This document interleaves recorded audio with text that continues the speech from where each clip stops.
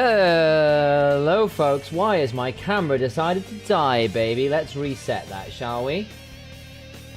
Slightly annoying.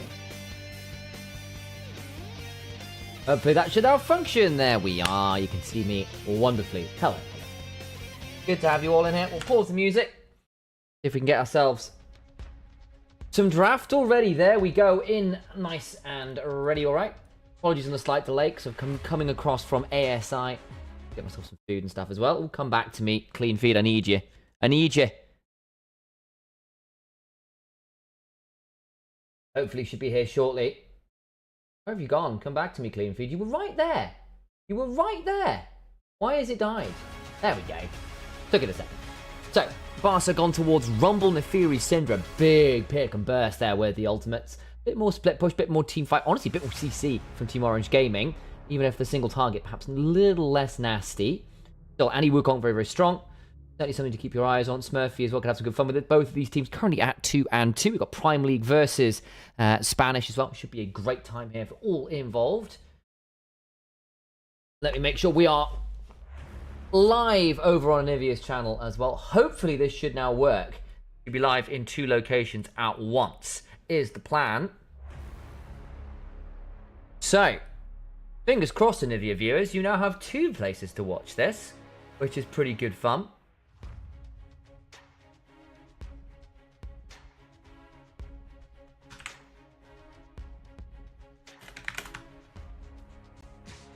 Fine.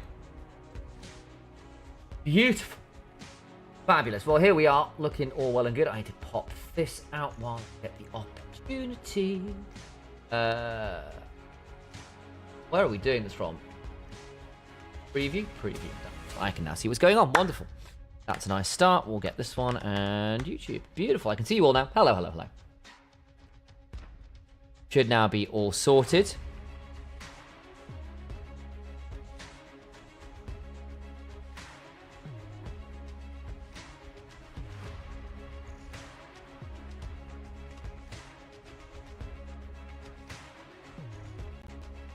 There we go.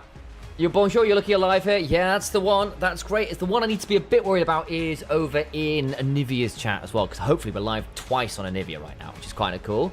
Should be live on YouTube for me as well as all of this. So it should all be good. Let's see what's happening. Thank you again for all the people who've been following me over the last few days. It really does make a massive difference. Oh, my mum's followed me 4 days ago. Hello, mum.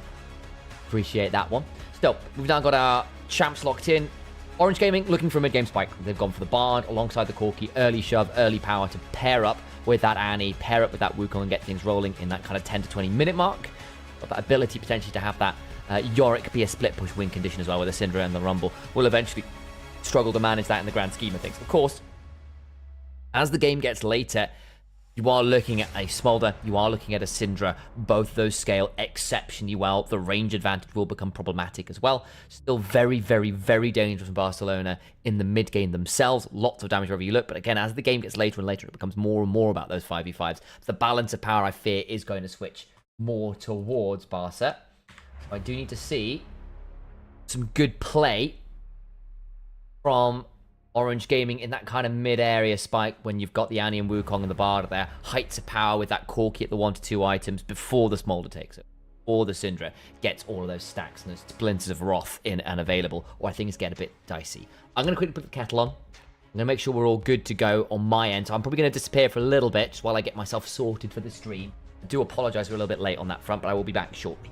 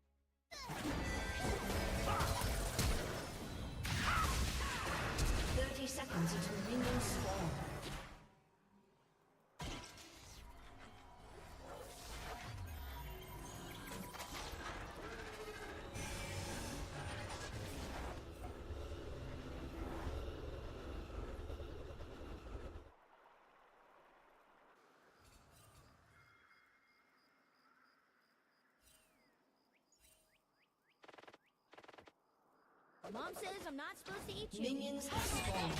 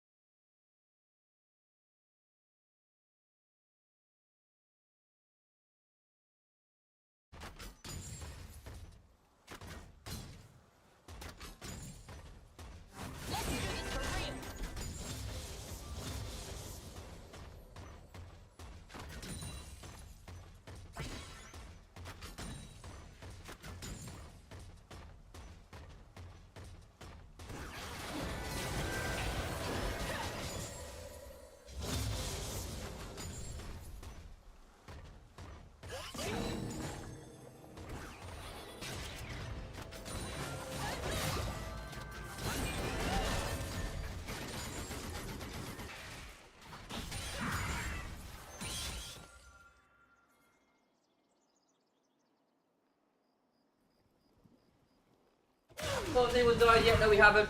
Fabulous. Oh, few minutes in. Here we go. Hello, hello, hello. I am a little late for the day. As I said, we had a lot going on in general. Hopefully, everything's all right. That's be okay there as well. Good news. Fantabulous. Excellent. Right. So, here's where we're at. Both these teams kind of had a bit of a weird old time of it. Splitting the difference at 2-2. They need this win to ensure that they get towards those best of threes to get through to playoff stage. Will be an important break point for them. I had to make a little tweak myself.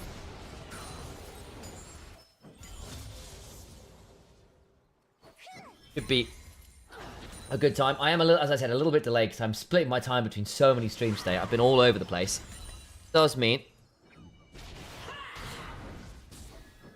that we are a little bit behind where I would like to be. But that's okay. We'll figure it out. Oh, good damage. Chekalad not enjoying that. Has very little mana to turn back there with the Dark Spheres. Could be okay in the end. But that's Annie Wukong getting some solid chunks early. Kind of what you asked them to do. I think we're going to put that way. And this then over there. Something like that. That's probably about fine. Yeah, that'll be fine. Cool. Just moving my microphone around a little bit so it's in a better position to catch my voice while I do the staring at the screen thing. Pull that a bit closer, something like that. Something like that. Cool. Annie does her laugh. Oh.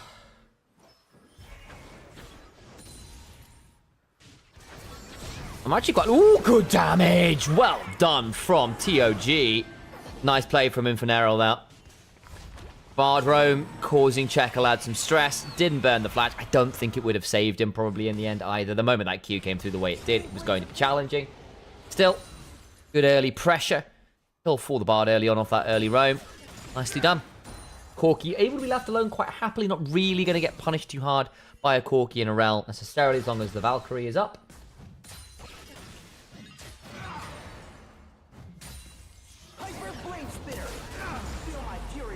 Good chunk onto Smurfy from White Knight, but not really lean to all that much. At some point, Smurfy needs to reset. Already seen White Knight's managed to cheat off a recall somewhere in there to get an amp term. Didn't see where, and the boots actually as well for that matter.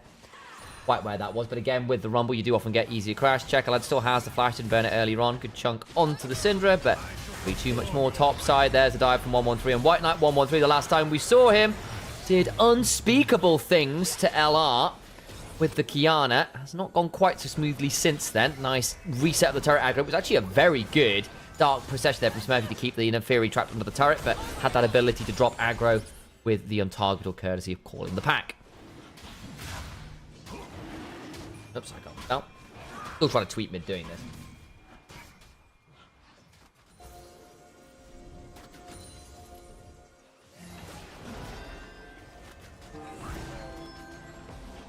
Zooming away.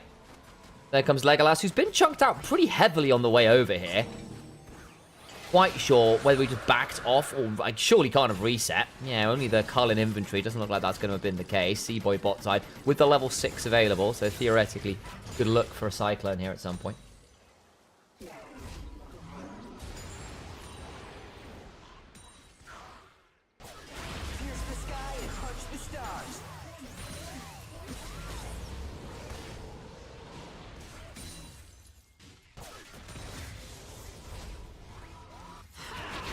Oh, nice chunk.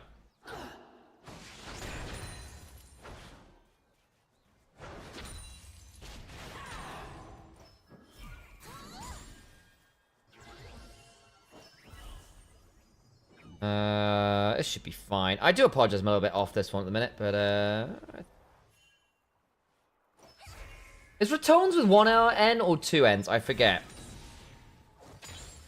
We're gonna spell it this way.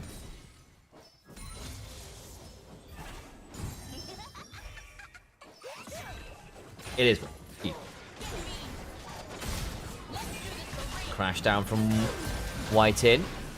Oh, I think it'll lead to a kill. And Legolas gets to flat forwards, get some burning going on down. Not too much more outside of that.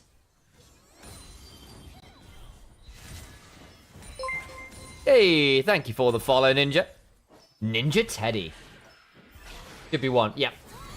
Fabulous. XDD, hell yeah. Legolas eats a fair amount of damage there actually from 610. Gonna lead to too much, but the Smolder being caught at level 5, caught at half HP, realistically means the Corki, who's level 7 actually, I'll note. Bloody hell, that's the power of having the Bard roam. Again, Bard gets a lot of XP from picking up charm stuff. It's a little bit behind in the CC, on the CCB XP as a result. But basically being what amounts to a level and a bit behind for Legolas is giving a lot of space for Orange Gaming to get a hold of those early grubs. When you got the Yorick, that's really good news. You take that every day of the week.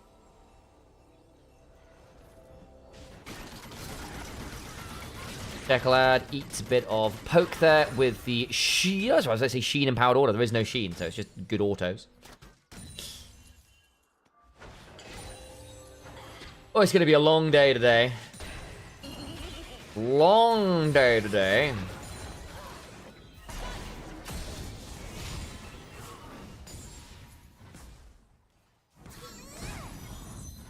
Is me the live friends. I've got to do all these, got to put all these notes out to places. I'm doing the live thing.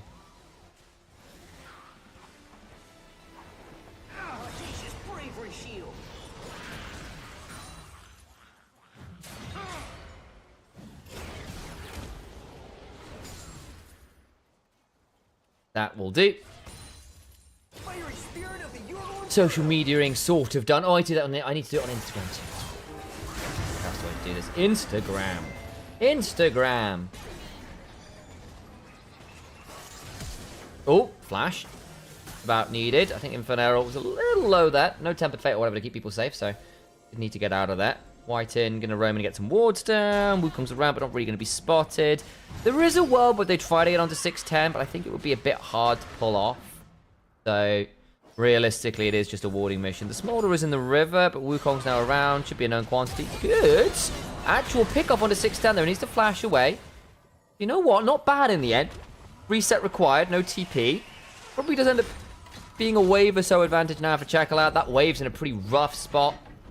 610. Yeah, you may just need to send the Yorick up there and send Annie bot lane to pick up that wave, which I think is probably the wiser option. Mercs only feels wild move, then it saves it. Yeah. I mean, in fairness, If Barca have got, what, double AP solo lanes. Smolder does a bit of magic damage, so value there. And I think the CC that is there is really potent, but it's not that much of it. So if you can shrug off the CC of the Syndra, if you can shrug off the CC of the Rel, the Annie becomes a lot safer. The only thing then is, I wonder whether you're obligated to get something like a Malignance, but even then, that's a Hextech Alternator early, so I don't think it's going to be the Malignance build. Who has the best draft? Bar? I think I prefer Bar's draft in the sense that Orange Gaming are a bit more of a timer, but I don't think TOG's draft is so bad as to not be playable, if that makes sense. It's a fine draft, is the honest answer. I think I probably just prefer Bar's as the game gets later. Oh, good chunk onto Smurfy. Flash over. Over comes 1-1-3. Hound's Pursuit. Nice kill. Really nice kill. And that's for the person with the flash. And again, you've got the Profane Hydra already on this Nefarian. We've seen what 1-1-3 can do when he gets ahead. The Kiana game versus Lost Returns. Oh, I missed that. Was that work?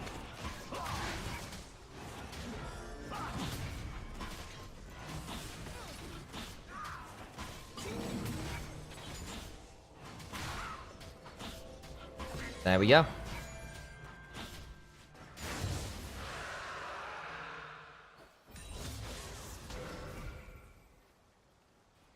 That will do.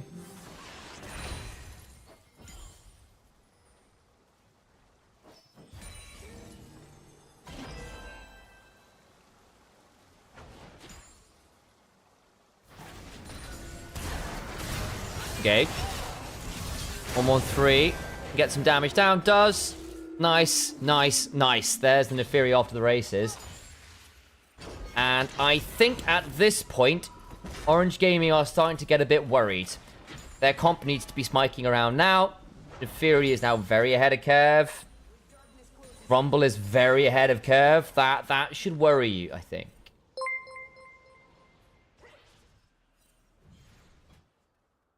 Bames Nond having strong. Is this supposed to be James Bond having a stroke but being unable to say it because they're having a stroke? Is that the idea? Thanks for streaming EMEA Masters, best quality guys. I appreciate it. Being here. That is a fact. That is like, I don't know what it is about your name, Bames, but it does make me smile. There's just something deliberately silly about it. It just appeals. There's 1-1-3 with Checkerlad. Hound's Pursuit and Unleashed Power. Hang on. What's the ult again? Is it Unleashed Power? Must be. Unleashed Power. I was having a moment there. So these guys still on the best of one, so they don't have 3 yet. Bingo, Genome. That's exactly it. Winning this game then gets you to best of 3s. Losing, to fairness, either way you're going to be in best of 3s. Either to stop yourself getting eliminated, or to be on elimination, or to be on qualification. One way or another. Pretty devastating, actually, both of these teams coming into each other. I think Barca have been one of our kind of... They've been inconsistent enough to be 2-2. You can see why they're third. The final day of best of 1? I don't think so, because I think KCB are 1 and... Ooh. Actually, that's a good point. That's a really good point. It might well be. It might well be, yeah, because I didn't catch the remainder half of the last day of play because I had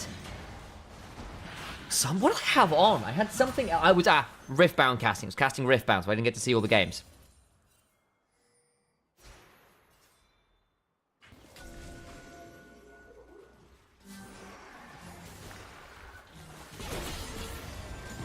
So yes, it will be the final day of best of ones, I think. Yeah. I say that with some certainty, but yeah, the games are going crazy long tomorrow, so yes, it should be. We'll do our best to cover as many of the games tomorrow as we can. Again, it's a bit weird because ASI is happening at the same time at 9 AM, so this is my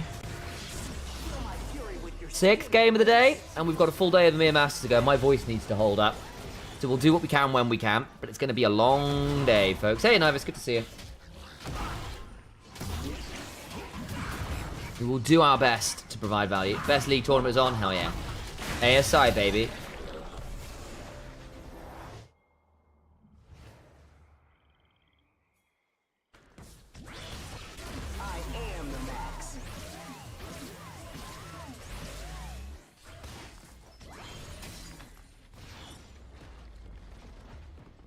ASI to EMEA Masters is crazy. It's going to be a rough day tomorrow because it's 3 best of 3s tomorrow into ASI in the morning, into 4 best of 3s for EMEA Masters. That'd be 7 best of 3s. What's 7 times 3? 740. Could be a 21 game day tomorrow.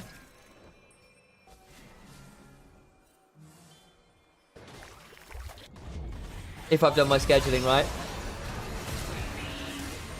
Which I may die. I may not be able to do everything tomorrow. We'll do what we can. But there may just be the death of my spirit.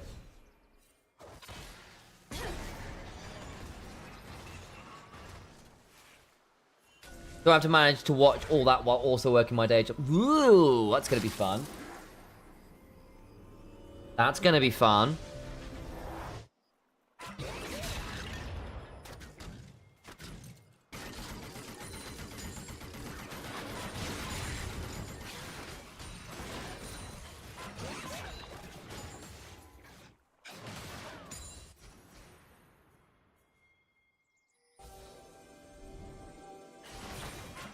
Oh boy, I am a little bit fried, guys. I need my cup of tea. It's brewing in the kitchen. I'm probably gonna go pick it up soon. Then we'll wait for the next bit of violence, and then we'll do it after that. White Knight gets that turret. Second turret of the game, yeah, it is. They already got the one bot side. Cheklad's getting a really aggressive ship, and actually, 610 is now a long way behind. 40 CS in this matchup. It's Rocket Bell Annie as well. To try and really force the stuns on the Smolder and the Cinder who might otherwise outrange. That's all well and good. You can be lower, a bit more utility on that side, but I just don't know. Orange Gaming have at least managed to pick up Soul Point. They have gotten those early 3 dragons. Actually, I hadn't quite clocked that, so there's your win con. I just don't know whether Chemsoul wins you this game. You are going to be at some low health bars from some of the bursts, so who knows? Maybe, but it's not exactly like, if this had been like Mountain Soul, Hex Soul, you know, something like that, I might have been a bit more worried. Not that Chem Soul is bad, but what I will say is you often see slightly higher win rates for Chem Soul than people expect, partly because people fight less hard for it, so you get it earlier. Probably didn't need all 5 on the dragon there. Yeah, kind of agree, but then one person versus the 3 or 4 shoving top side, unlikely to be helpful, though I think you could have probably sent someone to go shove bot side wave and try and cross map a little bit. Don't really get that value there, so it ends up being a bit overloaded, I think.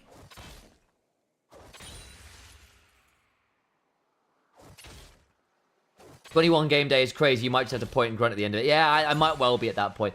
So tomorrow's going to be a weird one, guys. We'll do what we can, but I'm a bit nervous. I'm going to get partway through the day and my voice is going to give out, and that will have to be a break point.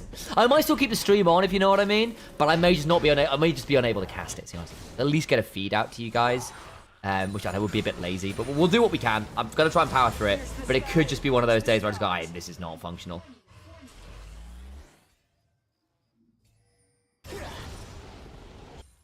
Which is a pretty brutal day. I should go and get my tea. We got, yeah, okay, now's the time. I'm gonna get my tea. It's been brewing. Got some oolong tea in the kitchen ready for me.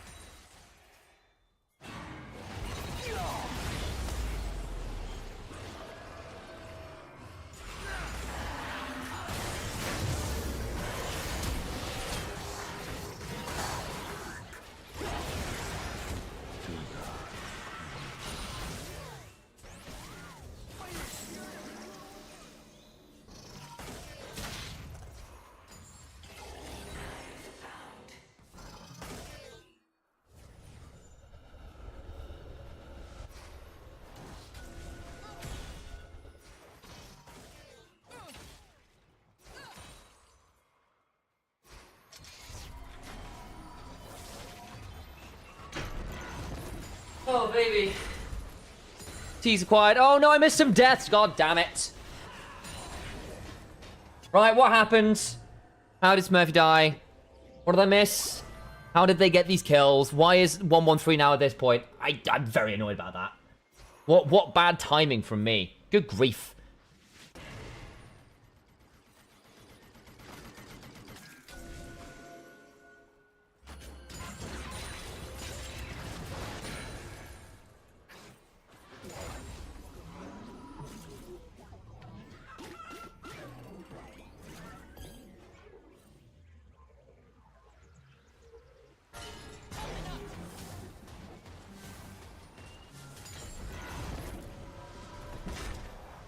Murphy walked up and died again. It's not particularly exciting. Okay. Yeah, Yorick got caught inside. Okay.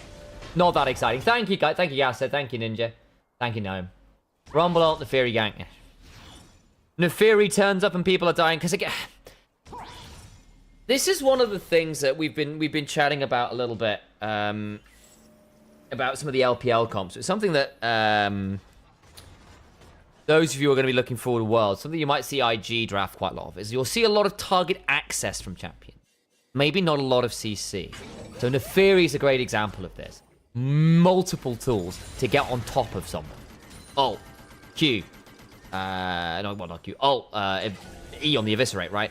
You got your multiple dashes that get you over walls, get you towards targets, past front lines, and then basically you have to just try and run them down and kill them. Because you don't bring CC, you just bring damage. But you will then see these combos still work quite well, because as long as you land the equalizer, as long as you get the Neferi timed at the same time, you will just burn people alive. The target access is ridiculous. Oh, no way that Scout of the Week over the wall landed. I think that was that cleansed by Mikhails? Or just a little bit of stutter on the CC chain there. I genuinely thought Jackalotta landed a really good Scout of the Week there. Is Lost Returns playing today? It's just their logo on the thumbnail, but not in this game. Yeah, they are playing last. I think they're the last team on. Their last team on. They should be on. Who are they on against? They are on against MISA. Last thing. I'll add it to the YouTube chat title now. Let me get that done for you guys. We've got a bit of violence occurring around this, but I don't think it's going to lead to all that much. I'm not going to lie to you all. Oh, we're out with too many characters, are we?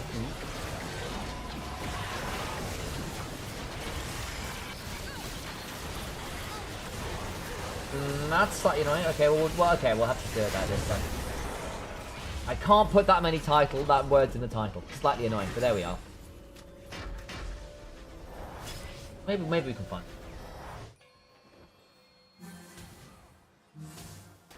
it. Maybe this will do it.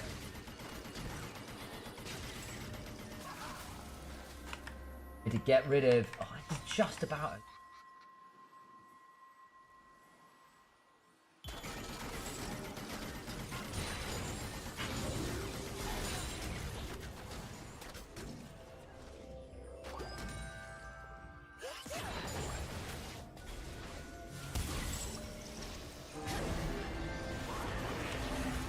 Okay.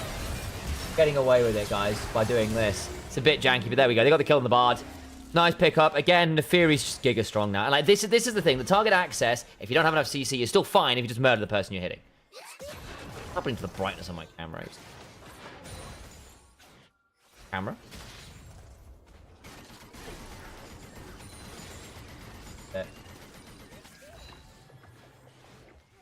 There. We'll keep on that one. Is that too much? It is too much. Ah, man. The thing is, it's doing these things in steps. It's what it is. My lighting situation's not fantastic. 2.1k down, but he's 4 CS. Exactly. That's the way.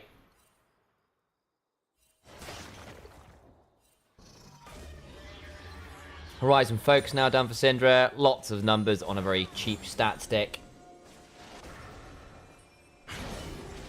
Last Dragon was taken by Barca. That's fair enough. I will say, very slow stacking from Legolas. Only 200 stacks at 25 minutes isn't fantastic. Tempered Fate on 2. This is going to be a problem. Yeah, that's one dead. Whiting's down. I wonder whether they might get some more. Not a great Smolder ult. Would you happen to know why pro teams aren't allowed to FF in stages in games like Dota 2? I also think people are allowed to FF still. It's just not done. It's kind of not considered particularly good manners. Also, I think the thing is, there's been enough comebacks from ridiculous situations in League that people are unwilling to give up. Especially when it matters. Like actually, I'd rather not just give up and say, yeah, it's over. I'd rather try and play it out and hope for a mistake on enemy team's part and try and get my way back in. I mean, EDG versus SKT 2017, right? Make a shockwave, we'll find them all. They have to pay fines if they FF. There you go. There you go. Because I thought you were allowed to. I just wasn't sure if it came with any criticisms.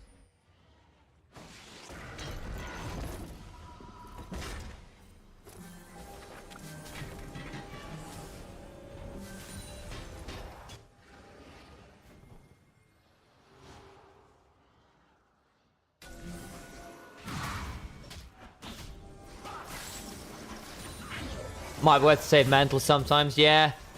Maybe, but on the other hand, I think there's a lot of pro players who would rather just play it out.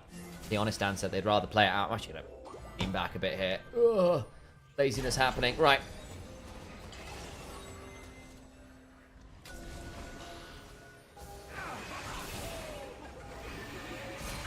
Cyclone, that's not great from C-Boy. Not pleased about that. 610, Rocket Belt, Flash, doesn't kill off Jekyll. Oh, that's not bad.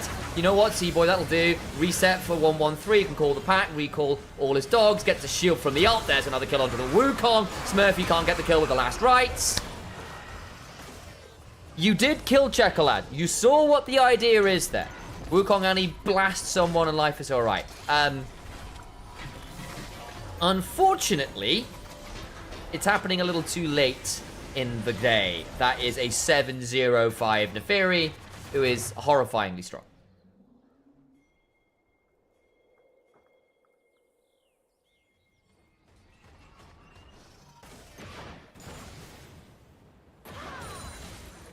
Gee.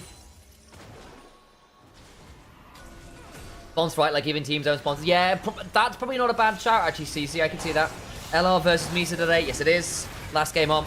Last game on.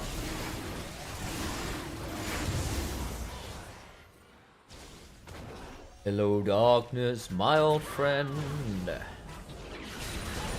Porky versus Smolder in the mid lane once again. Hang on. VZZ about to get burned. Ult comes on through from 113. Doesn't end up leading to all that much TP coming on. Ooh, double stun. White Knight's trapped in the pillar. That's a bit far. Barca. Temper. Oh my god, the unleashed power. Oh no, VCZ has to flash. Well, another scout of the week. Jesus. Barca, that was an awful dive and you still get away with 2 kills? That's ridiculous. They should no way been able to get both those there. That looked awful. Yeah, this is a done deal. This is a done deal.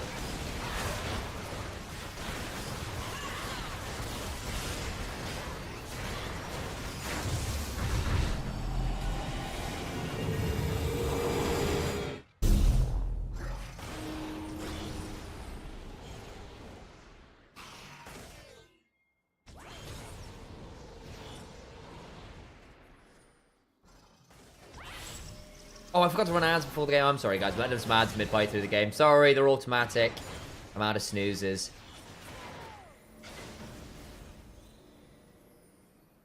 Three minutes till Dragon. Aftercon picked up by Barca. They're 8k ahead. I mean, this game is so over. It's so over. Rumble's very strong. Neferi is nasty right now. I'm glad people have stopped building Eclipse on Neferi. I don't think you want it at the minute. Profane Hydra is much more valuable with the...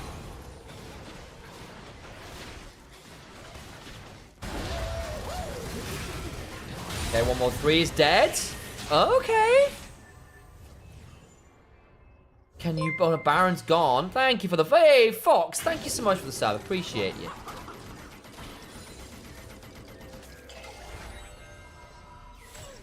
There's no Baron. Baron just died. I mean, they've lost Baron anyway, so they've got a minute and a half to work with. 3 being dead is kind of not a bad thing, because that's what... How much the gold need? That was like 3k gold.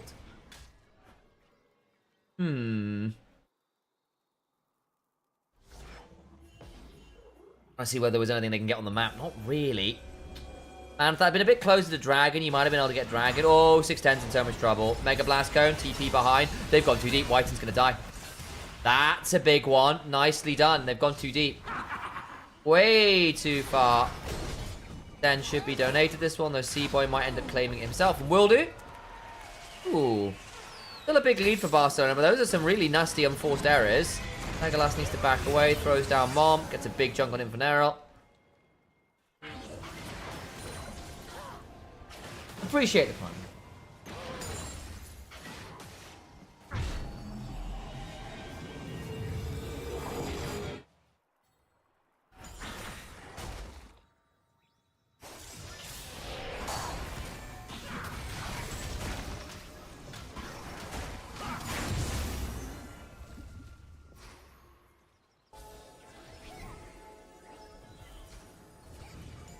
So, minute and a half till Dragon.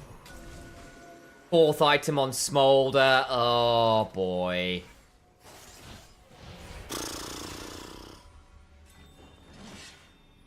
I think you're going to need to kill... If you can blow up the Neferi or the Smolder early, maybe you can play. But I'm very worried about the fact that Syndra's got Death Cap and all her Splinters of Wrath. So she's got an extra half a Death Cap on top of a Death Cap. Temper Fate catches Legolas. Hang on.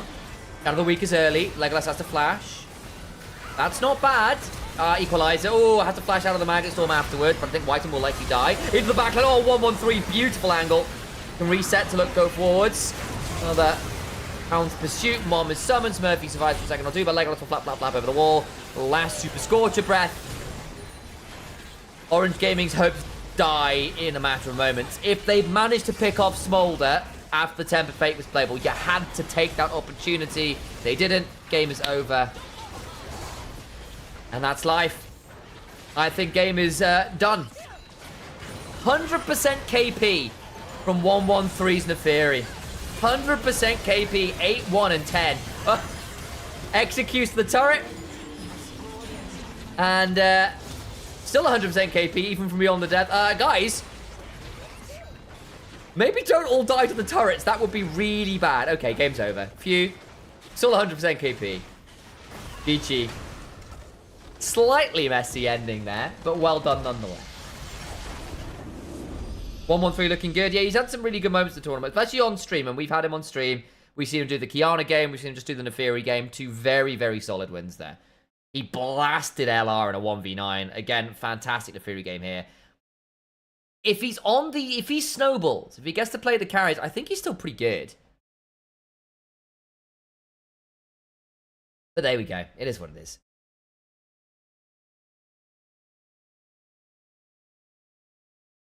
Getting hit by a level 17 Smolder as a level 10 Bard. I mean, yeah. Hang on, let's move this around. I would say I thought Corki did alright that game in terms of DPS.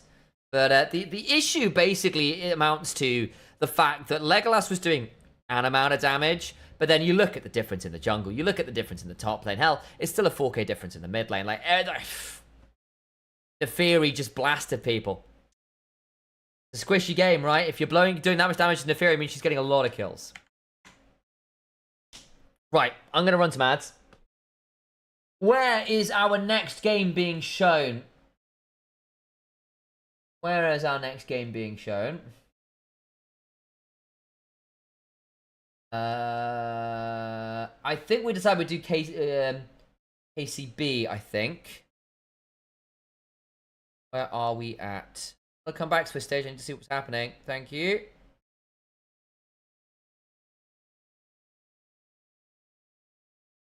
Assuming got KCB versus Odivelas, that's how we pronounce that. KCB versus Odivelas. There you go, 2-2. Mark 2. Yeah, I think that's probably the one we want to watch. I debated Galleons versus VVV, but I think I want to watch KCB because I've not seen them play particularly well, and I want to see whether they've improved. Feed's that going to be on? That'll be feed 3. Okay.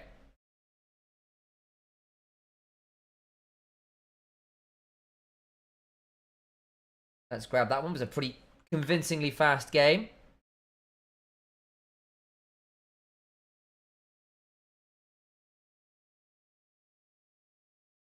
Oh, yeah.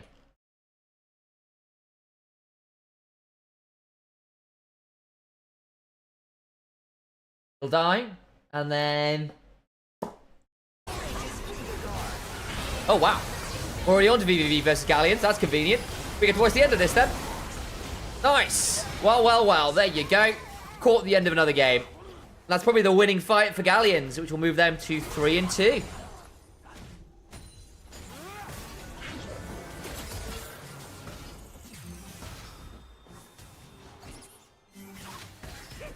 Nash. Oh, flash. My goat Nash. Run! Run, little Rakan! All the while, of course, Xerxes and Seren are ending the game. 10-1 and 5 on the rise. Oh my god, it's been one of those games, has it? Been one of those games.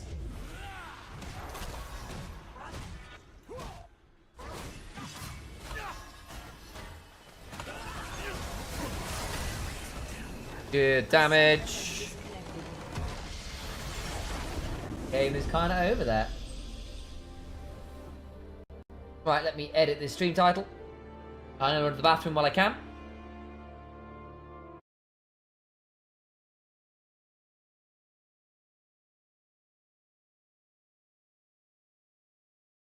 Okay, I shall return shortly. But I could use a quick bathroom break, because as I said, it's been a long day.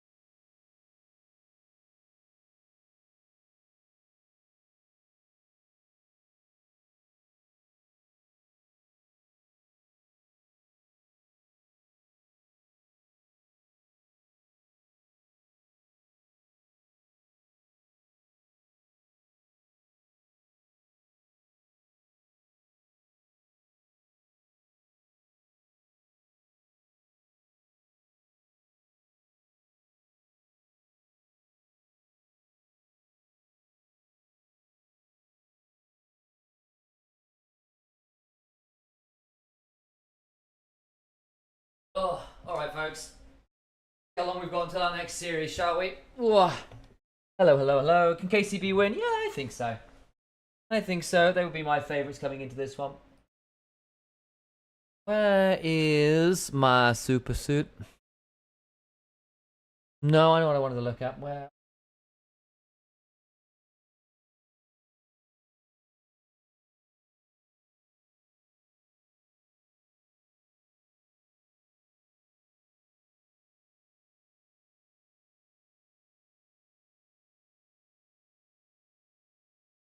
There we go. That's what I did. How long until our next one? Oh? Wow, we got a while to wait. Okay.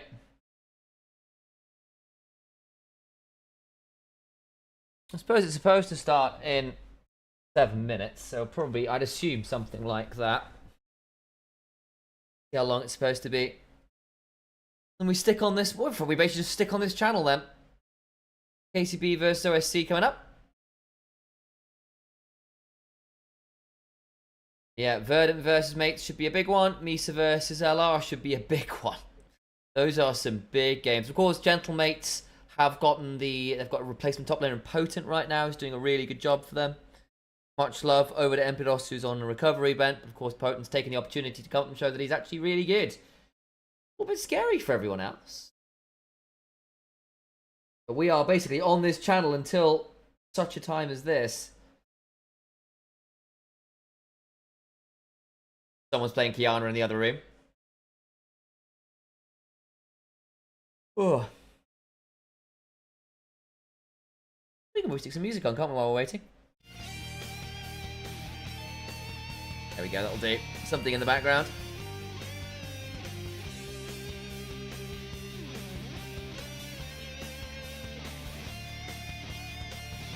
The joys of video game music being copyright free between games. Very helpful.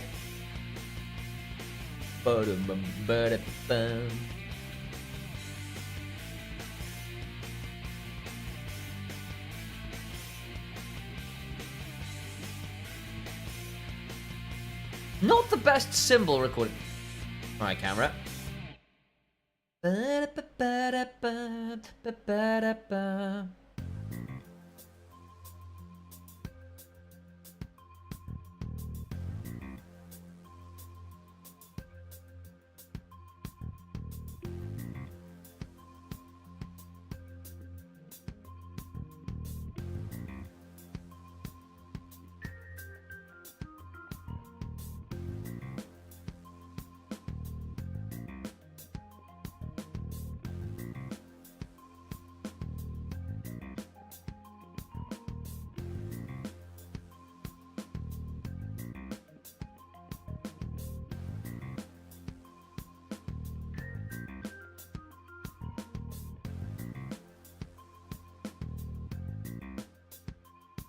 Sounds like some craziness over on the other feed. So before draft, do you think win? I think KCB should win. I'd favour them fairly heavily. So look, but again, they didn't play that well the last couple of series I saw from them actually, which is partly why I'm watching them again. Because I expected a lot more from them than what we saw.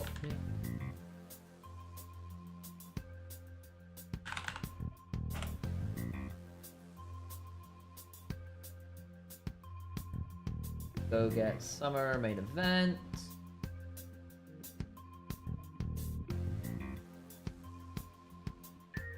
Huh?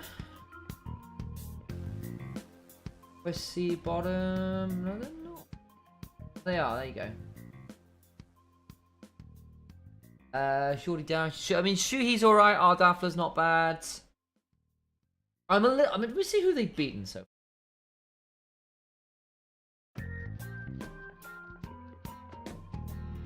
Big and Vitality B have already qualified as the 2 full row teams.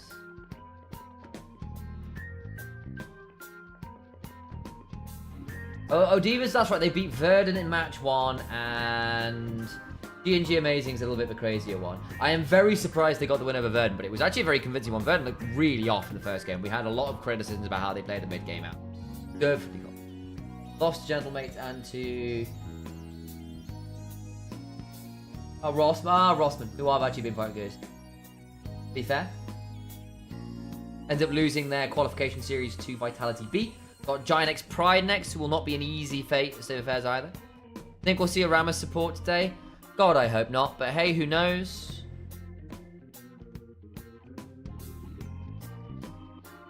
How long have we got until draft? Come on. In 3 minutes, huh? Plus 4. Okay. I'll run ads soon then, so we don't get them in-game.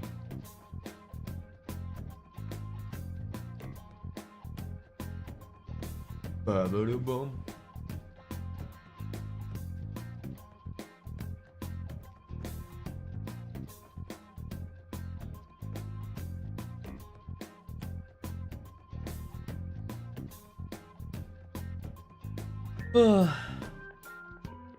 Sorry I'm a little bit low energy, guys, but it's been a very long day. It's going to be a longer day yet, so I need to pace myself. Run some ads while we can.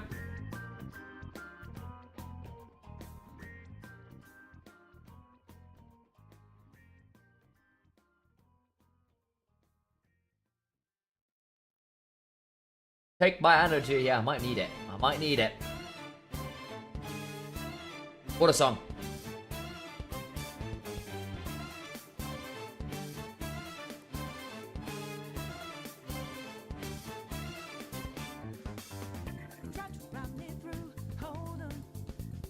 So much funk. That bass line alone is fabulous.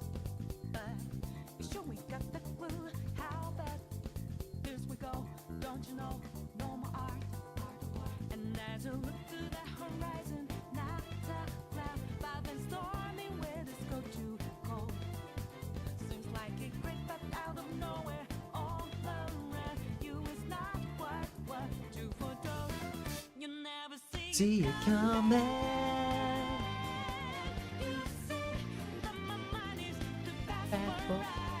Great song. Great song.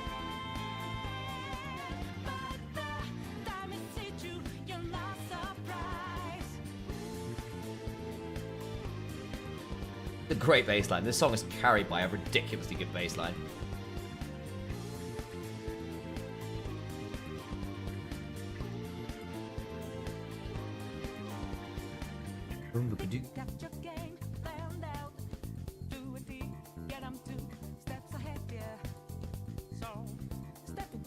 Are Lost Returns UK? They are. But of course, the players are all over. They are strictly a UK org.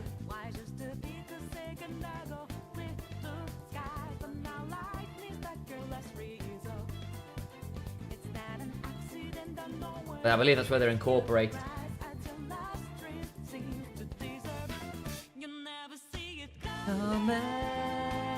No, they're not Swedish, they're UK.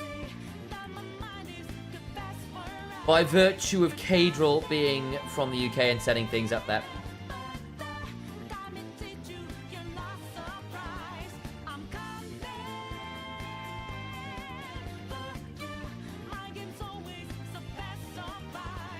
Reckenbaus is Swedish? Yeah, they are.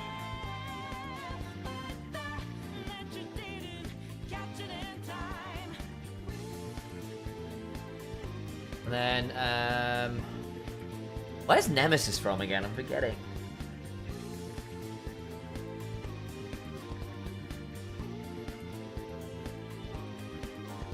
Tyrion. That's the one. I think. Double check. Pull them up. Don't tell me your secrets. Yeah, both Crowny and Nemesis are Slovenian. Slovenian. From Slovenia, and then Velja is from Serbia. So Velja's Serbian, and then you've got Crowny and Nemesis who are Slovenian.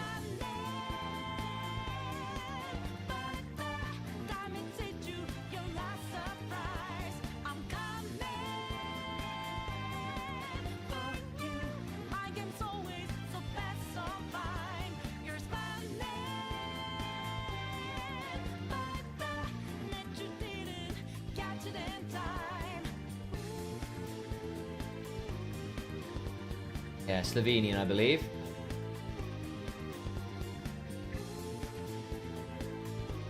But yes, I think KCB should be theoretically favored coming into this.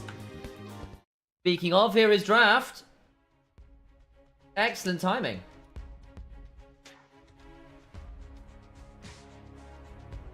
That way. Let's have a bit of a chat about what we're expecting here. So, KCB on blue side, banning out a few key targets here. Maokai away from Dash. I'm not sure whether Rutsu plays it. Can't say I remember off the top of my head. I can look it up afterwards. Either way, been taken off the board. It's a big team fight option. Zhui looking for something like a Yone or something as well would be a bit harder. Smolder away from Ardaflo's put a lot of time into it. Smolder in general has been very strong this tournament. Jarvan off the board. Ugh.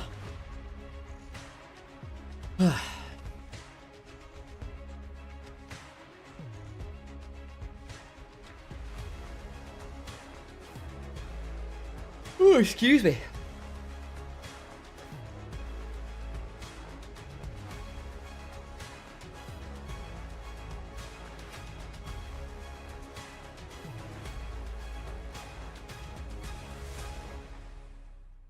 Rumble. Fair enough. Strong. Mainta has been a big Rumble player for a long time. Fun etymology fact. Slovakia and Slovenia have identical meanings. Ah.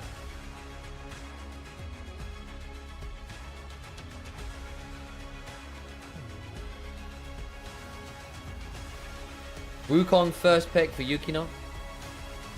Of course, the US import. NA import. I'm not quite sure where Yukino is from. I don't know he's got an American flag, so I'm assuming US. Assuming US.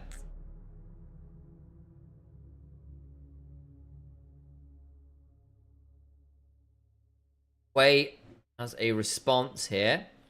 Be a little annoying for things like the Annie because you outrange pretty heavily. They'll pick up the Sejuani. Maokai's down, but they still want a tanking option for the jungle. We'll go towards this. Good pick with the Hui, in the sense that you hit the Glacial Prison. Hui can throw his artillery pieces at the... artillery spells, rather, at the CC target. Sion Annie. Something like that. Sion Oriana. They go towards slow Q on the Azir instead. Specialty pick of his, been playing it for a long, long time. Good front to back already. Lots of zone control, lots of CC, decent DPS. Wei can be kind of good into the Azir. They never really like poke matchups. Have that many tools without going all in. Can, as long as Wei holds on to the Grim Visage, can be quite easy to knock Azir out of his shuffle. Minions notwithstanding. Aatrox locked in to manage the Sion. It's a good lane match at the very least. Might see another one of those Taeyun swaps though to manage it.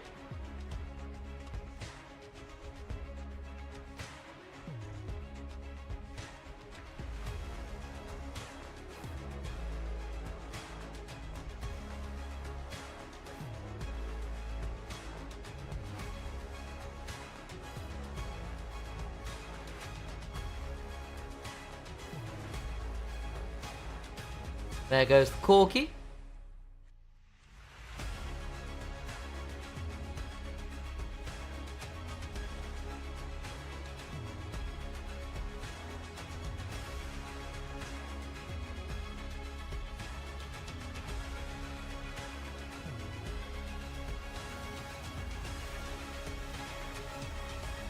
Last ban. Probably one of those engage options. By the way, I wonder whether it might be something like the Rakan.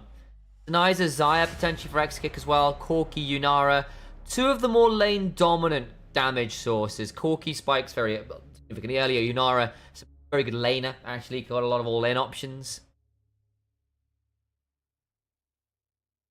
What are we doing now as AD carry choice?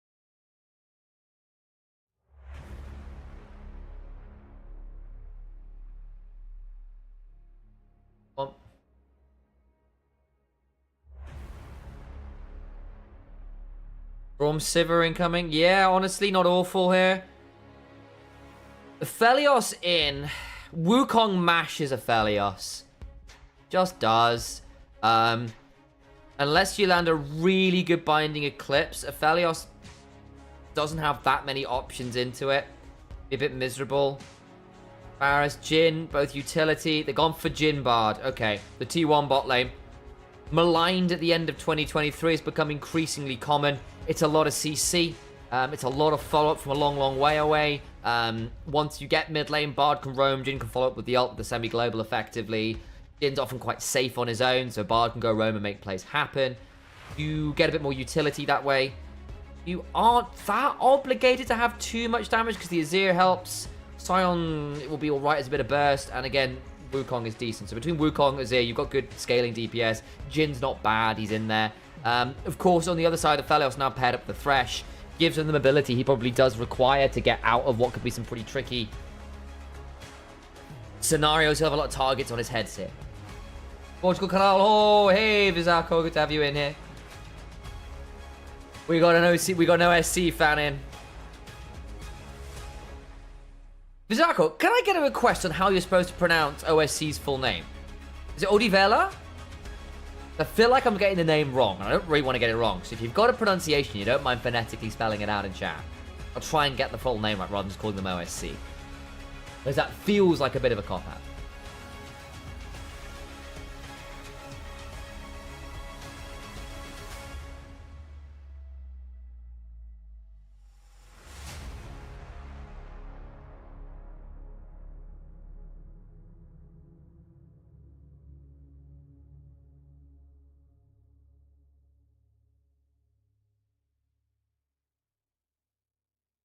I need to move my cameras back. Back in a second, guys.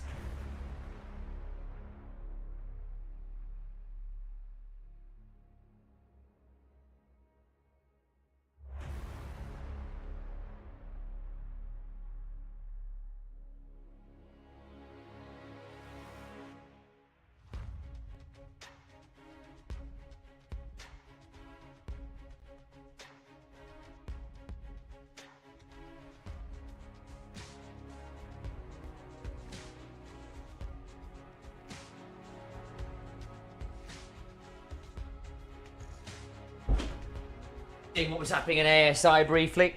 Oh, ads. No, I hope not. Odivelax. Okay, Odivelax. Okay. And yes, never mind the X, it's an S. Okay, Odivelas. You said it right. Okay. Velax? Oh my god.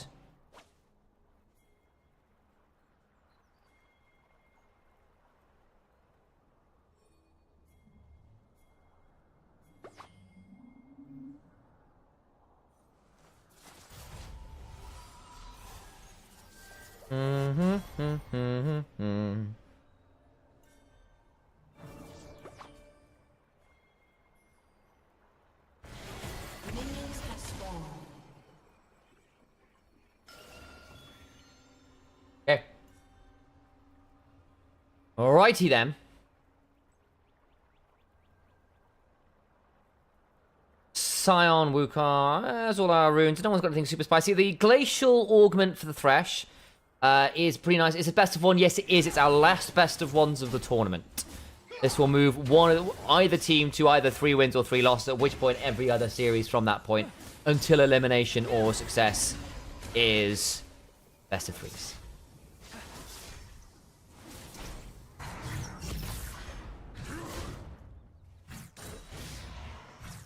You're welcome, Senator.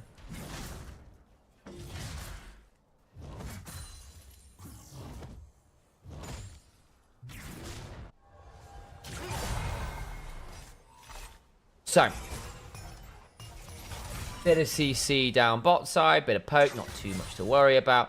At level 1, Aphelios doesn't have abilities. He just has to switch between weapons. He's obligated to have that as a level 1. Partly why Aphelios has fallen off somewhat is the level 1 kind of sucks right now.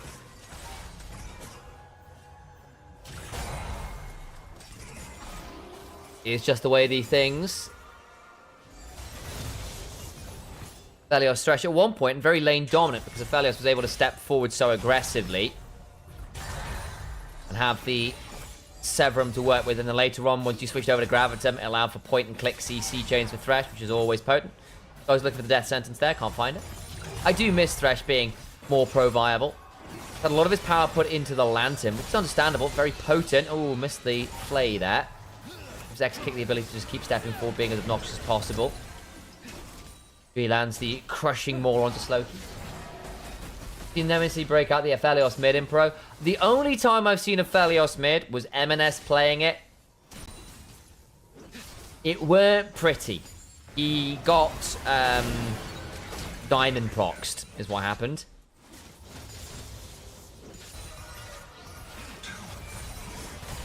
Decent chunk there onto Urso. Oh, wow. Yeah, good chunk indeed. Mainta has died topside. Hang on. Oh, dear. Just solo kill to Shorty. I mean, it is Sion. But, Oh, just about wide on that death sentence. X-kick swift enough to avoid it. Bit unfortunate for Mainta, who was coming into this tournament as one of the favourites. Good dancing grenade there. Gets a decent chunk back. Both the teams, let's hope that my main wins. Basically, anyone with the fellas on the team as a cheerleader. Hell yeah, that's the way. I see you, CP Sand. So yeah, the KCB, obviously Carmine Core Blue. It's the LFL variant of Carmine Core. Where they're the academy team, of course, where Carmine Core has now gone up to the LEC. Still keep a presence down in the LFL and been very good there for very, very many years. What time does LR play? Yeah, 8 PM EU time, 7 PM UK. So in roughly 4 or so hours. It'll depend a little bit because we've got best of 3s to go. So if the best of 3 goes long, if we get to 3 games, it'll be starting at 9. And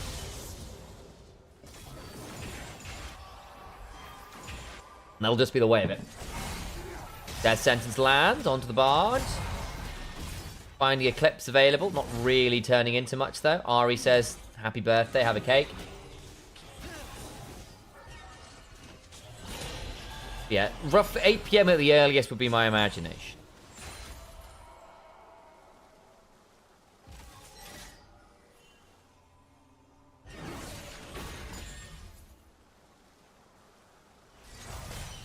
Where is this?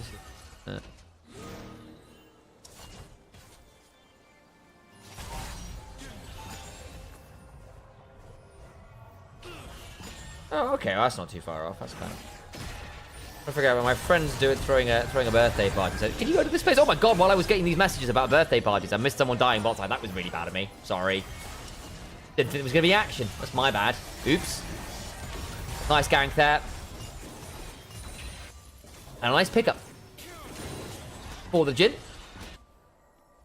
Slow Q is about to face check a Sejuani. Does dash out sort of well enough. Has to use the ult to shuffle. Comes the spiraling despair. Yukino is around, trying to body block any additional skill shots. Slow Q is going to be left very low, though. Whereas Juhi gets to hold on to a lot of his health bar and be able to get this wave shoved in. That probably means that Slow Q is going to lose a lot of this wave. Did they pick Thresh into Jim Bardi? Yep, they did. It's good with the Aphelios. Though, I grant you, only 3 souls in 6 minutes is quite sad. And Thresh, as we all know, is not really very tanky. His tankiness comes from getting souls. And without that, he's not really a tank in the slightest. Unless you snowball, Thresh from behind ends up being disappointingly squishy.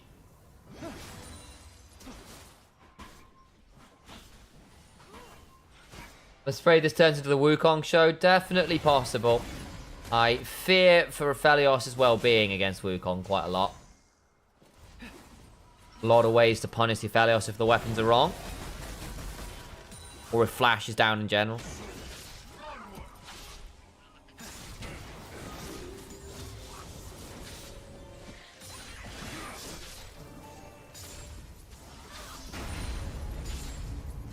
Okay. I hear Sion ult. Where's it going? It's just a farm alarm. Fine, not particularly exciting.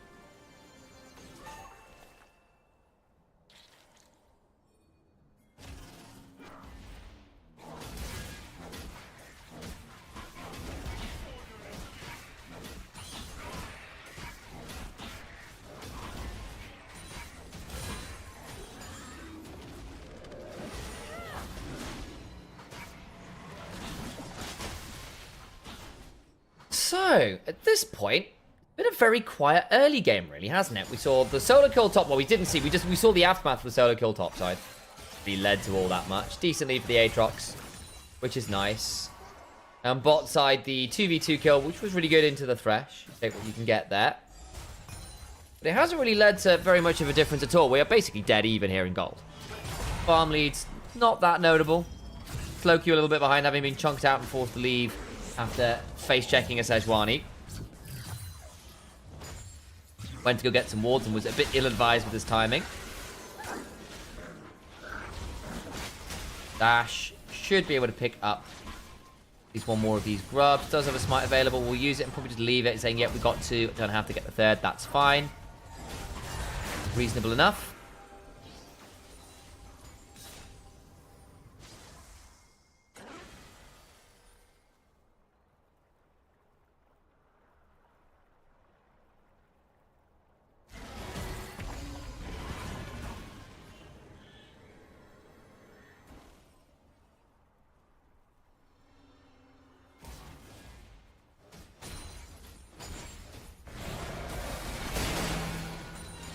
Dragon's up. We fighting for this. Oh, we are. Good tight. Good ult. Good ult. Temper Fate. Cyclone. Dead. Nice. That should probably be Baron afterwards as well. Sejuani. The blue buff, but I think with the mid laner dead, it should be a decent enough pickup for KCB. Not willing to take it, though. I thought with Sui being down, you could take this, but they don't really want to bother as it stands, which I'm a little surprised by, actually. I guess wave's more important. The mid lane wave crashing on in made things a bit tricky. What do you think about the new play-ins this world? You mean like the best of 5 start for like T1 IG? I kind of like it. I think it's pretty cool. I've been enjoying ASI as kind of the best of the rest tournament as well. It was really entertaining. And kind of sad that the West isn't doing one as well. Dash. Goes looking for the ult. Slowq flashes away from the Glacial Prison. I wonder whether there was room where he could have flashed down towards the lane, but then maybe would have been danger of a flash Arctic Assault. So probably chose the right way out. Our Dalflirt going to use his ult to buy some time. Gets a bit of healing courtesy of the Severum powered ult. Actually, I think he might have missed it, but either way, weird Z-axis things meant that the bullet didn't land anyway. Still, Chunk on down, not too much more seeing there. Down at about 20% HP, but can heal up a bit with the remains of the Onslaught. If the West had a U vs NA for teams barely missing, well, it'd be so good. Yeah, I think it'd be a great time. It'd be very entertaining. Carmine Core versus, like, Cloud9 and stuff. I'm here for it. It would be a great time. Dignitas versus SK with Bang more. Oh, yeah. Shorty has found Slowq. Weird old roam there. Gets good timing. Slowq, I think, has to be very afraid of a potential spiraling despair angle. And indeed, the need to be. The damage onto the Aatrox, who doesn't get much chance to do anything. Finally gets him hitting with the Death String and stance. Oh my days. The crushing more value was good. But overcomes Piera now. Juhi has got flash. Maybe forced to burn it. It's 2 for 1. And they can't stick for more. Nice play from OSC. I think ASI works because Asian teams can play each other online. We can't really play NA teams without a LAN. Yeah, true. It'd be more expensive that way. Or you just play on crazy ping. Is the answer.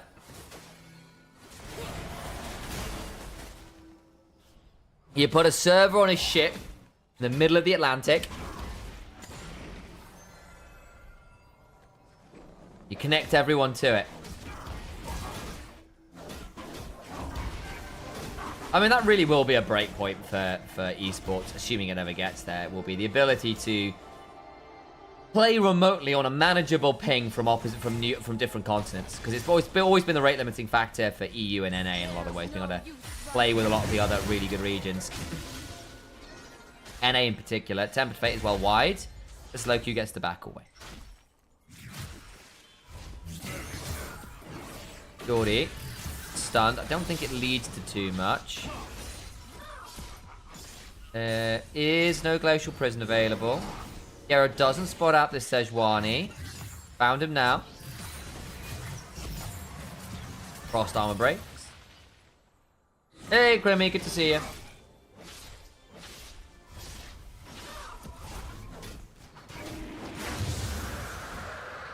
Dragon picked up by Yukino, because of course Sejuani wasted a lot of time topside.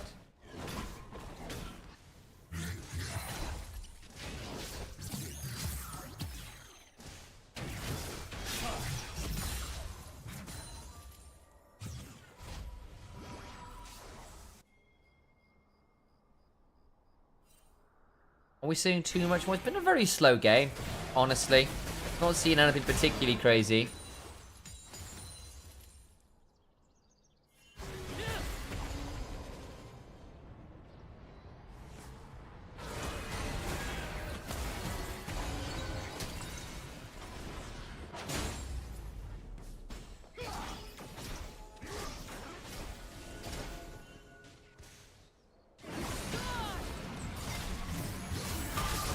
Hero gonna get stunned up, blasted. Oh my days. Yeah, that's a nice little combo.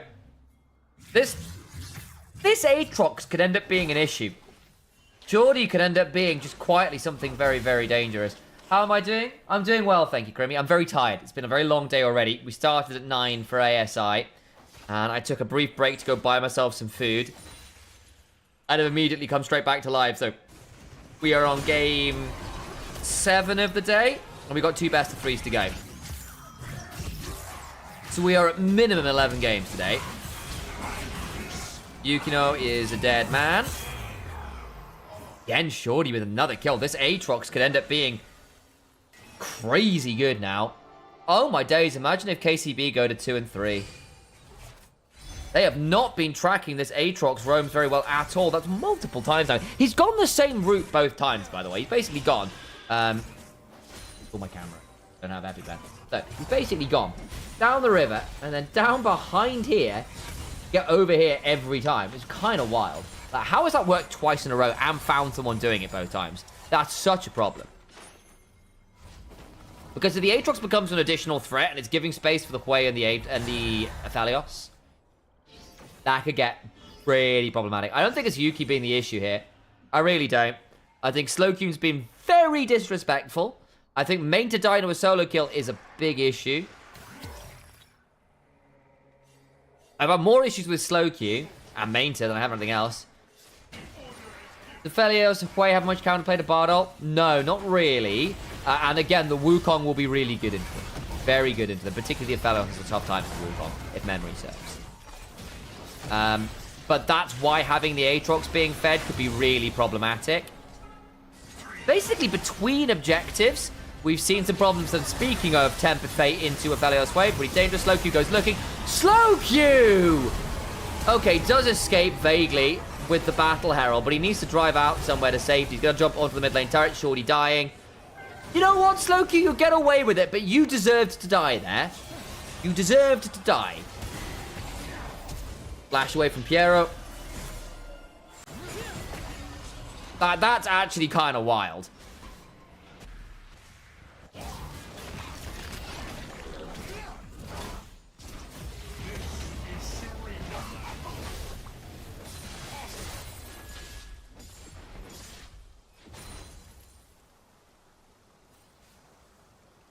Alright, so we'll see Sion get the turret top side. That's actually a really good moment for KCB. Suddenly they are way ahead in gold. That looked disastrous for a second there. I genuinely thought that pick on a slow Q was going to lead to him dying.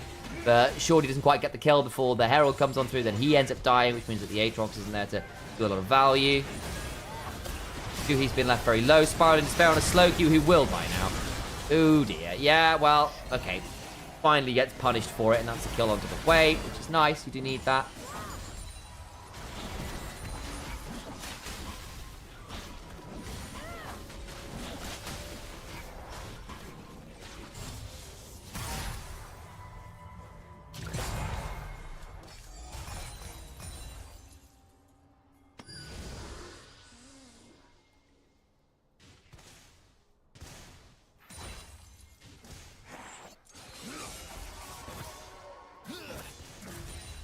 Autos come on down. Sion ulting towards Shorty. They are trying to jump on this Aatrox now, who has been left alone. Yeah, Aatrox, but he's not making the aggressive move. Now in danger, going to hit by the decimating smash. Decent healing, but it's just not enough. Pop, Mainta gets the kill. Gold lead continues to get reduced. Do you get anything in mid lane here? No, not really. Slowcube can clear this out just fine. Thank you very much, Crimmy. It's gonna be a wild few days, to say the least. For ASI tomorrow as well, into could be, I think, 3 best of 3s, quite a lot. We'll see what we can do. I may have to do part of ASI tomorrow, not all of it, because I think otherwise I may actually just die.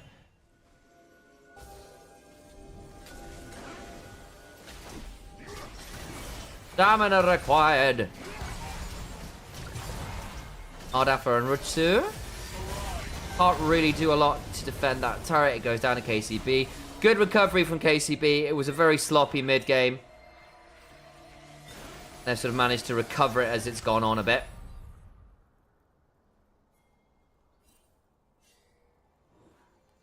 Managed to punish the Aatrox multiple times.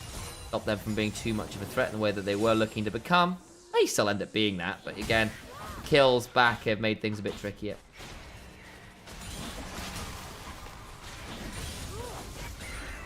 Still a little bit disappointed in Slowq dying the way he has a couple times. I feel like he should have died in that team fight, as we said.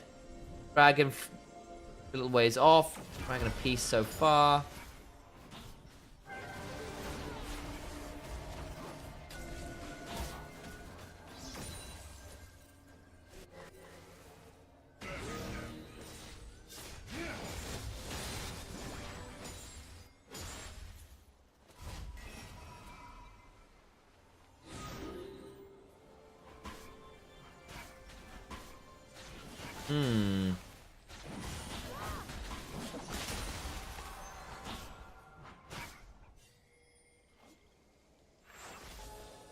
So, Atacam may be the throw angle here. Gunk, spiraling despair, but onto the clone. Yukino buffering that one well. Looking to turn onto the Sejuani. Nice angle from Slowq. The Lantern was too early, or rather too late, so he gets shuffled away from it. No way out. Do you want to turn onto Atacam? Top side of the map, okay. A little bit of an interrupt there. Probably delays that. I don't think they can do it anymore. There might have been a world where they reset and immediately Hexgate out, where it could have been an option. I think that's pretty tricky now. Really lead to too much than just a pick. Slowq sticks around bot side, knows the reset happening for the Thresh.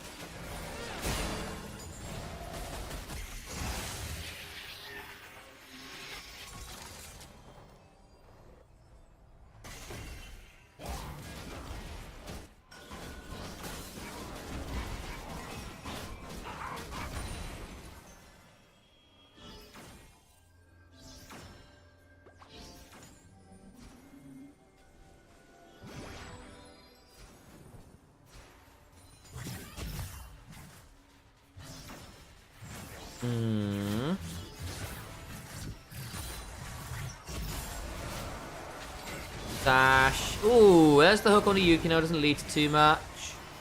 That's been slow again. Are we going to see the Atacam flip? Again, it does feel like it's been quite a laboured game. Quite slow, 6-6. Kills. No one's really done all that much aggressively right now. I'll say KCB were the ones who managed to accelerate by getting a lot of those turrets and that set of picks. Very valuable to them after getting that Herald.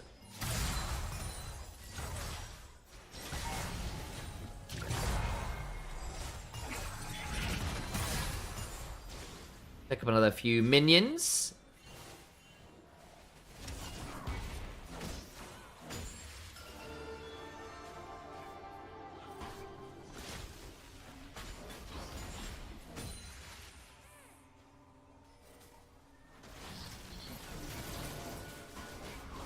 Atacam now started. Here's that potential flip we were talking about. Dashes around. Has got Flash. Has got Arctic Assault. Definitely look to steal this. Piero trying to keep him out there with the Bard. Has got the Tempered Fate to work with. Can definitely make this a tricky one. There is that Tempered Fate. They need to rush it now before the Sejuani can get in. Will not be given the opportunity because Mainta timed his ultimate perfectly. Atacam secured. Mainta with the Decimating Smash. That was Shorty on the flank. Angle was looking to find something on the other side. Hit by the Deadly Flourish. Jumped on by Yukino. Will throw down the Cyclone. Good healing now backing out of the way. So that obviously means with the Hexgate behind can look to threaten at the back end of it. Slowq and Exit Kick in danger now as Shorty gets the interrupt. That's onto the Jin, but he's a little bit left alone now, flashing for more. Shoved away by Slowq into the wall. Yukino gets the kill. All the while, Ardafa throwing down Sentinel turrets. Piero will magical journey through the wall. Misses the Cosmic Binding. Dash left low. Mainta looking to get a Decimating Smash. Won't find it. Ends up being just the one kill. Shorty does a fair amount of shenaniganery, some chicanery to get into the backline. But even then, OSC just can't make their way on to punishing that. So KCB get away with the kill and add to calm.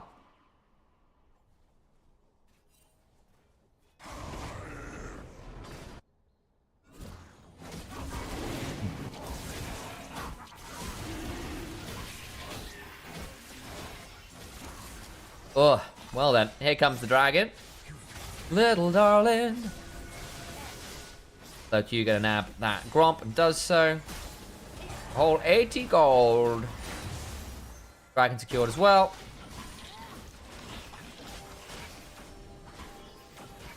And now we are getting to the point where KCB are ahead enough. It's going to become very challenging for OSC. Orivella, I think, are going to struggle here.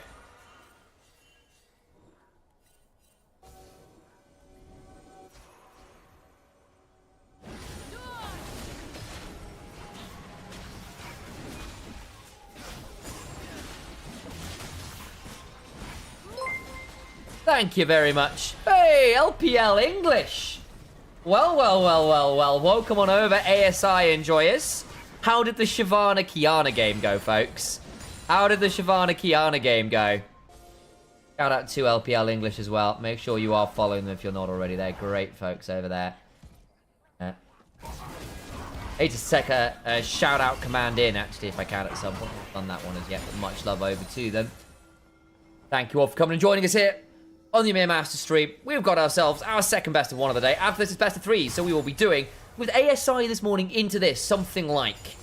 I need 2 best of 3s and 2 best of 1s. We're on 5. This is 7. We're in danger. We're in danger of the fabled 13-game day.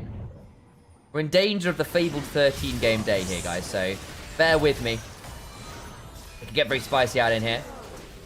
But my assumption is that Weibo managed to clutch it out there in the end. Tien allowed Kiana is always a bit of a mistake, it has to be said. Towards Baron we go. KCB won the flip last time. Did a really good job of keeping Dash well away from the objective with all of the CC chains of Mainta and Piero. Still got Flash, still got Arctic Assault. There's the Tempered Fate. Dash backs out of that one, but it means he can get nowhere near the pit. And so he goes down, and that likely means we're going to have a very dead Sejuani. The Ignite, the Curtain Call. Shorty will make the world end just wide with that Curtain Call bullet 4. Battle Chain for slow Q away.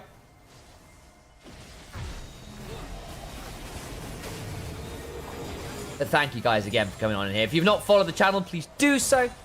Do give us some love here. Verdant starts after this one. It will be after this one, yes. So it'll be Verdant theoretically starting about 5 PM, though it is a rolling schedule, so it gets a bit weird. When I know, you'll know. It should be 5 PM. And then it's best of 3s, basically. Verdant, best of 3 into LR, best of 3 will be the way we're ending the day out. And thank you very much, Coughlin, for the follow. Tier 2, I mean, this is likely just dead very quickly here. Not a lot that gets to be done about it. Goodbye. Bam, a turret! Bam, my friend! You have been the brick for me.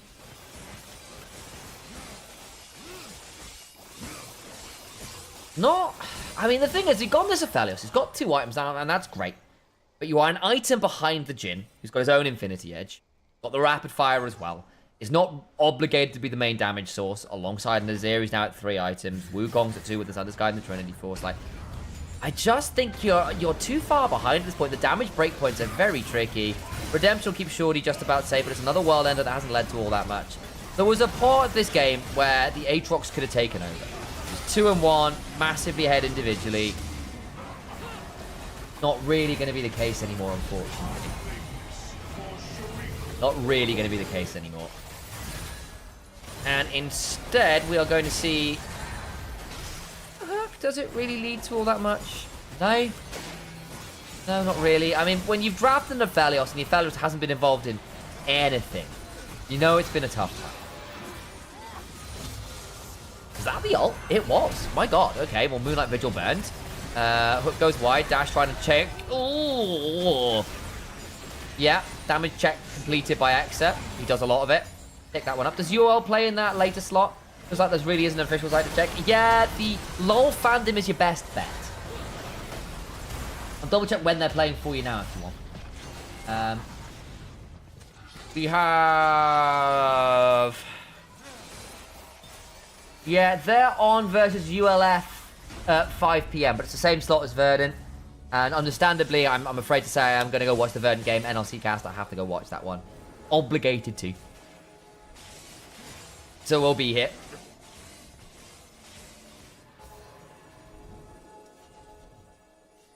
Another counter Sion is shocking out Scalpel. I don't even think that Aatrox necessarily fails to do damage into Sion later. Again, I just think that, like, the Aatrox fumbled it multiple times in terms of didn't get both from the side of it. That's a decent hook.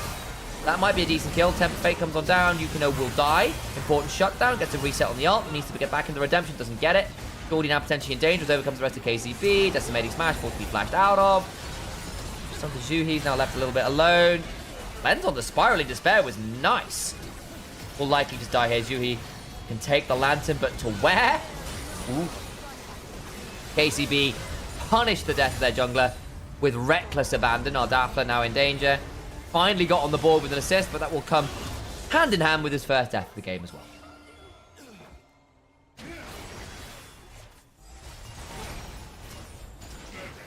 I need some hydration. My voice is getting a bit of a twinge in it, actually. And I've got another very long day tomorrow, so we need to pace ourselves correctly.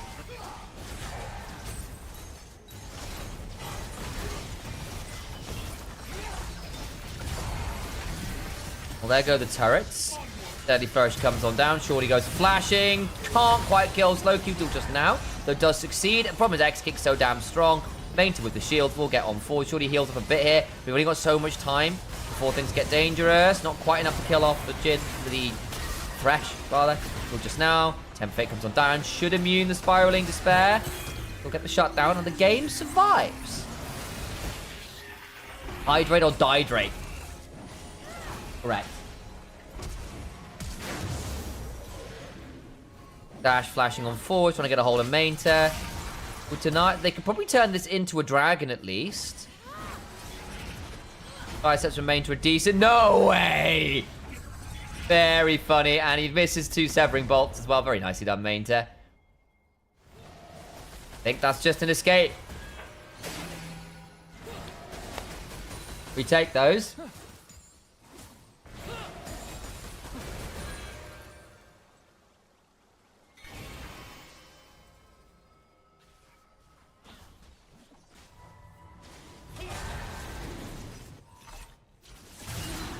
X Kick's doing a lot of work on this Jin. My god, good work for him. That's nearly 1,000 DPM. Yeah, he's on track for 1,000 DPM game here, depending on how things go. Sometimes Jins just pop off and you go, ah, yeah, maybe he's not as low damage as I think he is. That passive is a bit ridiculous post a certain point. Scales with level, crit, and attack speed. Get pretty ridiculous as you start to get towards higher levels and higher crit percentages. The whisper part of his passive, not the 4 shots part. So, this should likely be Baron. Dash is going to try and come over and contest this, but I just don't know whether they're going to get there anywhere near in time. Azir is shredding through it, as is the Wukong with the clone, additional DPS. The work is done.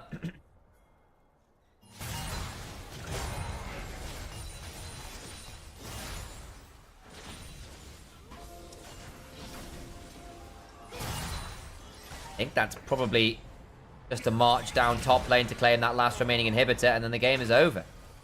Nexus turret, Nexus already exposed, Baron's in hand. Alright, OSC, what have you got for me? Excuse me.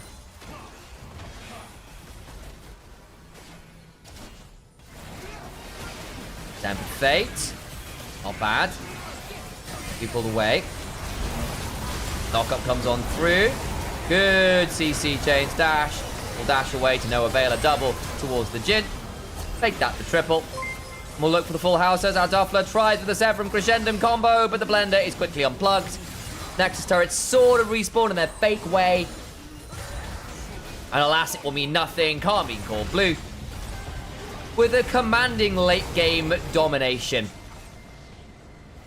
Slow early game, slightly messy mid game.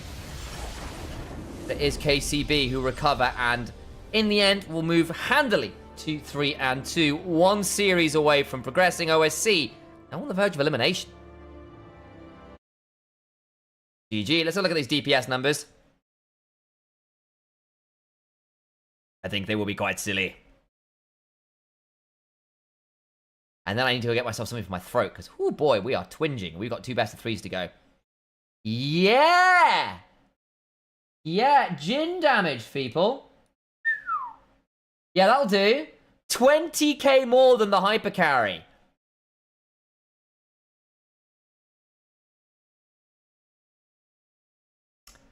Yep. Yep, that'll do. And the Scion ends up by damaging the Aatrox as well. Is what it is. Right, guys. I'm going to run some ads. I am also going to get myself something to stop my throat whinging. We've got 2 best of 3s to go. Verdant versus M8 coming up next. The gentlemates. Hey, Swag Shaha. It's my... Oh, hello, hello. For those who don't know, Shaha is a wonderful streamer and a lovely human. We met at NLC finals. She won the cosplay competition. Fantastic Jana cosplay. If you're not following her and you're an NLC fan, highly recommend doing it. She streams pretty late on as well, so it's always nice if you're done watching your evening league for the evening. She does a lot of work. Ad jailed. Oh no! Somehow I just... Oh, that's hilarious. That's hilarious. That's hilarious.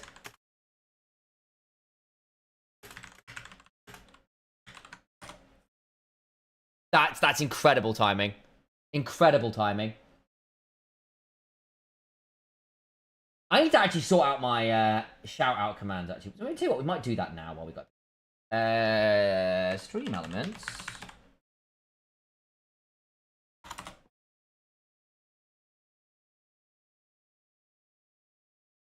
Sort this while we can. I am logged in. That's incredible timing. Okay, yeah.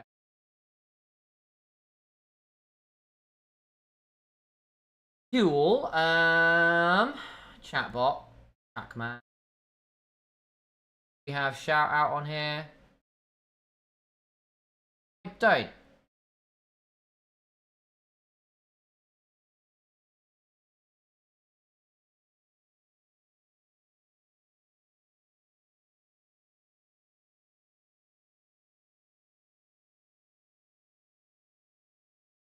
I need to add this one, don't I? How do we do this? Add new command. Out.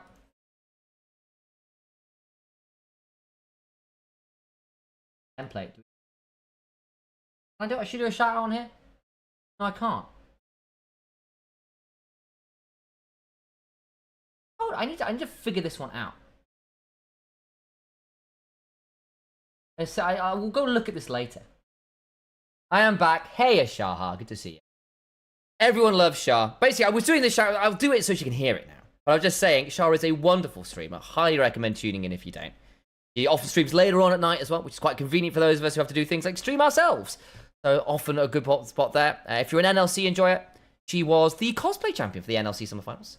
Stream today is going well. It's been a very long day, Shah, because we had a tournament from Asia over at the start at 9 a.m. this morning.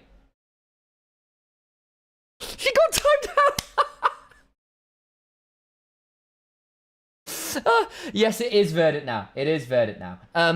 For the record, new people in chat, this is how I get subs.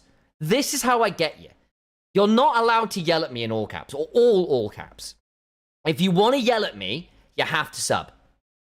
That's the rule. That's the rule. That's how we get away with it. Otherwise, you get timed out. But if you want to yell at me, you want to use all caps, you have to add the sub. That's the way it works.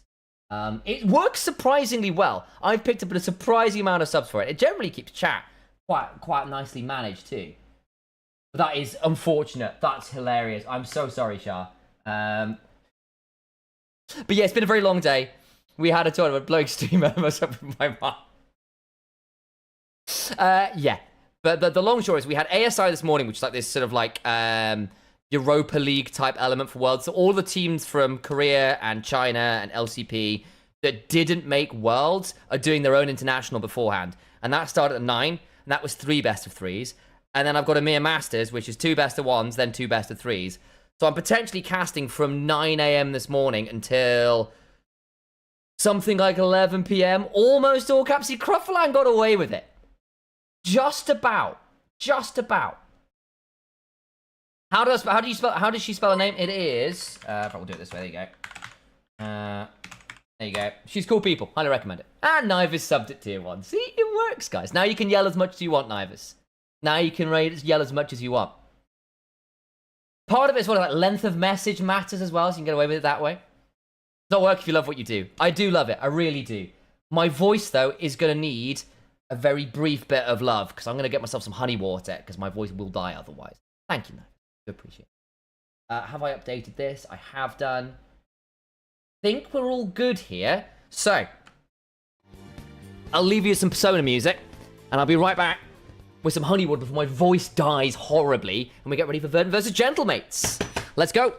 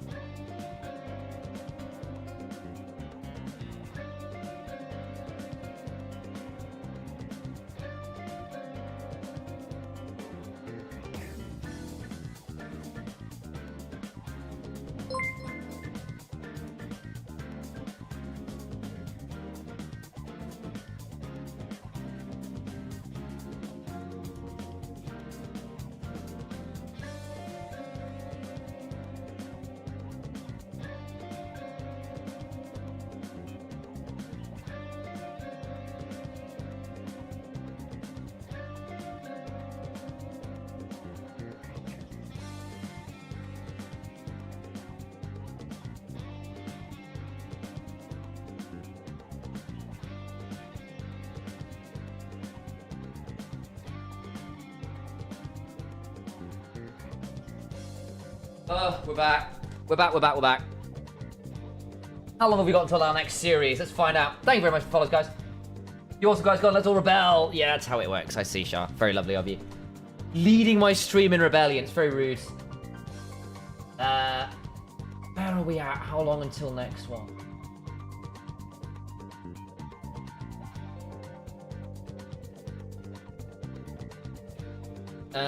Let's... Okay, so... For context, I've got a,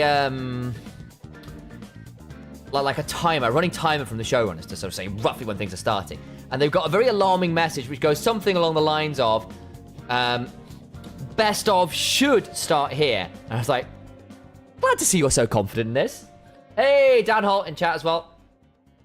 ERL coach extraordinaire.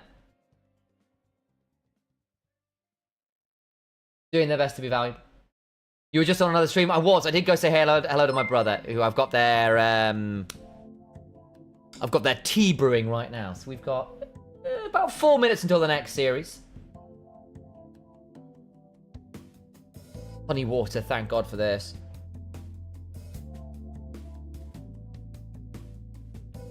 My voice is already better. Damn, did it start earlier today? Yeah, it did. It started at 3 p.m. In fact, I'll double check when it starts tomorrow, but I think, again, it's an earlier start. Yeah, it was... Actually, when is it tomorrow? Let me double check for you. Tuesday. Yeah, it'll be at 3 p.m. EU time tomorrow, so it'll be 2 UK, 3 EU. And then Wednesday will be a 5 p.m. start. But Tuesday is a long one. We got 3 best of 3s on Tuesday. So it'll be starting at 3, ending something like... Who the hell knows, actually? That could be quite a long one. There's a world where it goes. Hang on. 3 to 4, 4 to 5, 5 to 6, 6 to 7, 7 to 8, 8 to 9, 9 to 10, 10 to 11, 11 to 12. It could be finishing at midnight on Tuesday. Can I have some chat, have some tea too?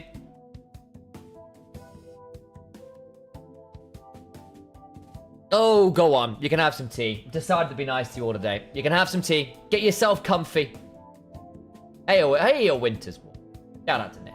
Good to see you. It's kind of fake tea anyway. It's literally just water and honey. But it's for those of you, actually, really good one for streamers or vocal people or casters.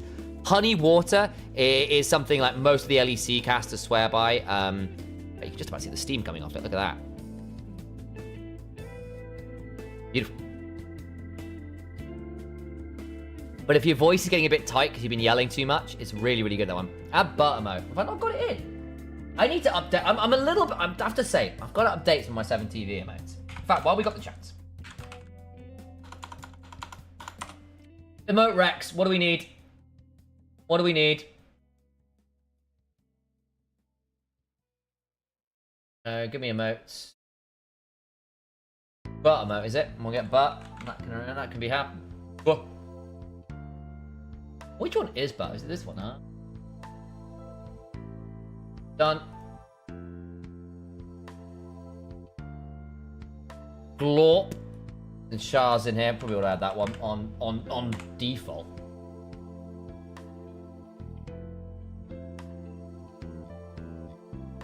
Should now work.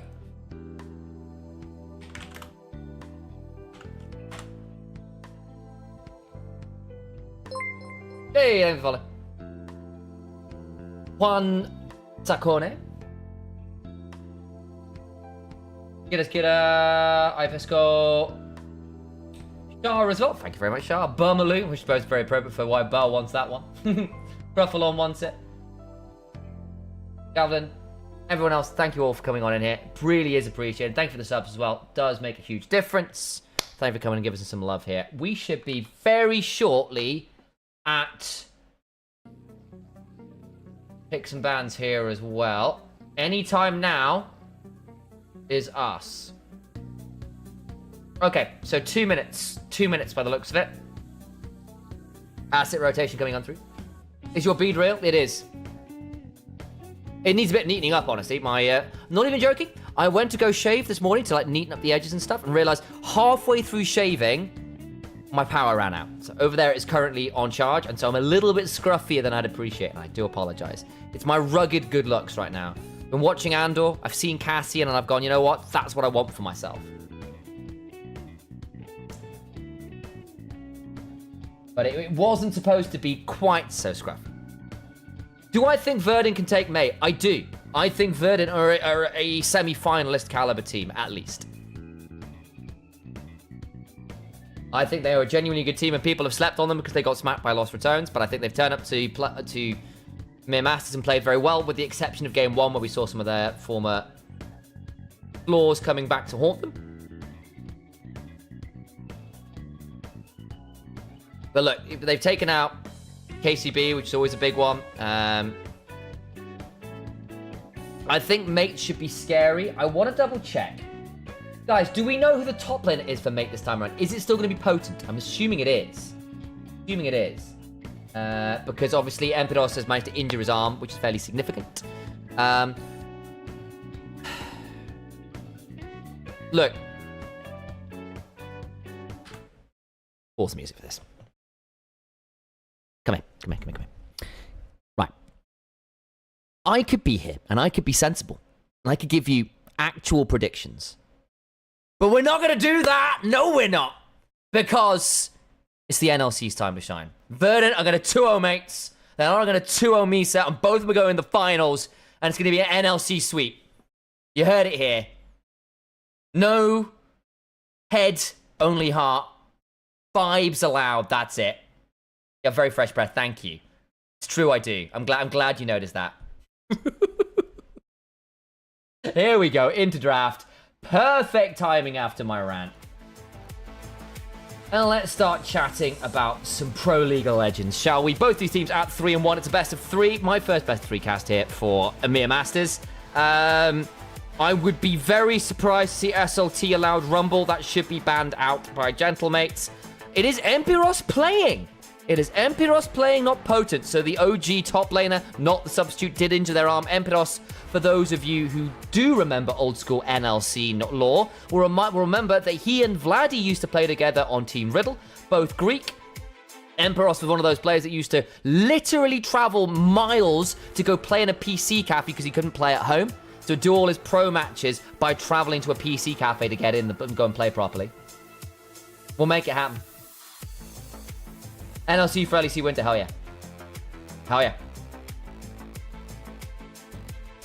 To be honest, very unpopular opinion, but I think they played very poorly against LR. They just let themselves down more than anything else there. Phyrexia, I completely agree. Phyrexia, I'm sorry, that's very Magic the Gathering coded of me. Do you have Praetors? Rumble's going to get first picked. I mean, that was always going to be the thing. The only thing I will say is Emperos used to be known when he was on Riddle as Jax Plank. Jax has been buffed. Gangplank is viable. Keep your eyes on both of those. There's a world where he tries to just match this one well enough and deal with it. Aka is a Vhagar enjoyer. This isn't your Rels. That's okay. That's a bit more normal. Okay, Gwen into Rumble. Rumble wins early after the first few levels. Anyway, and the Pantheon as well. Those are two quite nerfed champions. Pantheon's been buffed a little bit after going a bit too far down the nerf table. That'll be something to work for Vizitzi, but not sure. Actually, any LFL enjoyers in chat? We were having this conversation the last time, and I'm not sure we ever got a full answer. What is the pronunciation for Zitzi? Is it Zitzi? Not quite sure. Mate looks better now. I think their loss was something. I think Verdant's first game was poor. The other ones have been pretty solid. I worry a little bit about Danka, and I think Devon probably is going to get a little bit gapped by comp. I think Emperos, having come off an injury, might be having a rough time into SLT. I also just think Torre is really, really, really, really good. Like, he was one of my MVP votes for NLC. I think there's a real world where Torre, given something like a Bard or a Khan, could end up being a bit of a game breaker. Not the Gentlemates should be slept on at all. They've got the Pantheon Talia, double global to play towards a Gwen or a bot lane. that can get pretty nasty to work with. Senkux gets a hold of the Azir.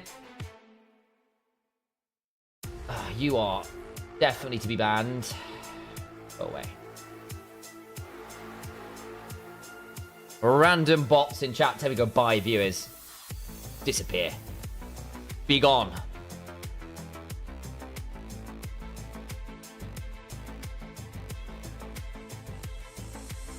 Rakan banned away from Torre. I think you probably ban a Bard here as well. There's a world where you Lucian Nami as Devon. I cannot be bored. Exactly happy. Exactly. I want to believe we need NLC domination. Definitely doable. I think people are sleeping on Verdant because they got smashed by LR. But as noted, I think that was as much on Verdant not turning up as LR being good. And I think both are true. But I think it should have been closer than it was. I can. One good sandwich. That's fair. Also, Corky E sound effect. Your name is excellent. It is triggering me slightly with all of those games where I've had to cast and there's just been Gatling guns stuck in my brain the entire time because it won't turn off and it gets bugged. So thank you for that, but just wanted you to know. Torres Alistair is just a sight to behold. Not sure this is the comp, though. It's not bad into Pantheon and Gwen because you can sort of threaten them in a way that they can't block, which is really valuable. And I think as a result, they're going to fourth pick it themselves, which I think is very smart. I wondered whether they might go for something like the Rel, but they're going to go that option instead. I think Torre might look at Bard here. You could Jhin Bard and be all right. Lots of CC. The only thing with Jhin Bard here is Talia and Pantheon with the double globals can theoretically close down on the Jhin a bit too easily for my liking. Corky, fine. Also allows Torre to leave lane because Corky's quite self-sufficient. Good wave clear, good safety, good early damage. You're fine with that. Braum. Triple melee. Yeah, not bad. Can block the threaded volley a bit on Aika as well. Actually, it's Aika, isn't it? Aika should be the correct pronunciation. Gosh, it's been a little while since I've cast him. I do apologize. Boom, it's me.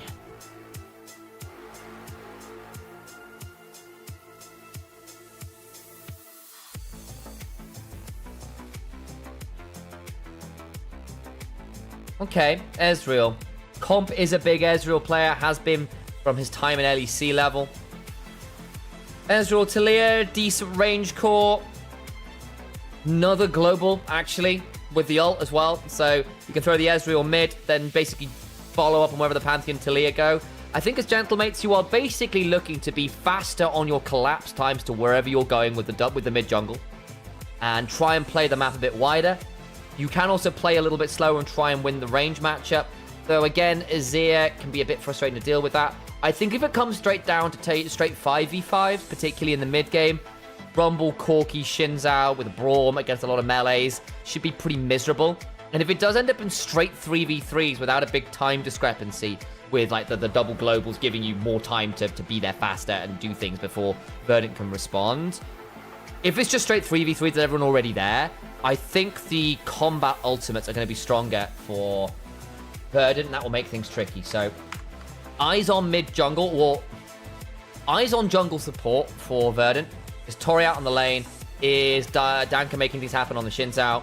Are you getting good value out of these teamfight ults? All those kinds of things. On the other side, you are looking at this Pantheon, you're looking at this Talia. Dote will be in there as well. Have you made things happen there? There's a lot of former LEC players in this match, a lot of very talented carries. This can get pretty spicy. I think that's a fair breakdown. Global power, faster collapse power from Gentlemate, probably slightly better straight up skirmishing from Verdant, and better 5v5 just about, but it's even enough to make this playable. I think nerfed Talia and Pantheon could end up costing them a little bit here, but we shall see. When I go to bed, I just turn on the Corky E sound effect to help me relax. No, actually. You are a... I don't want to ban you. Can I just, like, time you out for, like... That's a lot. That's a lot. That's a lot of ban. I don't want to... Little... Tiny... I don't want to purge... Okay, my options are purge or 1 minute. I don't really want to do that. It's too much. It's too much. But like, look, there's like a there needs to be some understanding that there is something very wrong with you calling the E sound effect. You have got something up here that is very wrong. That allows you to enjoy Gatling gun in a way that sends the rest of us into conniption. Jin will get harassed hard by Mace Trap's gonna be a tower hugger. Yeah, maybe. Might have done. I think the Jin could have been alright for playing range, but I think there is an issue with, well, good CC chain. It would have allowed for a Bard as well. But I think they wanted the Braum. Braum into the melees is pretty good. It's not bad into things like the Pantheon. If you're there in time, you can get some value. I wondered whether they might go for the Spellbook to try and match some of that global power, but they're not. I will note, though, that regardless, Devon has gone TP on the Corki. So you've got triple TP on both sides. Empiros has gone Exhaust into the Rumble, which is the tech to manage Rumble, but then Rumble runs the Phase Rush to manage the Gwen Exhaust, basically. So it's kind of tech for tech here. Exhaust forces Phase Rush, but Phase Rush then allows you to outpace the Exhaust. So theoretically, Rumble comes out ahead of that regardless. Hey, Naruto, welcome back. I'm glad your win rate is improving there, having made your choices.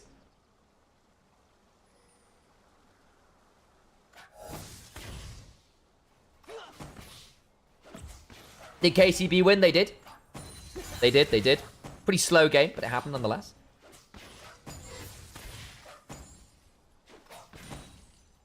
Who's a strong team? EMEA or MISA? I think they're both fairly strong. Let me have a think about that. I think MISA are quite good. Oh, hang on. No, we're alright. Got nervous for a second there. I think probably MISA. Probably MISA. I think Closer and Mihile are pretty good. Call Me's not bad. It's close enough. Thank you for follow Cookie. You can haunt me forever now. I think obviously LFL teams are always going to be scary. I think basically because they've had to switch in and out top laners because of injury, I'll give the slight edge to MISA, but I think it's a close run thing. That said, I actually think Verdant could well end up beating Gentlemates here anyway. Because I think Verdant are actually quietly quite a good team. You don't sleep on them.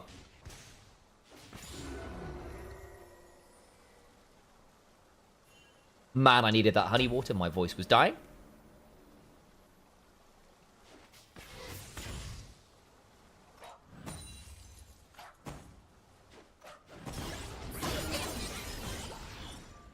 Early shove from the Gwen. Yeah, that kind of happens. Then, well, you need a couple levels and a little bit of AP from the Rumble to really get shoved. I mean, you can scream. You can, Creamy. Yeah, you subbed. So you've got that power. You do have that sub. Thank you for the follow, Tommy. Appreciate you.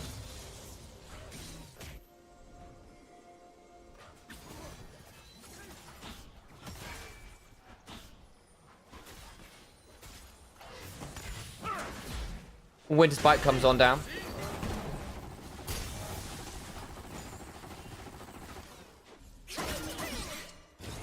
DT could potentially look to go over the wall here. If SLT overchases this, which he has, he might get the kill regardless. Flash, stun. Gonna try and get the kill regardless. I think he flashed over the wall. Zitzi will flash in after.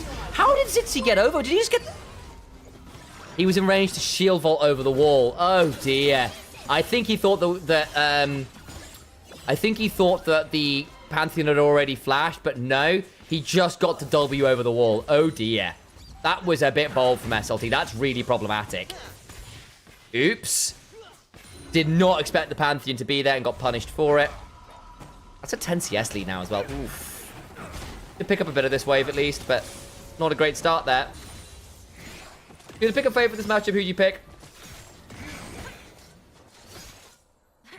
I think I would say Verdant, but that's not the best start to the game. And we shall see in short order. Thank you for the follow, Drac. Appreciate you.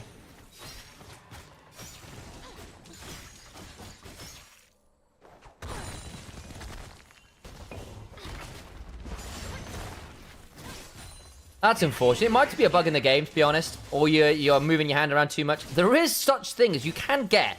I learnt this the other last year when I was doing some work across games, that you actually get chalk for mobile gaming, like to give yourself better grip on the screen so you don't slip so much. It's easy for you to stay on the buttons and the joysticks for mobile gaming for esports.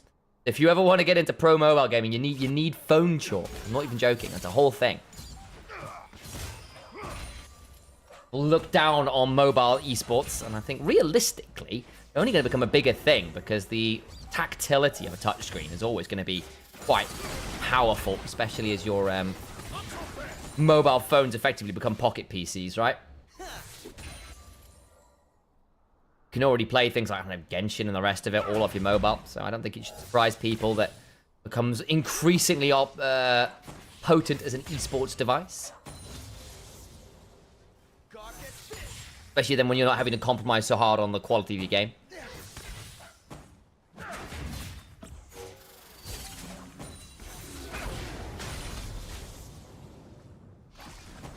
With the exception of that overplayed topside, relatively quiet early game, though I will note, decent-ish early lead here because of the top jungle getting that kill and that wave. Puts you in a pretty good spot.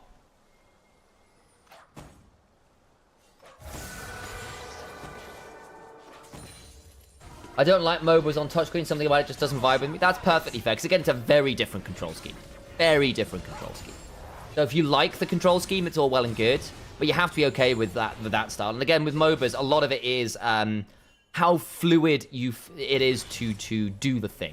Control your character in a way that allows you to feel that mastery curve.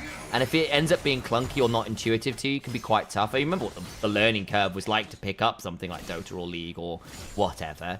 You're having to do that all over again with a touchscreen. It can be kind of frustrating.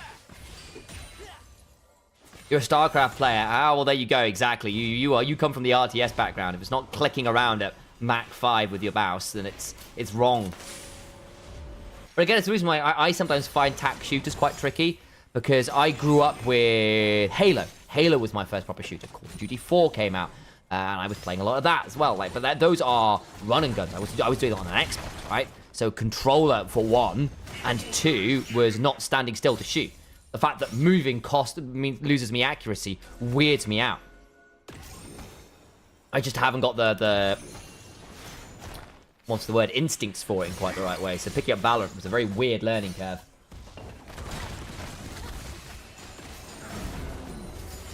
Oh, thank you for the sub, Happy Hansel. Good timing.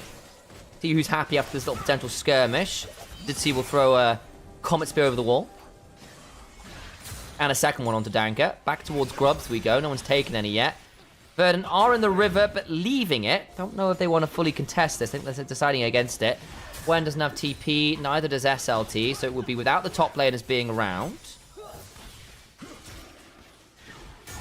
Looking pretty good right now for Gentlemen. Same with Valorant coming from Overwatch. I imagine very much so. Yeah.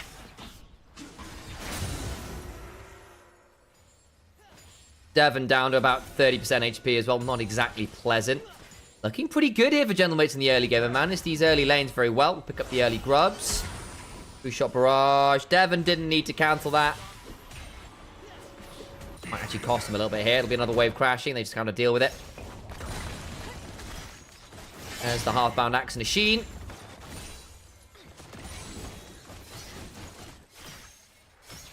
Aka eats a bit of a chunk. Towards the dragon we go.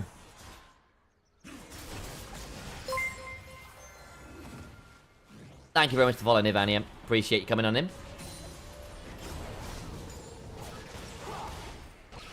Feel my fury with your skin and face. Feel my fury with your skin and face. I don't think I'd heard that line before. Wow. Melt your face off. Thank you very much. Hey, new. Is that Senkux from Splice's roster? Yes, it is. Yes, it is. And Torre is the artist formerly known as Norscaran. So you've actually got some of the old school combos. you may remember from back in the day. So yes, it very much is. And SLT was formerly Vitality top laner as well. I've been playing on Verdant for a little bit. Yes, Torre is the artist formerly known as North Skerrin as an additional part of that. Out comes Needlework. Decent jump onto SLT. Does still have the equalizer. Yeah, White Knight from Barca was URL also. Indeed he was. Indeed he was. Comp you may also recognize from Rogue when they were winning LEC with Odoamne and crew. Rumble TP back to lane. Ah, man, I think like the SLT is in not a great spot now, having given up a fair amount early on. A bit frustrating.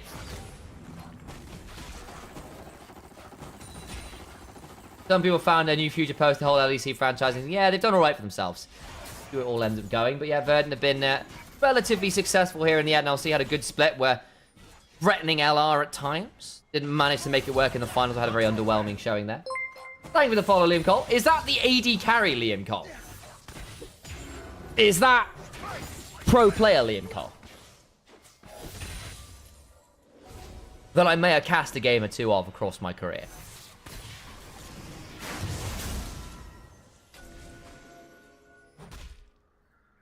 It's the Aphelios, Liam Cole. About to say, I've cast an Aphelios game of yours or two over the years. Yeah, if you ever want to learn tricks on Aphelios, Liam's a good man to follow. Very, very good Aphelios player. Good AD carry player in general, but the Aphelios was the one he made his name on. Lost my mind once or twice when he was doing some silly things in ERLs with it.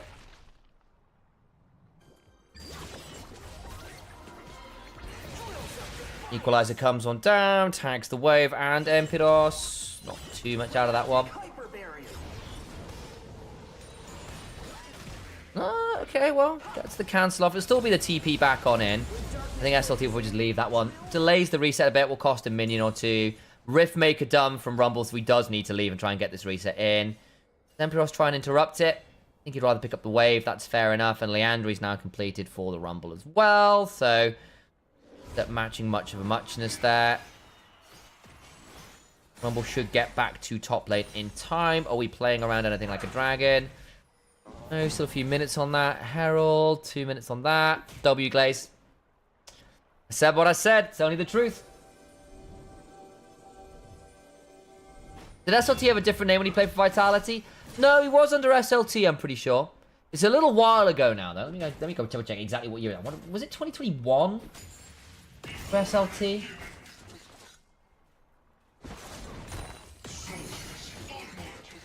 Yeah, 2021. He played. It was played from May in 2021. So came in part way through. Was on Team Big before that. Game Ward before that. Went to Koi for a bit in the EMEA Masters for 21 to 22 for a little bit. I spent about a year there. Kind of been around and about for a bit since then. Where was Dragon Esport? Turret plating will fall soon. Only was there for like a month though, so I don't think that counts.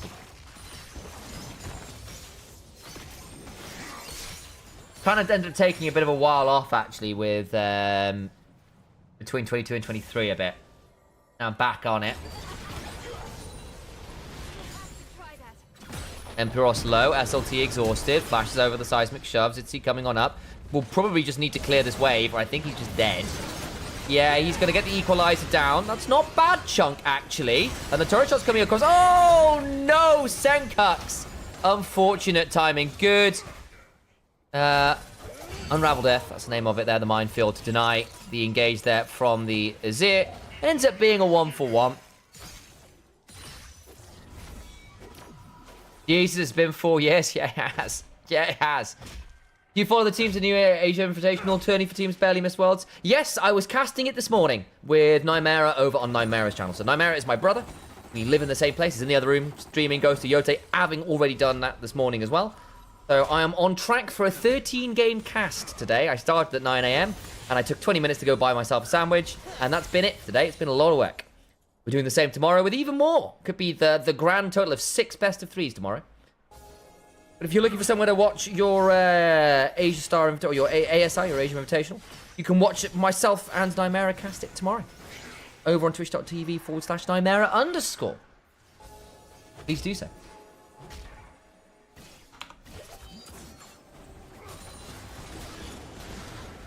SLT potentially in danger here. How has he ended up in a 1v2? Ah, Grand Star. No, that's not Grand Starfall. Just gets thrown behind. Oh, SLT, you gotta be better than that. That's really problematic. Has taken 1v1s that have not been 1v1s a few times. Will probably cost Gentlemate's Herald. I'll say that. But it will likely get them the first turret. So yeah, decided to cross map, and I think SLT needed to be a bit more respectful of that, and wasn't.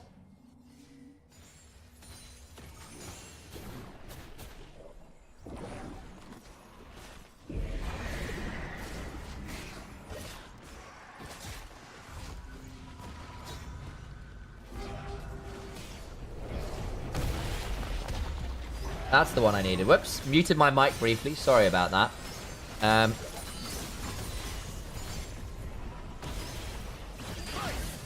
Should be fine now.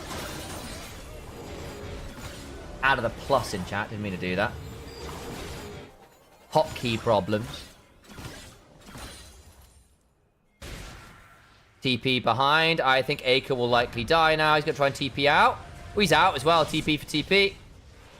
Okay, but that means that the Talia has left, has Weaver's Wall, may be forced to join now at a pretty inopportune moment.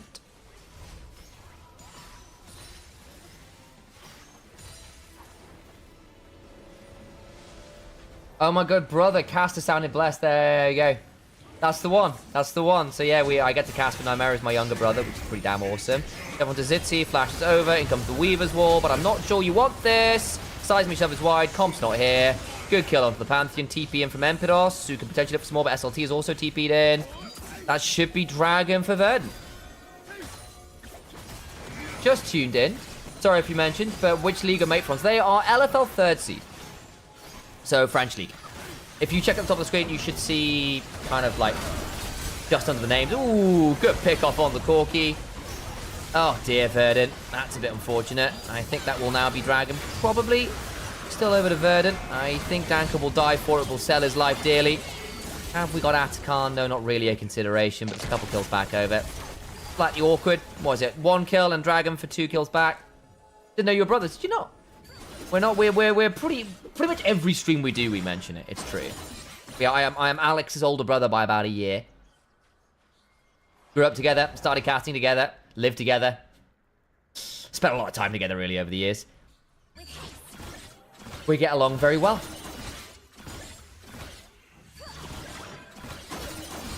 Emperos needs to be a bit careful here. Is a Grand Starfall angle available? Yeah, I wondered. Yeah. Okay, has to leave. There was that ward on Torre which was spotting things out.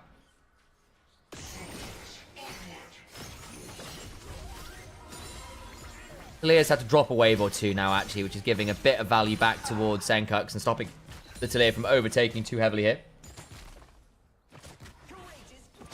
Nivianian, you've got some great animated emotes. I'm quite a fan of that.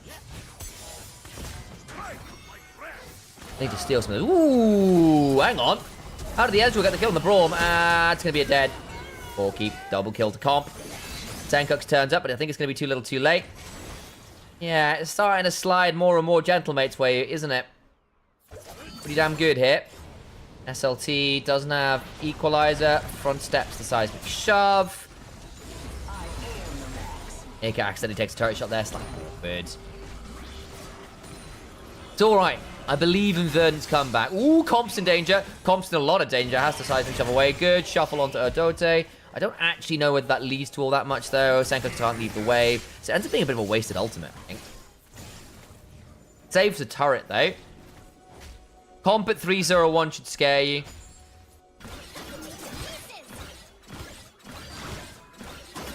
Gwen will snip up a bit of this wave.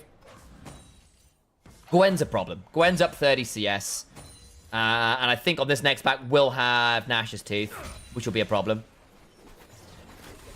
That's going to be an interrupt on... No, it's not, because Torre was there with a very timely door.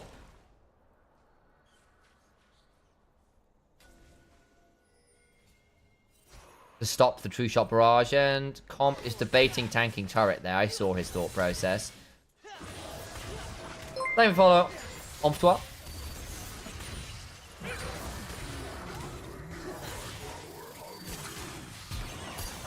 Turret goes down.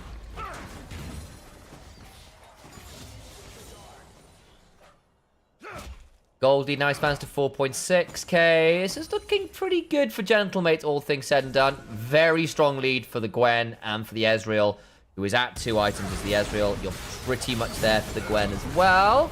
Toro will try and buy some time, but I think he's a dead man. The Glacial Fissure bought some time. TP's coming on in. It might be too little too late. The Equalizer is solid enough. We want to flash for this. Odote likely dies, but we'll try and take someone with him since he goes on forward with the shield vault. Can't quite kill off the Rumble. Now they can look to go on forwards. Crescent Guard comes on down. Means that Aika and Comp are doing nothing. Seismic Shove is okay. Double kill for the Azir. One bomb. They get one back. So ends up being 2 for 2. Jungle support on both sides. So I think as Verdant, you probably take that, actually. Azir getting a couple kills is also good value. Emperos wasn't there, though, so should probably just pick up this turret. Done. 700 gold. May die for this. Flash. Probably a dead Gwen. Throws out some needles. Body blocking a lot of them. Does get over the wall. Oh, no. You can't miss the Winter Spite like that, Tore. That's really unfortunate. Yikes. Yikes. I know we're seeing some comments in chat about Verdant outscaling, and I think in terms of 5v5s, I think they're going to have an easier time. But I feel like the Gwen is going to be a problem in the side lane that no one's realistically going to be able to answer. And the Ezreal is still a very good scaler and can kind of just do that. Yeah, that one's going to sting.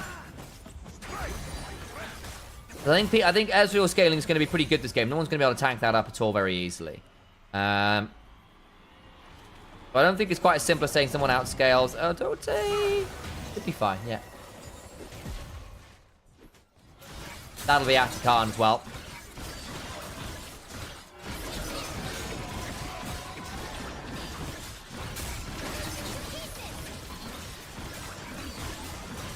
I thought we might hit a point where the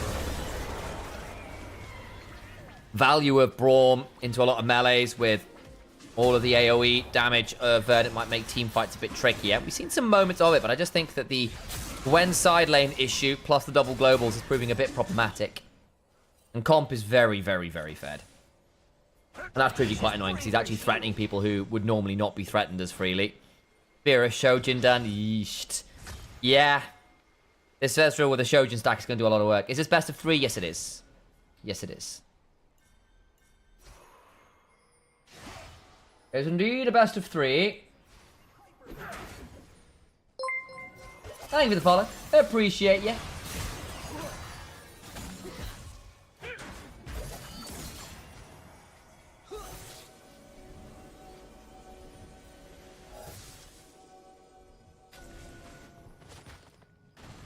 So, what are we doing here then? Are we going to try and fight this? Do you want to play for turrets? Sanko's getting the wave shot. I think just giving this up, aren't you? Yeah, fine. Atakan picked up. How many petals is that? No idea. I wish we had a petal counter on this overlay. I really do.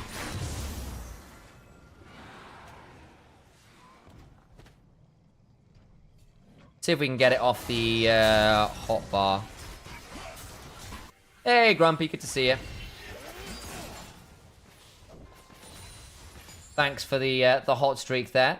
Free stream streak. Actually, got to hop into Alex's stream and say hello briefly.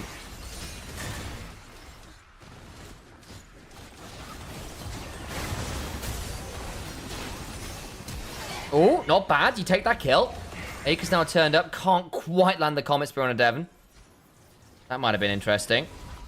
Alas, no. Odote is here. Hexgate, SLT trying to clear out this wave. Emperos looking to try and clear out the wave. The exhaust comes on down. Emperos. Oh boy, hang on. Needle's coming. I think that might be a dead SLT. Yep. When is scaled? SLT has had a bad time. Comp's going to get them in tier 2. And the cross map is pretty brutal from Gentlemates there. Oh boy.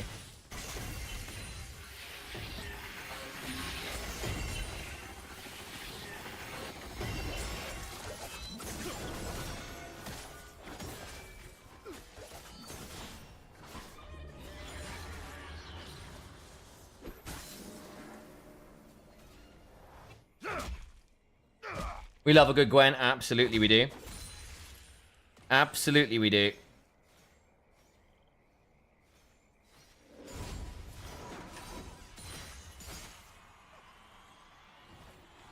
I think this Gwen is proving to be pretty damn brutal. 3.3k ahead. Similarly, I think Comp is having a great game here. I think this one is going to be a Gentlemate's win. Unless we see some serious magic from a Death Cap Senkux, who's going to need that Death Cap, like, now, though. Don't know how easy that's going to be to get. It needs to be a very good Azir fight.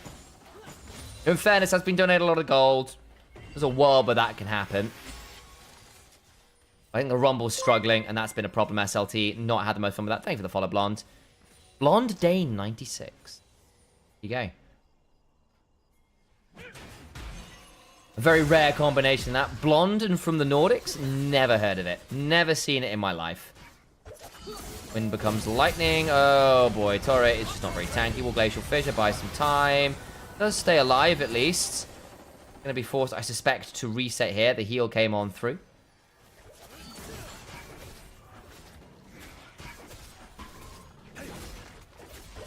SLT maybe not Rumble. He's a big Rumble player. That's part of the problem. He's normally, as I said, I expected the Rumble first pick. I wasn't expecting the Gwen to be that good into it. I think the Gwen post-nerfs, I was expecting significantly less value. But again, that early gank, that kill onto SLT that forced the flash and got the kill was really problematic.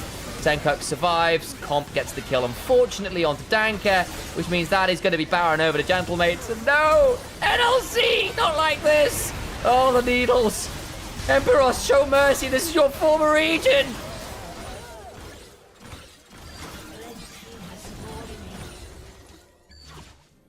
That one was pretty brutal. That was brutal even by my standards.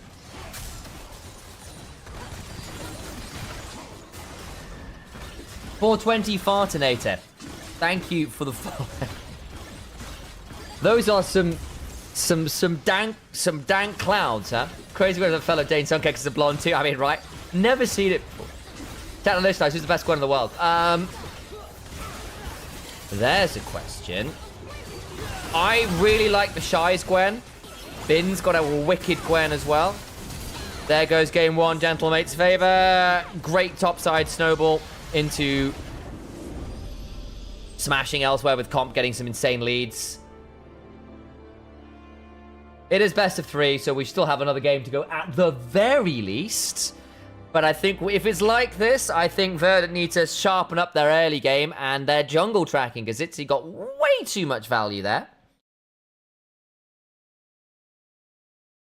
Set Emperos up really, really well. Verdant struggled once they started fumbling some of those team fights, and it got pretty hard from theirs. Are you up to date with the gossip? The LEC stuff. Yeah, well, we can definitely have that conversation because we've not had that one yet. So yeah, Comp did unspeakable things. Yeah. Comp's always been a good Ezreal, guys. And he did the thing. I think Emperos ended up doing a lot more side laning than he did fighting, so that's kind of why those damage numbers are low. It's still good Rumble damage, but imagine if he wasn't 0, 5, and 3. Thoughts on 6-game cast in Verdant versus Mate and LR MISA? I've just done 5 games this morning with ASI, so it could be into 2 games after that. So I'm on 7 games, make that 8. I'm on 8 games today so far. We've got at least another 3.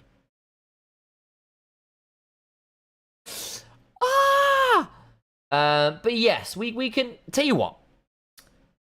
I'm gonna run some ads so we don't get them in the game. I'm gonna get myself some honey water, and we'll chat about the lost return situation afterwards, because I think it is an interesting one, and I'm not the exhaustive opinion on it, but we'll still have that chat. Yeah, so we'll have that chat. Oh, so return shortly.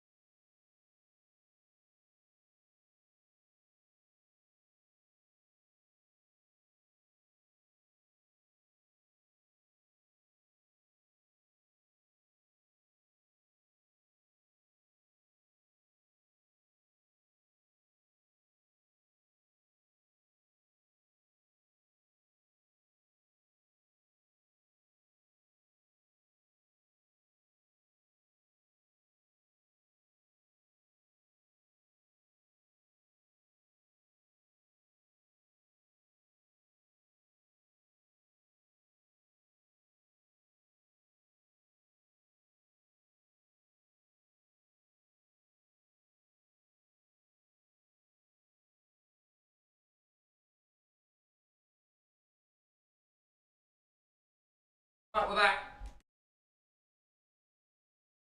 Game number 2 inbound shortly. Oh. 60 music on.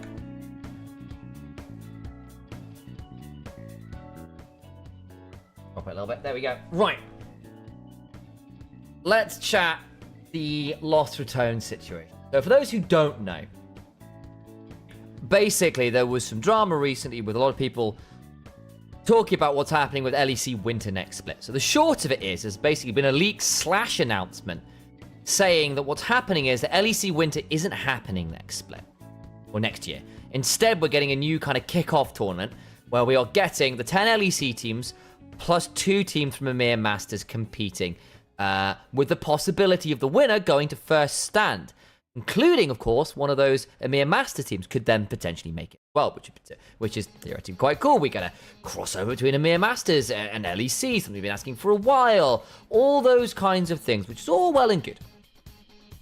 However, there comes a bit of drama. So one of them would be Lost Returns because they won EMEA Masters Spring. And basically, the issue has come in with a couple things. One, that it feels like Riot giving a lot of favoritism to Lost Returns because they want to use the viewership and the groundswell that's happened with Lost Returns.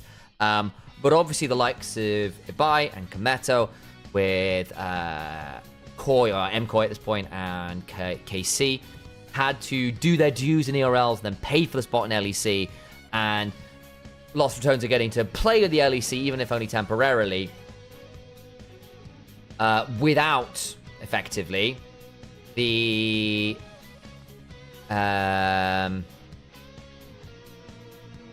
thingy, without basically having to pay to get in at that point, which is a big thing. And then the other thing that was the tricky bit with this one as well is Cadril was basically just asked, apparently, and according to him in his Twitch chat, basically just asked and made the assumption, and I think it's a valid one as well, that the LEC owners had okayed it.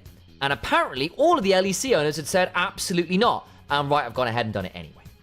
Which is the big one. So, allegedly, anyway. This is what we're hearing from Kometo. It's what we're hearing from EP Sports stuff. Yamato had an interview, I believe, with Kometo, where a lot of the stuff's coming on down, so I'd suggest doing that one. But increased viewership should benefit everyone. This is where it gets tricky, the Blue Tails. Is basically because what it does do horribly is devalue the price of your LEC slot, because you had to pay to get in here, and it costs a lot of issues there. I think it also changes things like rev share quite heavily. Oh yeah, exactly. It also changes things like rev share quite heavily, which is a big deal as well. Which obviously I think when a lot of teams are struggling to make things profitable, this won't make you profitable. Having this happen won't make you profitable. It will make things a lot harder on that front,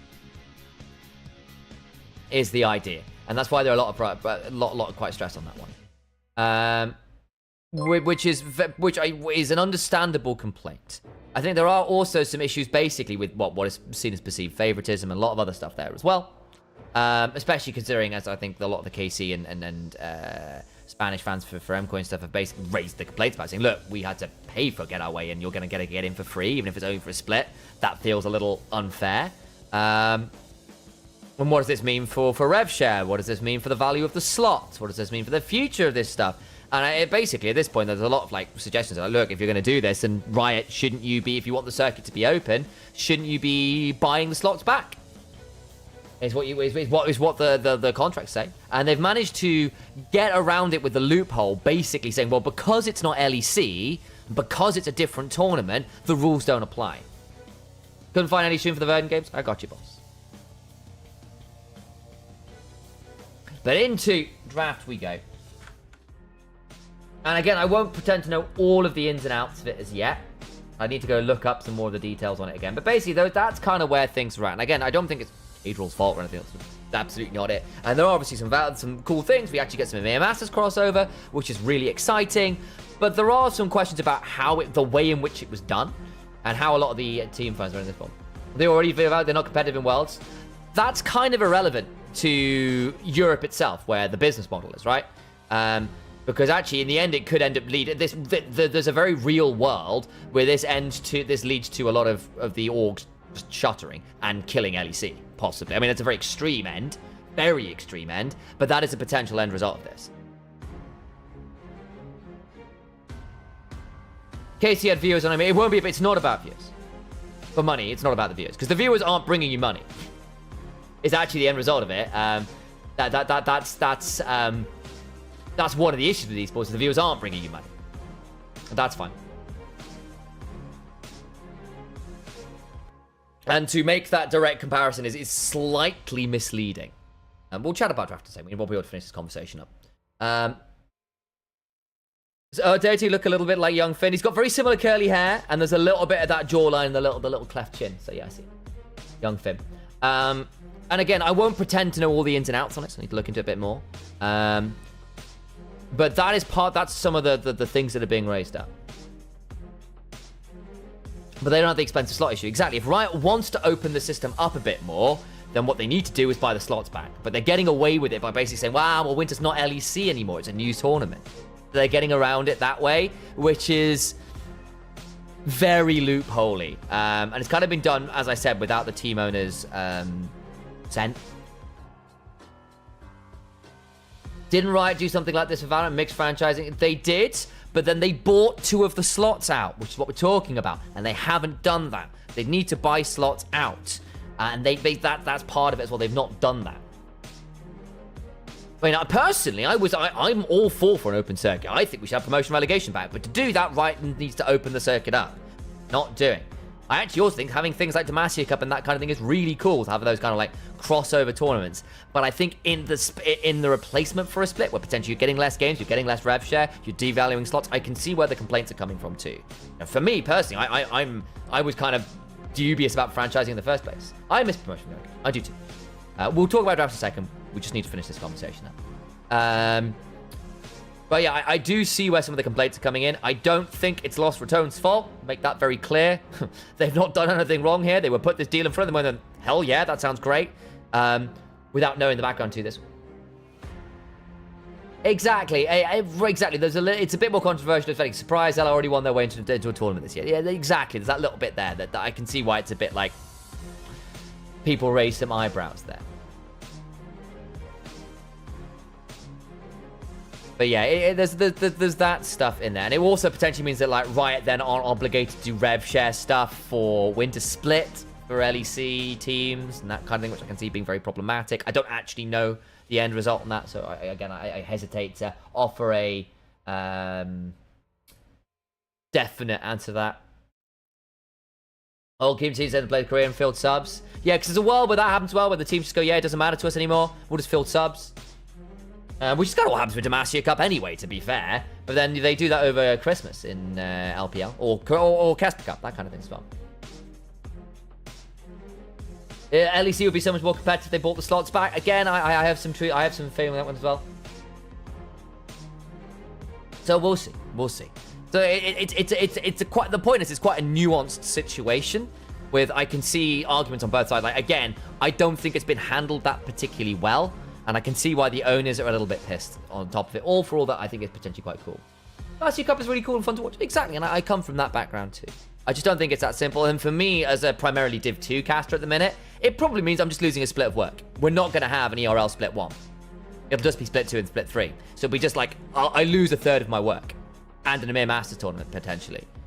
Which means that, like, that is when I'm... Well, not that I did EMEA Masters this year.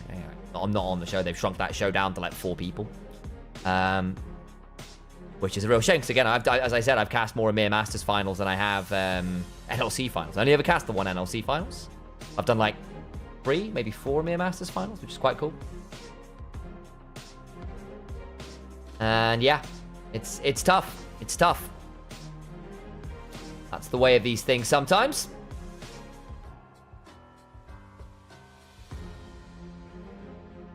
But yes, so that for ERLs as well, it could just basically mean that a load of teams like, what do you mean? I'm just not going to get paid for the first 3 months of the year? Like, it could genuinely screw ERLs up very heavily. Very heavily. Exactly, Frostjam. Like, it's not like... LR haven't done anything wrong here. They've just been successful. Like, oh no, that's their fault. It's really not.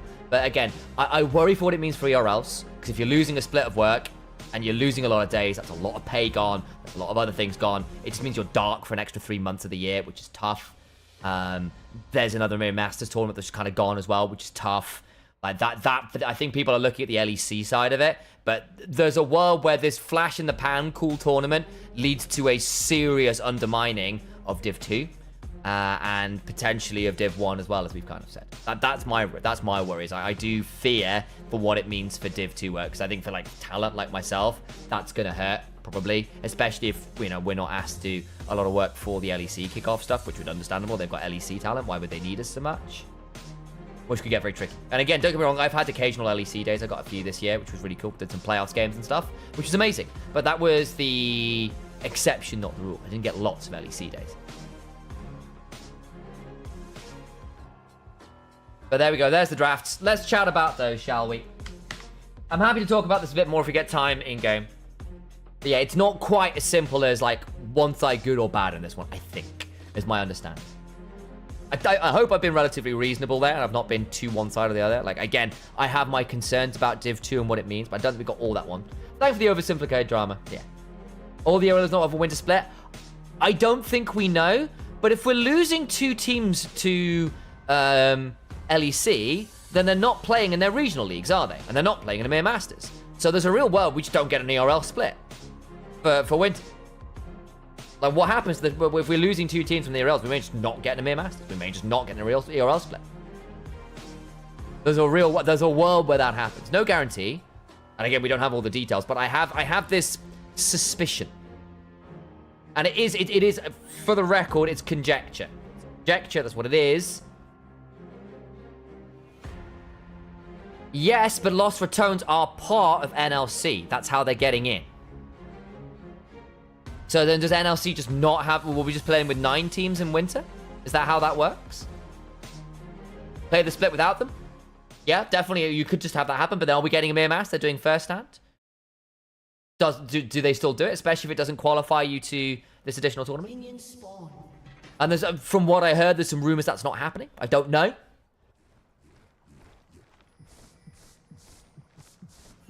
And Riot's been trying to put less time into ERLs in general. I think there's a little bit less value, and I think they've been trying to find ways to cut costs on this one. And this might be a way to do it. But yeah, but the thing is, it's like, you could take the name Lost Retones out, and it would still be NLC Seed 1, right? That's what happened. And again, it gets a bit weird for off-season-y stuff as well, because I mean, it's true of LEC teams as well, for that matter, but you may end up with, like, actually LR having a lot of their player names change going into the winter split, which will be interesting as well. So it'll be interesting to see what it means for the off-season moves of players. That could be a big one.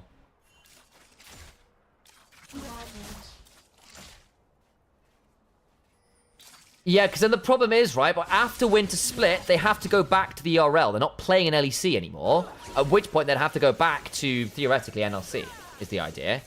And at which point, if Lost Retones did want to leave, what happens there as well? Because if they want to go to a different league, why their hand out, I don't know. NACL, change the roster up, go play elsewhere. Just do Harlem Globetrotters and just go show matches elsewhere, which you could do. Then things get really interesting there as well. First champion going back to NLC. Yeah, I mean, exactly, that could happen.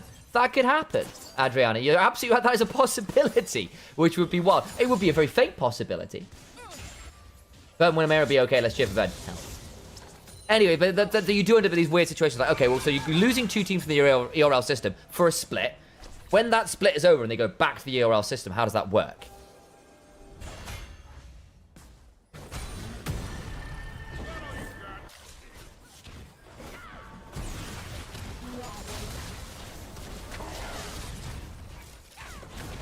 Senkux, I think, is just about to die here. Yep, first blood over to Ika on the Ziggs. Nice gank from Zitzi.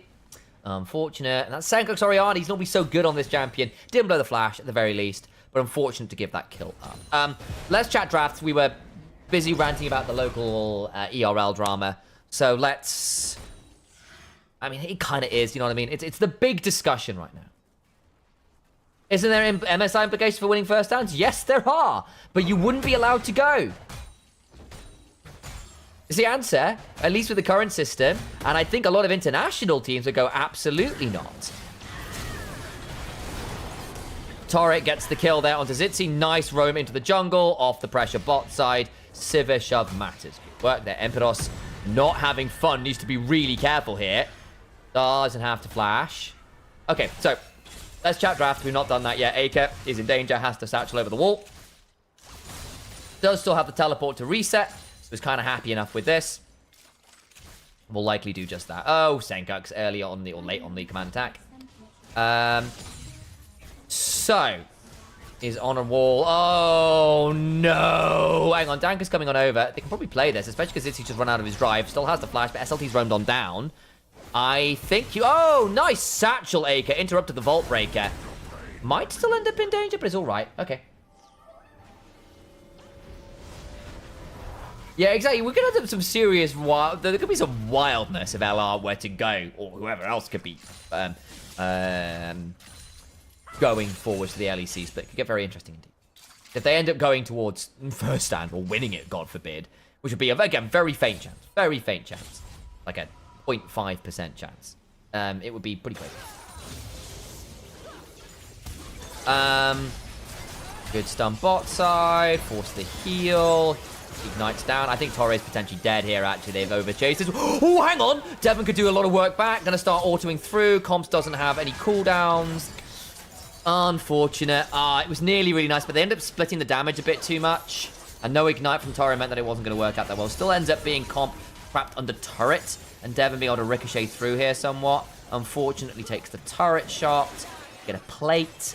Let's chat comps. I've been meaning to do that. We've been distracted by gameplay and by the drama.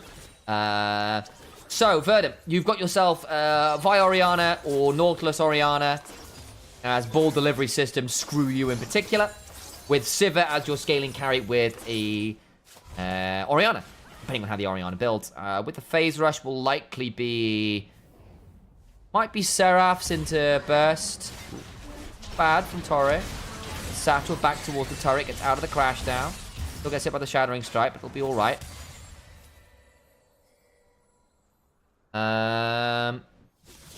But that's the game plan. You scale pretty well. On the other side, you've gone... Jax for the man formerly known as Jax Plank. Like, it used to be a Jax Gangplank 2 trick. Literally, his pro name was Jax Plank.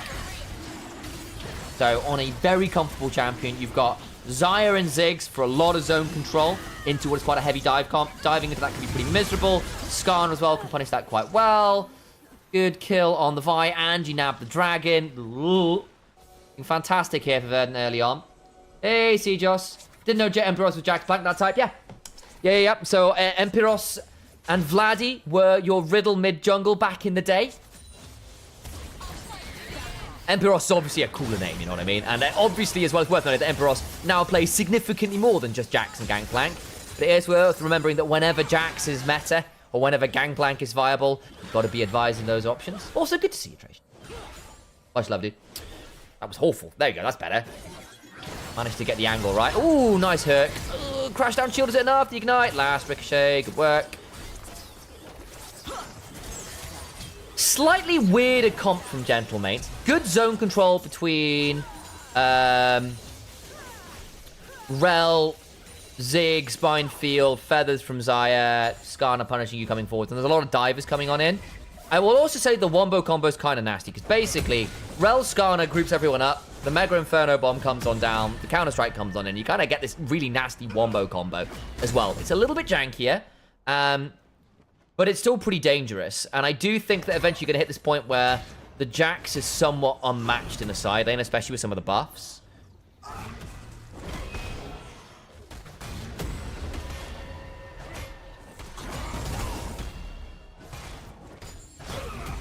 Spend 25 million to get the NA2 there. I mean, it's only for a split, right? But yeah, if it ends up with... Because, again... Go away. We've got view bot people. Stop it. Disappear. Isha, did you cast 8 hours of Invitational before this? Yes, I did. Not all of it. I did 5 hours. Alex finished it up. But yeah, I'm on... This is my Eighth game of the day. Hang on, I did 2, 3, 2, 1. No, ninth game of the day. This is game 9. So we could end up with the fabled 13-game day today. And there's 3 best of 3s tomorrow for EMEA Masters and 3 best of 3s for Asia Star Invitational. So I could end up doing quite a lot of games over the next 2 days. Pray for my voice. Burton really seems to be looking for picks, but M8 seem to have a proper more response. They've been doing really well with that. And I think, again, we're seeing that Danka and Devon are not quite at the level of the other more veteran members of Verdant right now. And that's hurting a little bit. I do think Danka is actually in an okay spot on the Vi here, but we saw in game 1 was a little bit off the boil. I think there's a world where Torre ends up just being a clutch factor and winning things. I think Torre is really, really, really good. The world where Torre is the best player in this series. Like, he's very, very, very good. So I would be hesitant to completely write Verdant off yet. Good. Spell shield still hit with the Shattering Strike. We'll be fine. And see whether they can do some work there. But I think Gentlemates are playing well. And they have just, generally speaking, had better map rotations and have been a bit more ready for plays than Verdant have been. Saw it last game as well. Emperor's got ahead of SLT and just kind of became a bit of a problem. And Comp just kind of mashed through bot, got a lot of kills on the Ezreal where Verdant were a bit awkward around objectives. And I just think as well that Verdant have just not tracked jungle support very well at all.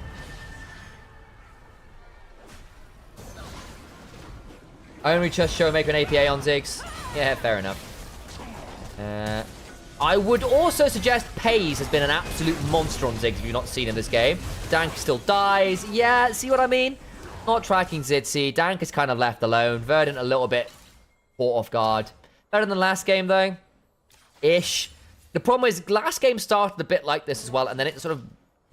too many of these unforced errors stacked up that it became a problem. Hook is decent, but there'll be a satchel. Depth charge comes on down. Aftershock times out. I think Acre will survive. Still left at about 20% HP, but again, it's a Ziggs. Won't be that worried. What time does LR play? About 8 PM. So they'll play after this game if Gentlemates win. But basically, it's after the series finishes. So it'll either be 8 or 9 PM, basically, depending on the series finishes. Stick around. I have a drinking problem. Just spilled my own honey water all over myself. Well done, me. Just missed my mouth. Not like I've been doing this for a few years at this point, guys. And I got a slightly wet patch on my trousers. I got too excited. No one clip that.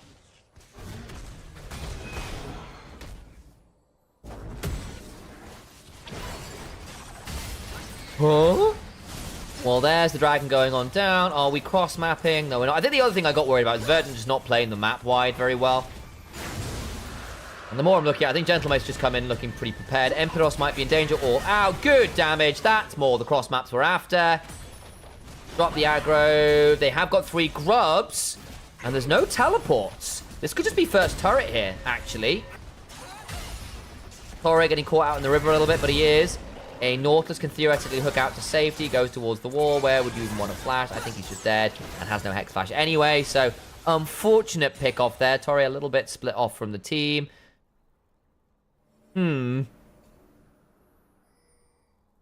I pity Pays, not going to lie. He 1v9 in a team that's got a lot of problems with drama.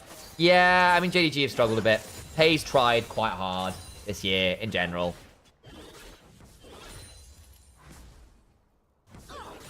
We'll see where he ends up next year.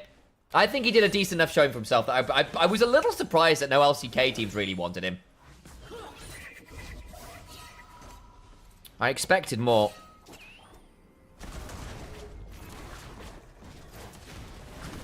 When's next dragon? A few minutes. Herald's 2.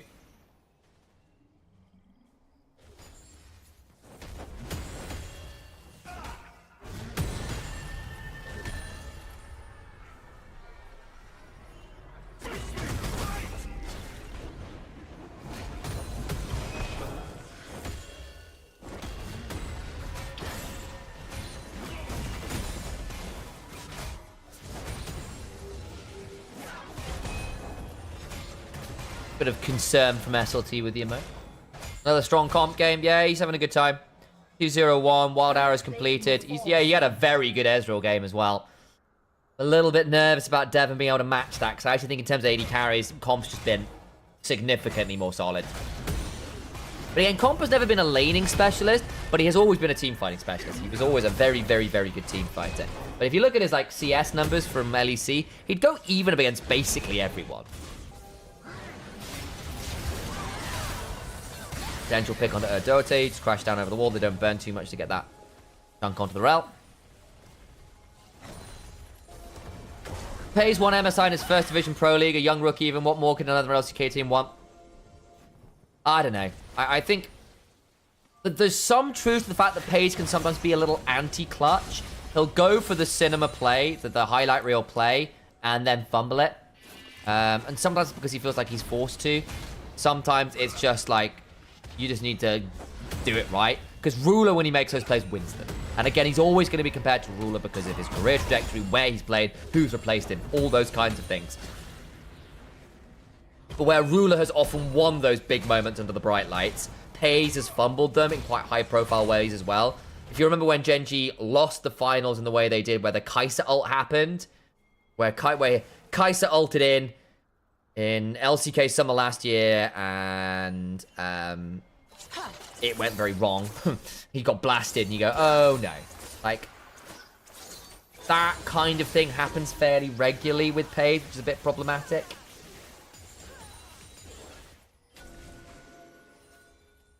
Feels like it was only yesterday that won LEC Summer. Yeah, it was 3 years ago.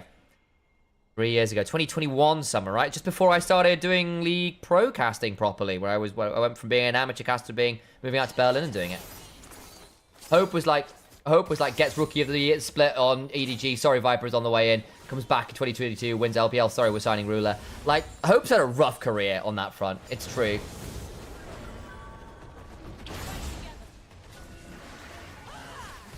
I think he's done well on AL, at least, on the whole.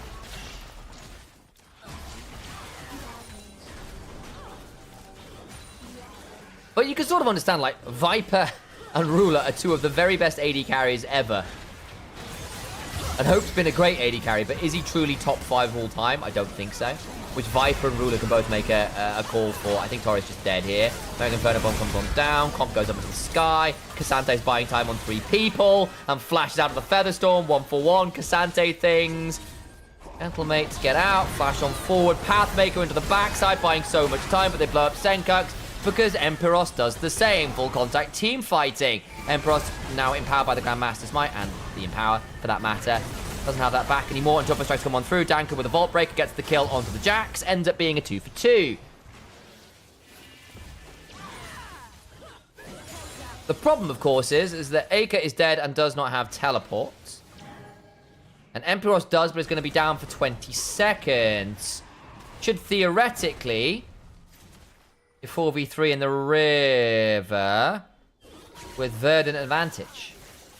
AP Jax wins there. You stop with this Baus propaganda. Stop it. Baus is many things, but he needs to stop the AP Jax. Silly. Very silly.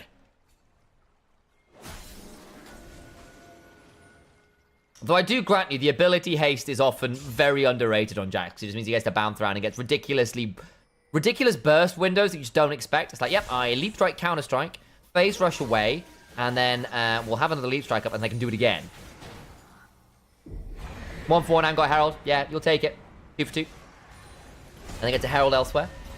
I think if you get the Dragon here and you get Feat of Strength, you're probably alright, actually, as Verdant. Now I've got a gold lead themselves. Not a bad recovery for what was looking a bit tricky. I really enjoy watching AP Jax. Off meta picks a hype. I think people just don't track what he does. Excuse me.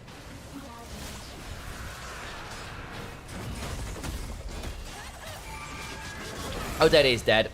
That's a bit greedy. SLT gets that kill.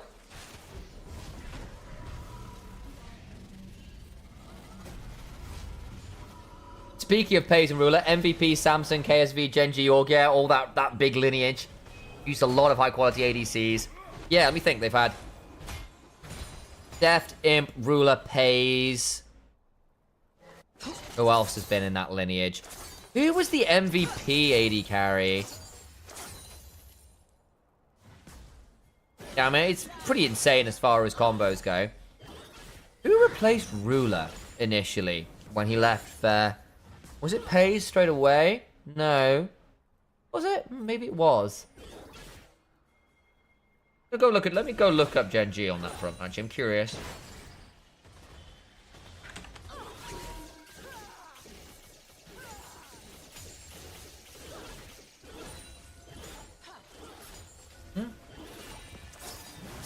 Let's see. Roll bot laner. Just Ruler and Pays from that route. ASD just had Ruler. Galaxy just had Ruler, didn't they? Oh. Stitch! Oh my days, and Fury! That's the one. Stitch and Fury. My days. Stitch was fun. Fury was a bit more hit and miss.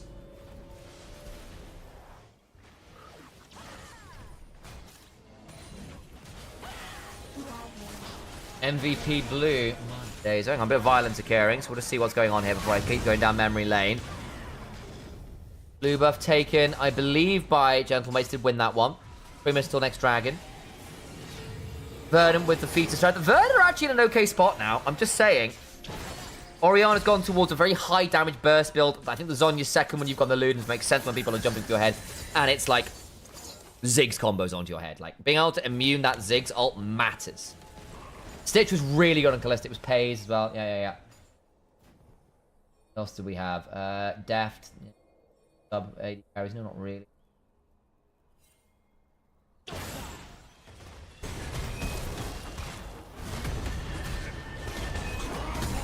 Well, decent damage there. SLT will punish Emperos for taking that turret. Overcomes the Vi.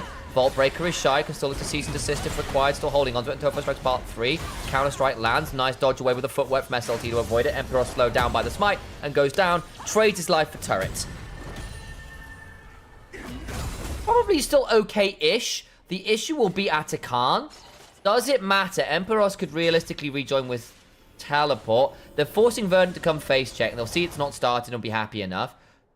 The Tori might flash over this. Yeah, well, at least Hex flash it.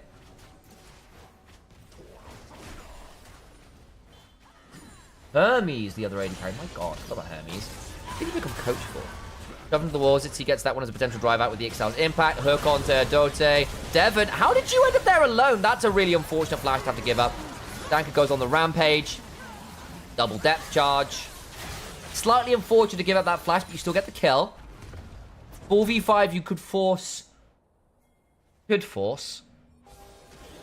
Atakan here. We'll see.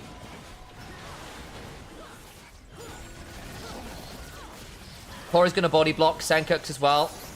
Sivir, Vi, SLT coming as well. Zitzi can get through the wall, but they're going to try and potentially turn onto the Skarner. SLT on the flank angle. Aker is having not a lot of fun. Has to flash over the Pathmaker. All out on the Skarner as a result. Double flashes. Mega Inferno Bomb comes on down. Will not matter. Your Skarner is down. No smite. And no spell, but that'll likely be it. Hell yeah, Signs of Life. That's the one. I think we're going to 3, folks. Atakan was being taken all the while regardless. Very well played by Verdant.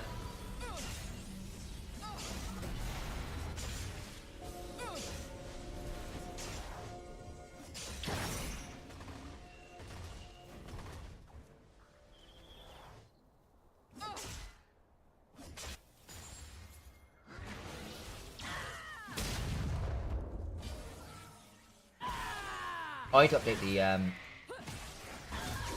done that.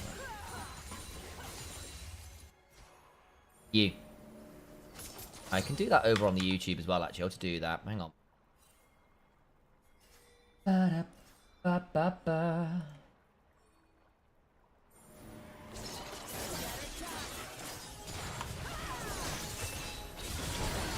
Okay. Bit of mid lane chunking. Soul point for mates if they can get this. How easy that's going to be, I don't know. They managed to make their way into river. Not quite at Zonya's for Senkux. Got the arm guard, and that's kind of probably enough, actually. SLT backs away from Emperos, looking at his face. Got 2 items himself with the Sundered Sky now alongside the Triforce. SLT forced to back away, but now Verdant are the ones on the Dragon. See, frontlining, looking to try and flip this. It will be a flip. They got control of that bush. Control ward buying them a lot of space.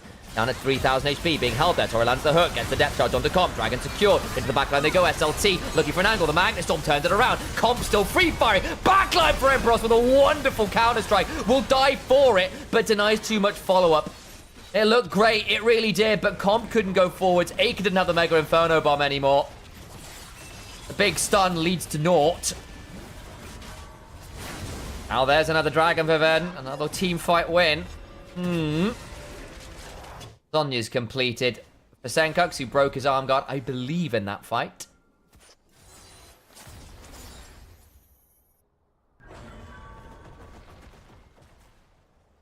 That Zig ult bomb combo hit the air. Like, you've got to do better. Like, if you're going to draft this comp, you need to get stun into Zig's bomb. That's the whole point of this combo. Otherwise, you will lose to the extended DPS of the Sivir at 2.5 items and the Orianna. Hell, even the Cassante at this point is proving really obnoxious for them to get through. SLT's playing a mean game after a rough start. Has played a very mean Cassante game and a good recovery from the unfortunate Rumble. It did a lot of damage, relatively speaking, to the rest of the team, but, you know, 0, 5, and 3 is not what you want to expect from a top laner.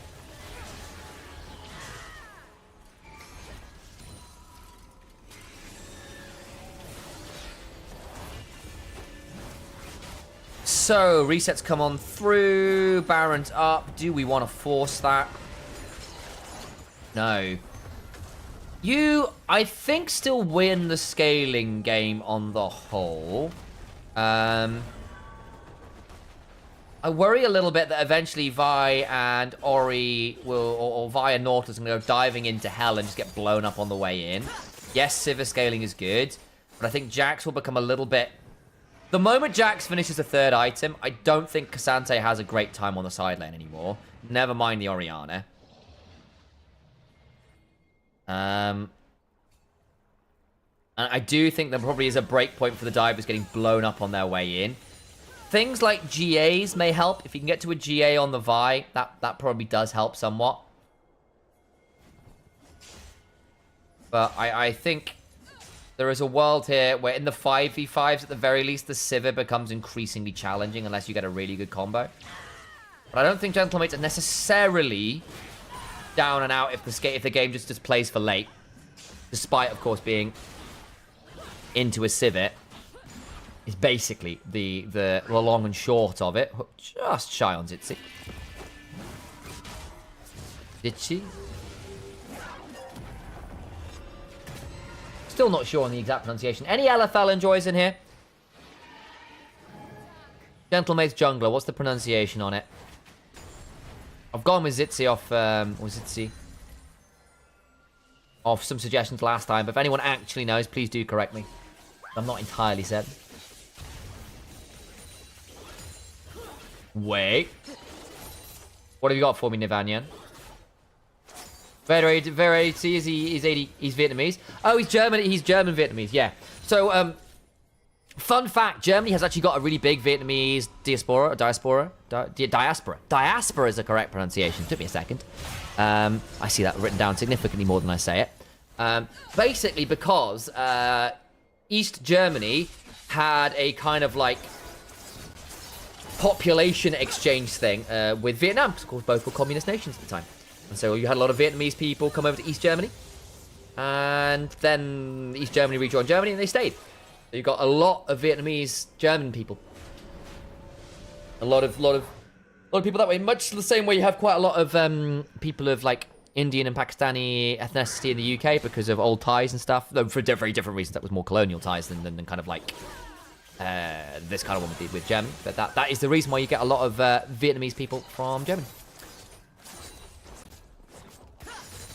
Or Vietnamese ethnicity, because of course Devon, I believe, has grown up in Germany. Guest worker program, that's the one. Yep.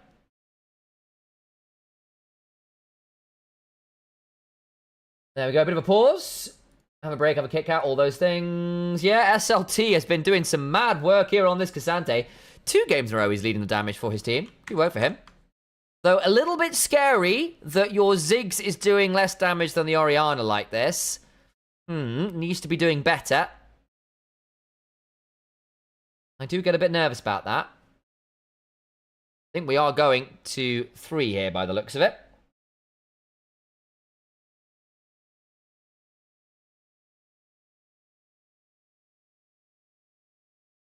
I have my Cassandra deal 100k damage as a tank in one of my ARAM games. How he's a tank? Just because if he gets to hit a lot of people is the honest answer. If he goes all out, he trades his tank stats for aggression, right? And he gets Omnivamp in trade. It's very throwable. It is very throwable still, I think. Like, you can fumble this around Baron yet. You're only 2 Dragons Deep, so you're not really threatening Baron. You're not really threatening Soul. And as I said, the scaling is not as simple as, well, Sivir wins it. Hey, Lion Man, good to see you.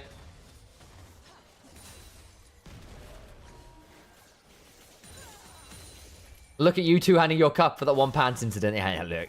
It happens, you know? I can't trust myself.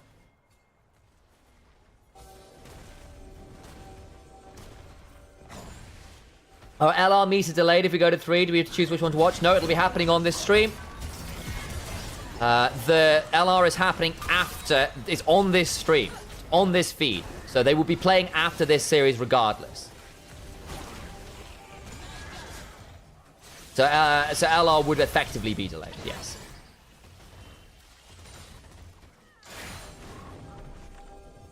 So really, it's just the way schedules work. They've scheduled for best of 3s, for like 2 game best of 3s, which is always a slightly risky proposition.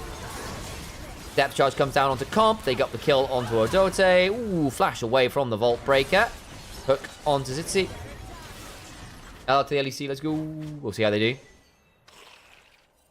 Of course, without things standing, they'll be playing at least whatever the new tournament format, kickoff tournament, or whatever they're calling it now. With another one, the winner of Summer, or whoever comes second, I guess, if LR win it. I believe that's the way it would work.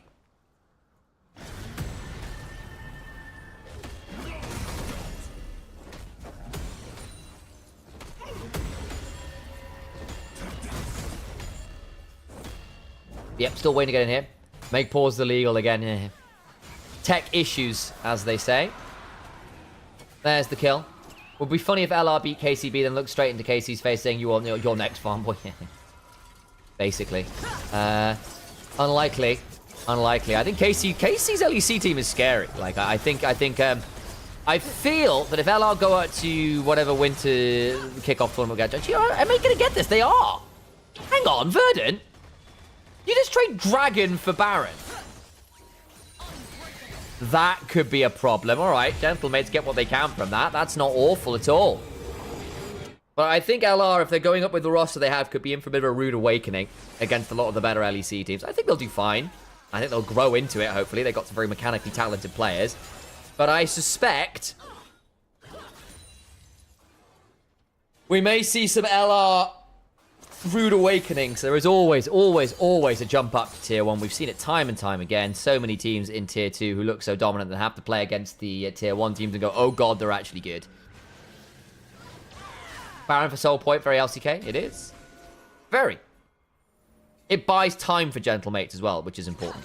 Because Verdant are not very good at closing out games. They are slow to close games. They've been known to make some mistakes. They're reliant on getting a big pick that allows them to finally get the thing. They can be stalled out. It's very possible for them to be stalled out around objectives and kind of not find ways to force enemy teams' hands. It's been a problem for them across the split in general. I'm relying on a bit of Torre or Senkok's magic to make things happen. But in this game, SLT is having a great time. From your perspective, what's the 4 teams that can win this EMEA? LR on one of them.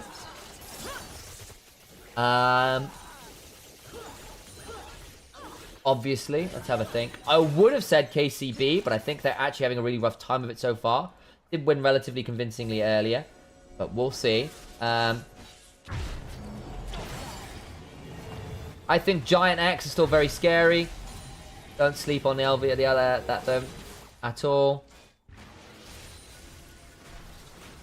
I actually quite right Galleons still.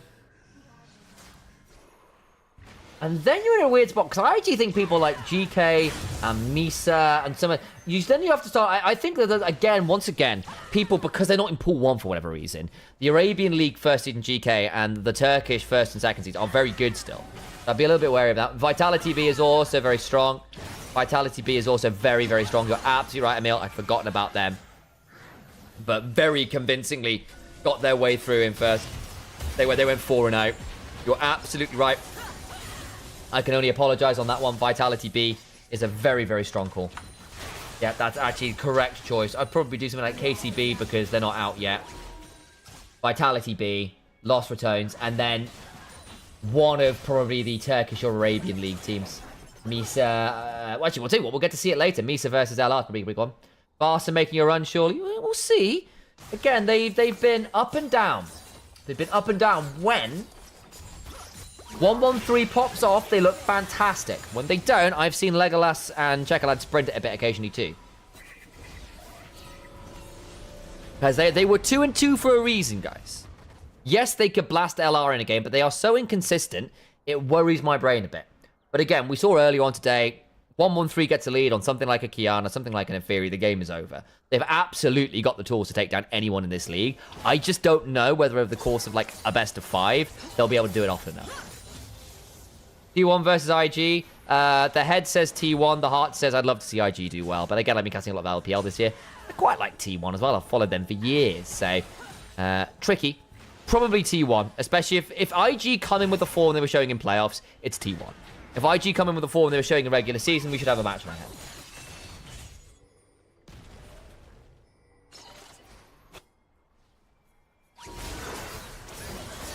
Devon, oh, comp!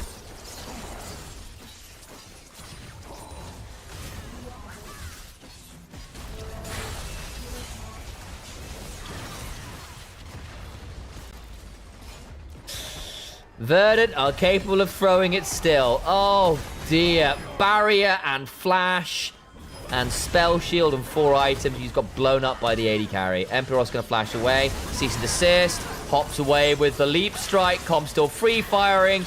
It might just be a comp diff, guys. It is in fact a comp diff.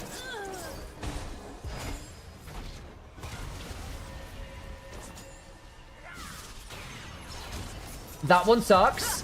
That one sucks a bit.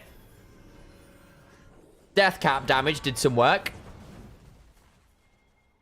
That Baron's gonna haunt Verdant. Yes, it is, and it will cost them soul. It cost them soul as well. Ref just leaked 2-1. Don't spoil it here, then, Mikey, please. If that's all right. Slightly upsetting the ref leaked it. They should be doing better than that, but hey, it happens. Honest mistake. But please don't spoil it. Not. Thank you very much, Mikey. I appreciate you. I know some streams are fine with it. It's just like because we're watching it. So. Well, there's another kill onto Torre. Ah, Verdant have done it, haven't they? That's just a sequence of failures. We summon the cricket, the ASI cricket. Oh, tell us the loser, oh cricket of wisdom.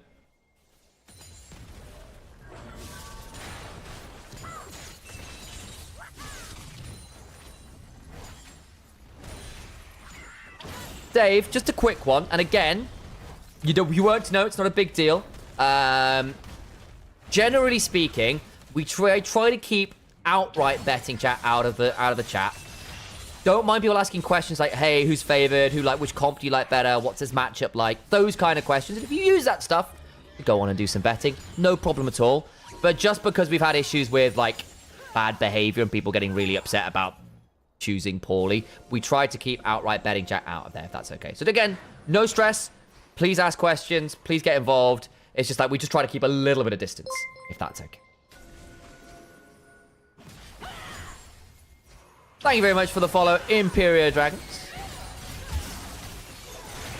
Oh, no, don't, Dave, again, seriously, no, you weren't to know. You weren't to know. It's not a big deal. It really isn't. It's just a polite request more than anything. And again, feel free to get stuck in. Feel free to ask questions. All those things. Not a big deal. Ooh, hang on. Comp's going down. Hang on. He goes up into the sky. Oh, Comp's dead. Okay, took Torre with him. Acre goes golden, not in the greatest spot. That's not bad. Devon blows up another. That's not bad. thank you for the follows, guys. Frostwing, Dave. And I said Imperial already. Thank you very much for coming on in here. There we go. Well. It's over. I think we're going to 3. And Cloud9... Dickerish. Someone was a Licorice fan. Dickerish. If Sivir dies, they lose fights. Oh, hang on. Can they... Yeah, the Severin is fight. Ooh, Emperor's Golden's the shockwave. Does it change anything? Driven into a wall. One next turret is standing. Emperor's just about to fall down. Just get the counter strike down for a second or two. That's not bad on the backside. Oh boy, Devon survives. Flash away. That's good. Can they hold on for long enough? 10 seconds on comp. That might be enough to stop the end of the game here.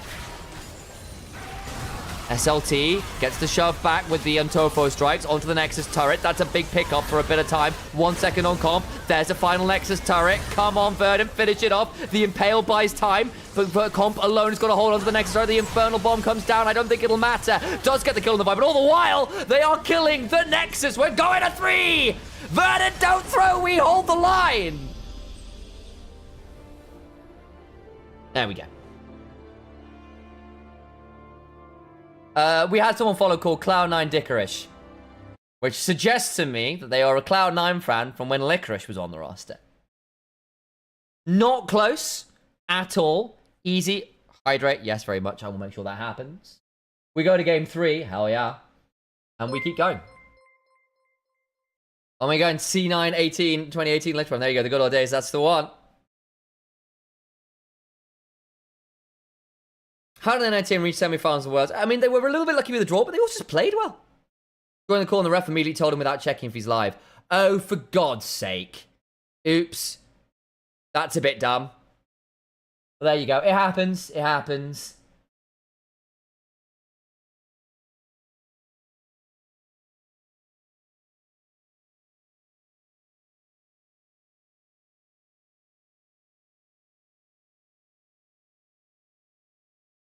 Right, look at this graph. Holy moly, wee! Ah, wee! Oh, I had fun. Thank you for joining me on the roller coaster. That was great. That was great. Well, yeah, look, okay. Lion Man, one of the issues is Fearless hasn't actually given us, if you check out the numbers, Fearless hasn't actually given us more champ diversity, really. Maybe it's given us some comp diversity because we're not always seeing the same matchup. But what it basically means is, one of the issues with Fearless as it stands is teams and players are not encouraged to bother learning counter picks. Because why would I learn a niche counter pick into this champion? Because I'm only ever going to see it the once. Like, actually, why would I learn Vel'Koz into Azir? Misfortune into Ashe. There, or Zyra into, or Misfortune into Zyra. The really famous one, right? Because actually, I'd only ever see it once. I have to deal with it once. It's pointless. It's a waste of my practice hours. Now, sometimes it's fine. It's like things like, actually, this isn't a counter pick to a specific meta champion, which is what people often end up with. That's the reason we've ended up with very similar comp diversity numbers, because you're not getting the niche counter picks. But maybe you get things like, actually, I am a Fiora main. I can play Fiora now. You do get a little bit of that. But that tends to be more down at LDL level, at LCK Challenger level, at EMEA Masters level, where you have got these one-tricks who need to find an angle to show off on their one-tricks, or their specialty picks. Your YSKMs of the world, that kind of. Samira, big one for LDL.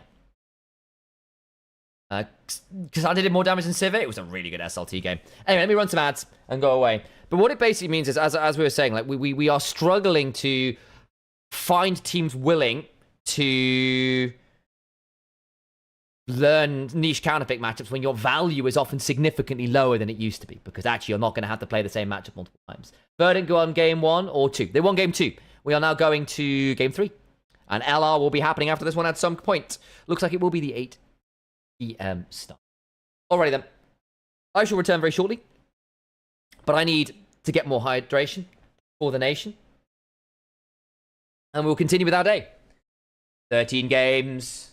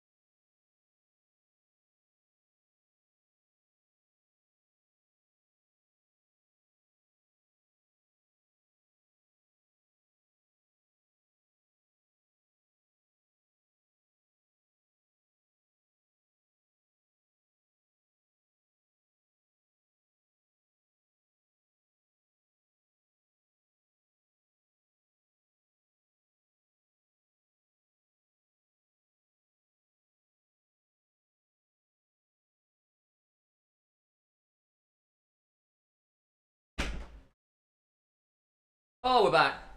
We're back. Oh, baby. Oh, yeah.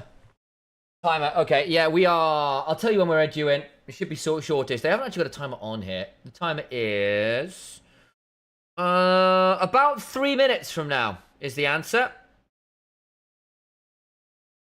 I honestly thought the stream froze. Sorry, guys. As I said, I desperately needed the bathroom. It's been a very long day. It's going to be a longer day yet, so I needed to run for my own biological requirements. Yeah, they could use a timer in that moment. I think part of it is because they don't have the most accurate timers until 10 minutes out or so. So they don't necessarily know when games are starting far enough out is part of the issue.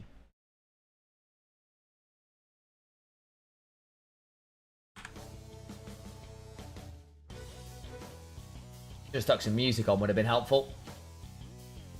That would have been me being sensible. I didn't. Oh, wait, can KCB go to the tourney? Yes. Yeah, so again, we run into this issue as well. So obviously it's been done before in LCK, right? We had sister teams for a long time out there. Samsung, Blight and Woo. White and Blue, Blight and Woo. Samsung Blight. What a name. That would be a... Why have we not had a player? I feel like that would be a Korean player name. Blight is a great one. Feel free to take that one, guys.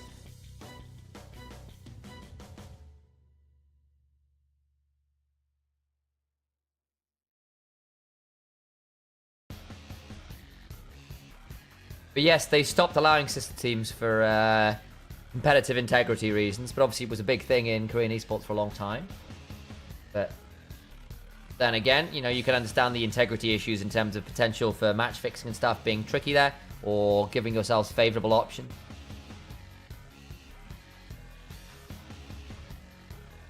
And you can't necessarily say for certain that that wouldn't happen at some point in the future, so you can see why it ended up in that space. So I'll be curious to see what the decision is there if we do end up with an academy team like KCB ending up competing up there. I don't think we've actually heard an answer on that yet. I don't think.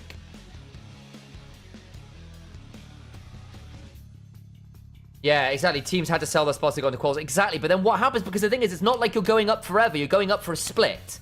So then what happens? Do you just have to leave the org for a split? Then the org gets no benefit for having won the damn thing in the first place? And all those players? Or then what happens with the contracts there? Because obviously they are then unable to leave the team because they would then be obligated to play because the... Yeah, because you end up in this really weird scenario, right? Where who then owns or earns the slot? So if Carmine Core Blue win this split or come second and therefore manage to loss returns and end up being the second team going up, are they allowed to keep the slot going to the winter kickoff event? If they are not, do they have to sell do they have to give the spot up to the next person in line? Do they have to give the players the opportunity to go? But that means letting go of the players, but once they want to hold on to them, are they obligated to come back after the tournament? Into draft we go. I think there's a lot of questions yet to be answered. I own the slot. Yeah, exactly. Actually, at that point, are the players able to do it or not? You know, in that case, do the players just play under no org? But then neither the players nor KCB get that value. Because also it means if those players were giving options for LEC, do they then not get to go to LEC on that option as well? Or another really big org with a better budget or whatever? Because actually, no, we're forced to play. We're obligated to play this tournament, and actually we can't do it under KCB because they're not allowed to, but we're not allowed to leave the squad because we have to come back afterwards because they've got our contract still.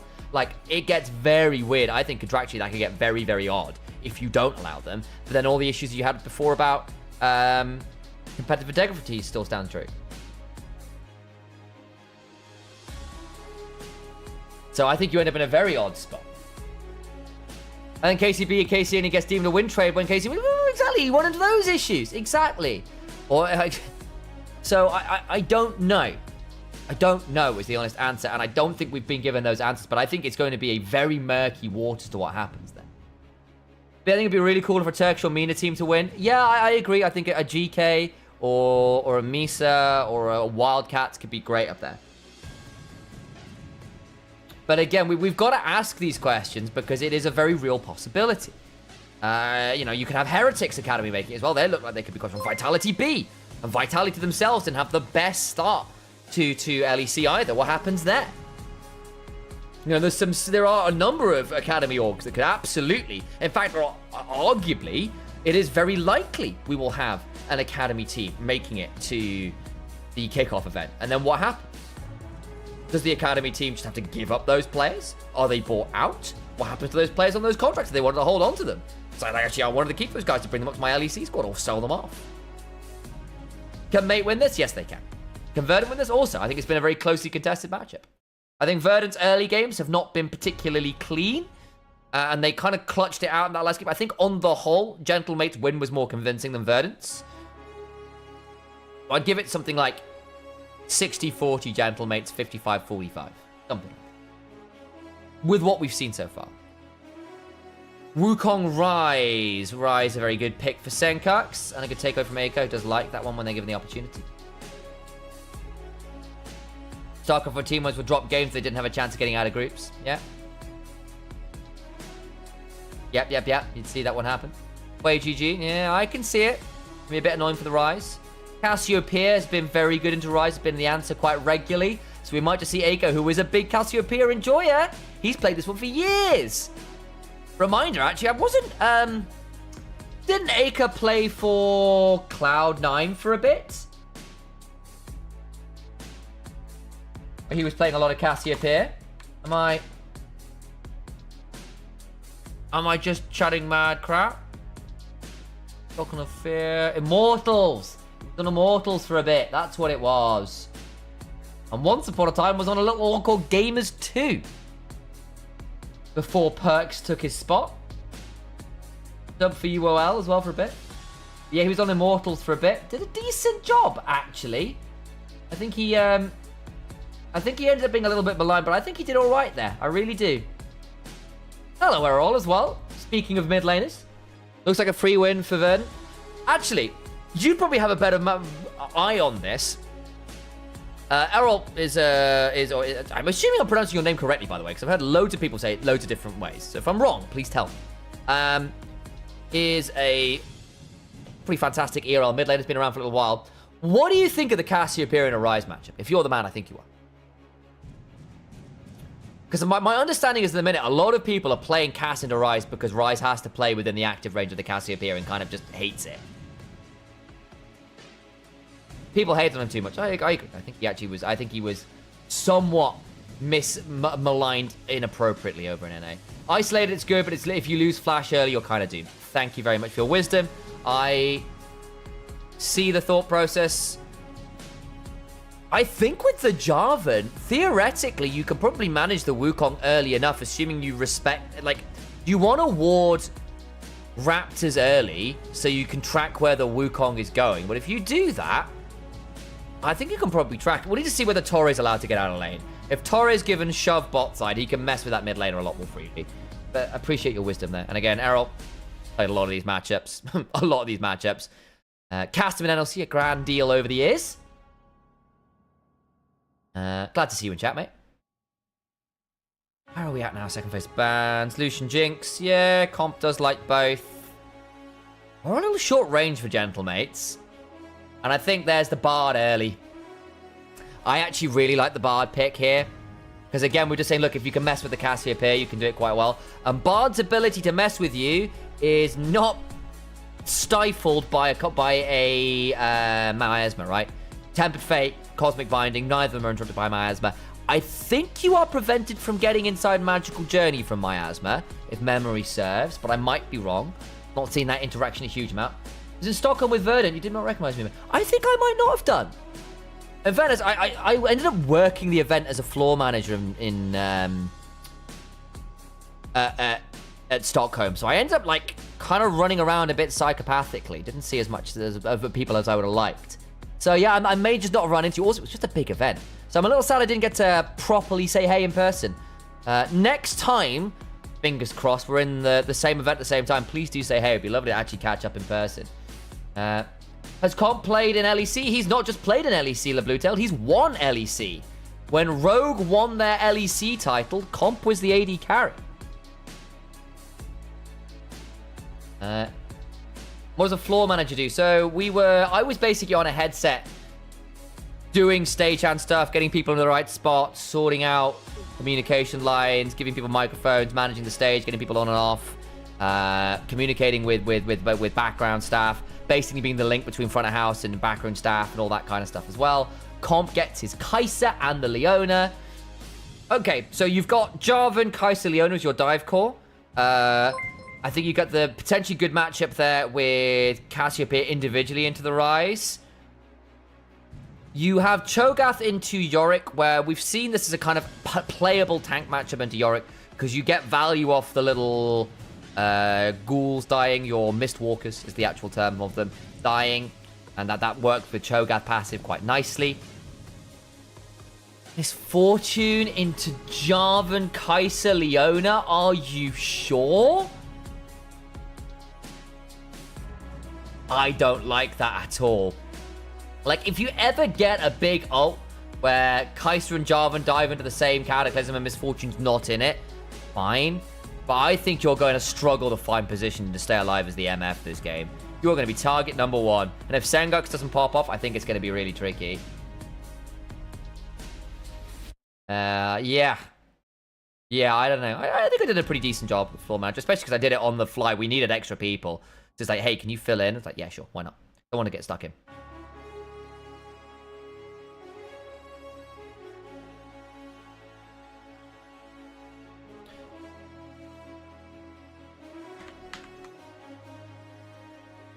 So, at this point, where are we at?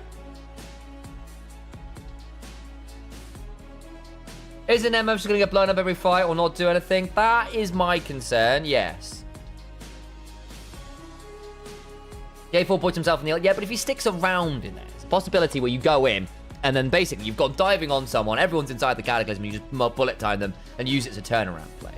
Or, what we've also seen is with MF Bard, you actually are really, really lane dominant. There is this. MF is one of the few... is a good lane dominant option with the Bard. You are double ranged with your double up, plus Cosmic Binding.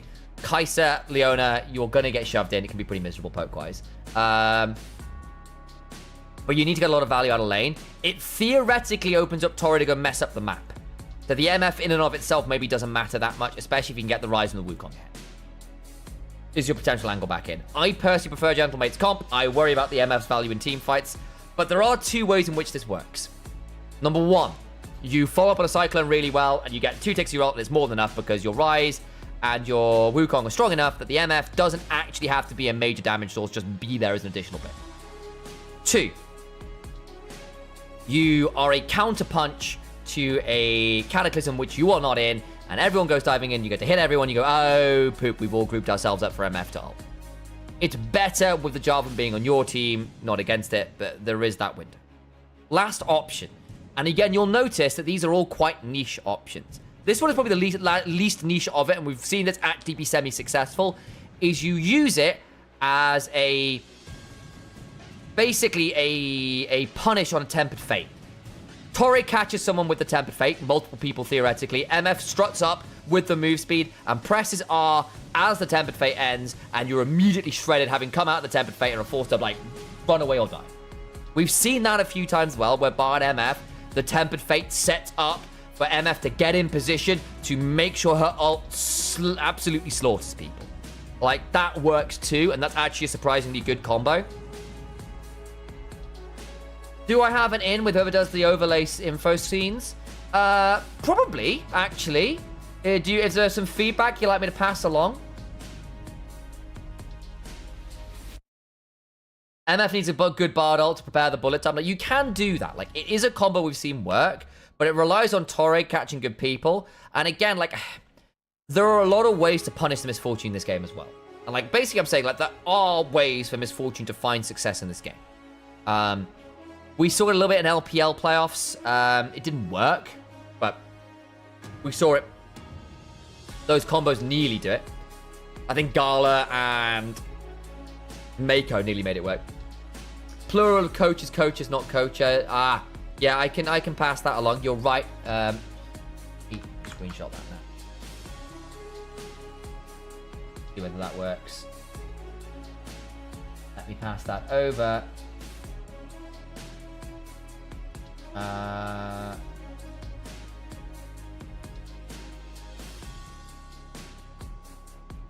Type.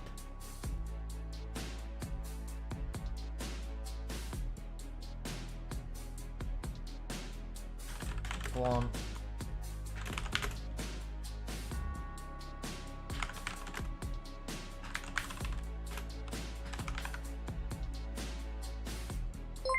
Oh, it's horrible. Why is it?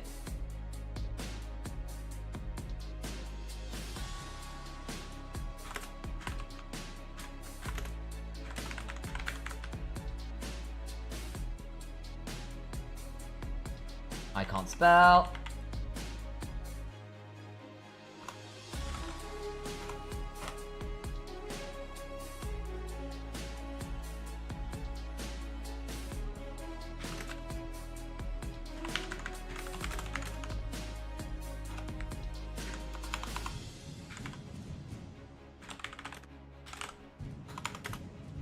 There we go. I passed it on. So hopefully that will get resolved. Burden looking into this game. I prefer Gentlemate's draft. I'm not going to lie for you, Chung.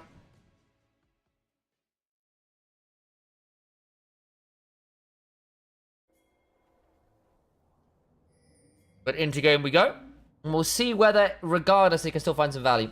Though Leona can cancel if that ever happens. Exactly. Look, you've got Jarvan, Kai'Sa, Leona all have ways to punish the misfortune standing still and ulting. Like the MF can do... MF is surprisingly good with bards, both as a lane dominant duo and that ability to basically catch people with a Tempered Fate, set misfortune up in position, and then ult as the Tempered Fate ends, which can be pretty nice. Cho'Gath's silence can also be pretty nasty. And again, there is a world here where Jarvan and Kai'Sa go diving in and Cho'Gath laughs at them and feasts them. Can be a pretty miserable time, and it's not a bad lane matchup into the Yorick. So, yeah, we'll see. Quite short-range comps on both sides, honestly. So I think we're going to see a lot of very aggressive team fights and skirmishes. There's not a lot of ability to play it slow. If you're fighting, you're fighting. Passed on the word, though. See whether it gets noted.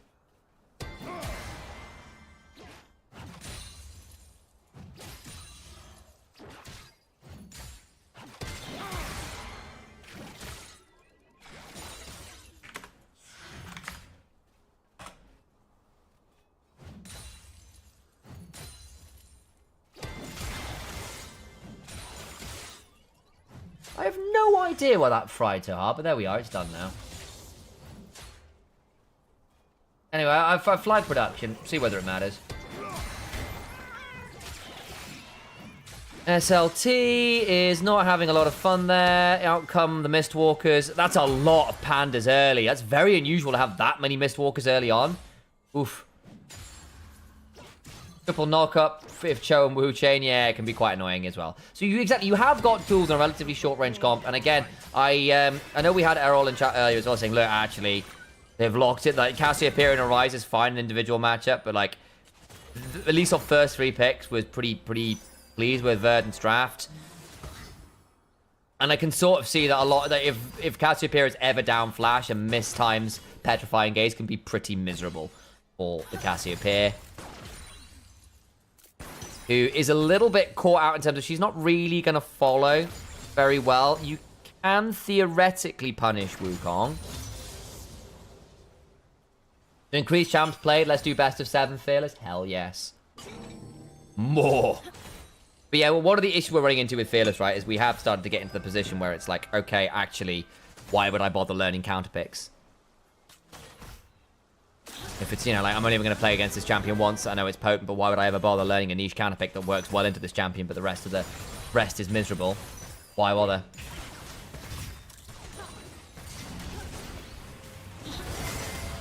Leona Zenith Blades in. Gentlemates do get shoved. That's unusual. I wasn't expecting that. Expecting the Misfortune to get more shove here. I guess with the Jungler being elsewhere, they didn't want to overplay it. Stunned on the turret, Devon flashed away, still goes down. Comp will die, traded back. He takes a lot of turret damage. My god, that turret was heated up. So it ends up being a 1-for-1. Though I'll note, because the MF got the turret, Aika is so dead. Flashes, doesn't survive. Yeah, we wondered whether this might happen. Well, Aika's in trouble.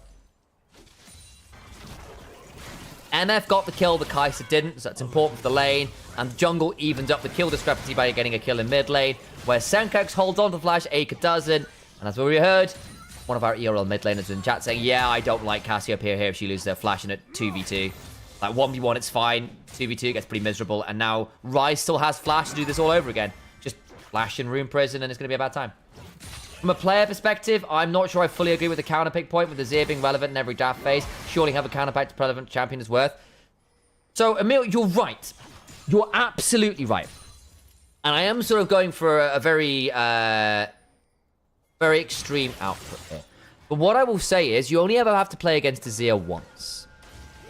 So, a lot of time people just go, well, either I'll ban it. If it's strong enough that I never want to play against it ever against this team, then we'll just ban it. Or we'll play it. Or we play against it once, and then don't bother playing against it again. It's done. Okay, one slightly awkward draft where we have to give it the Azir, but if we get 2 big picks against it, it's fine. Why would I ever bother learning a niche counter pick matchup into Azir if I can just have to play against it once and not have to deal with it again? I'm aware this is a very extreme matchup, and people obviously do learn counter picks. It's not done. But if you want to know why the amount of champions is pretty much the same as last year, despite Fearless being introduced, this is why. Like, it's not actually changed champion diversity that much. It's the same amount of champions we're seeing. TP in, Devon survives, Torrid does not. Decent chunk back, flash on forward. Ooh, the flash stun! Oh, Dorothy does go down 1-for-1. 2-for-1 overall, but now Dank is around, so is Senkox. SLT looking for the rupture. 3v3, Rune Prison lands on down, Senkox speeds away. Aika throws down the miasma. There comes the stun. Thank you for clarifying, yeah. So again, it's not like you don't get counter picks. You do. But actually, I'm just saying, like, statistically, we're seeing very similar numbers of champions to years where there weren't Fearless. And that's partly why, is players aren't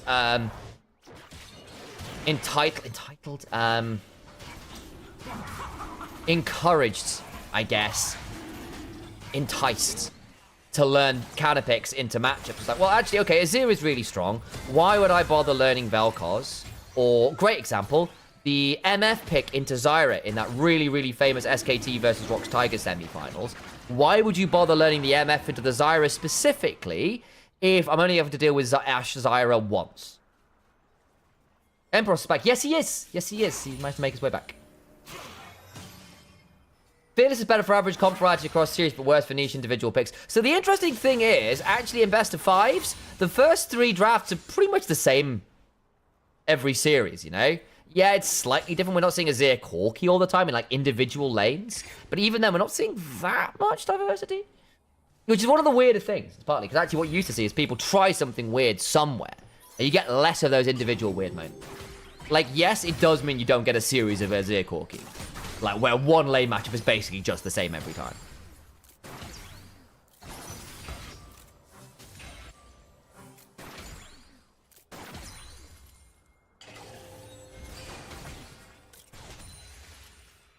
At the top, doesn't it still give an edge to counter picks to steal game 1 if you give a strong champ? Absolutely.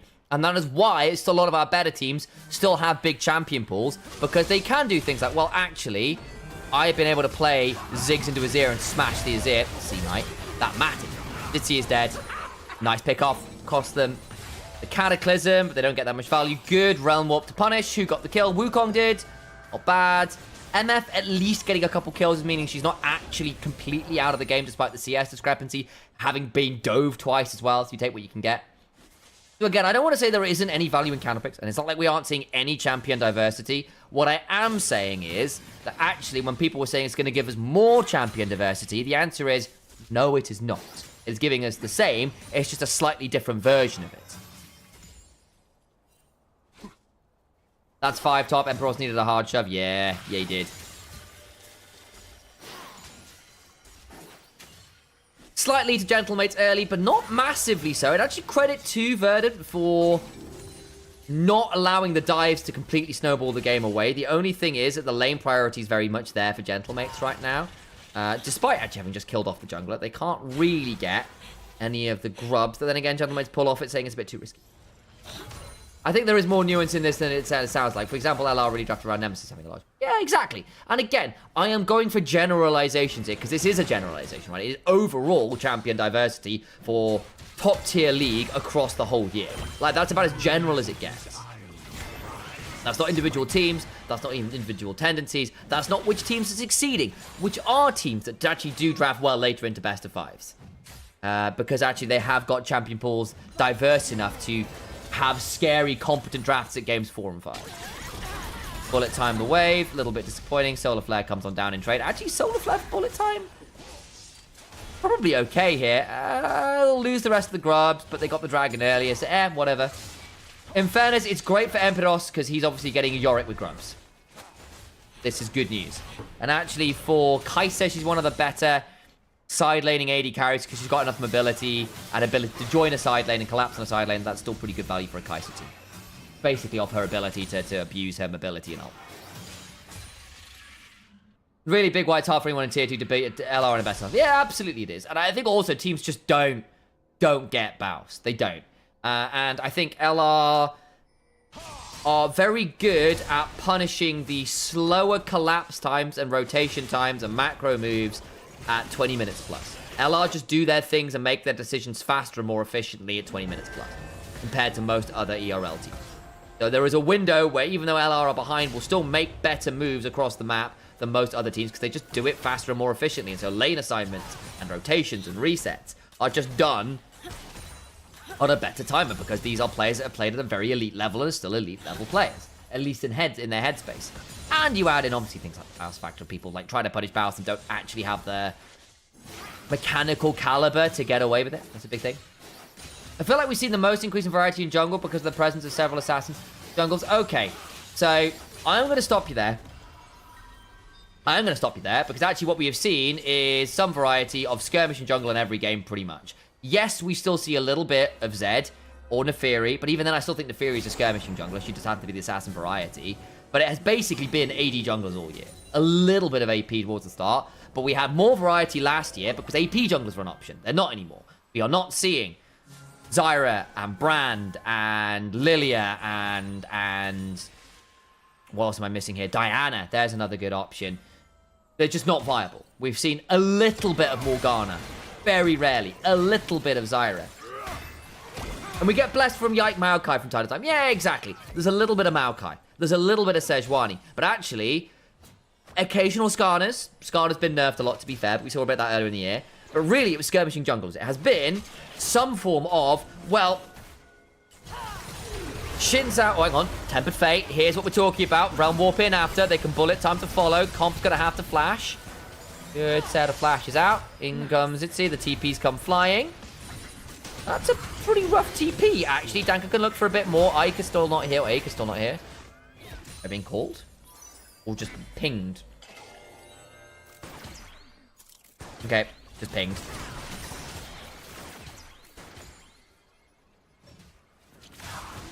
Wow, that was wild.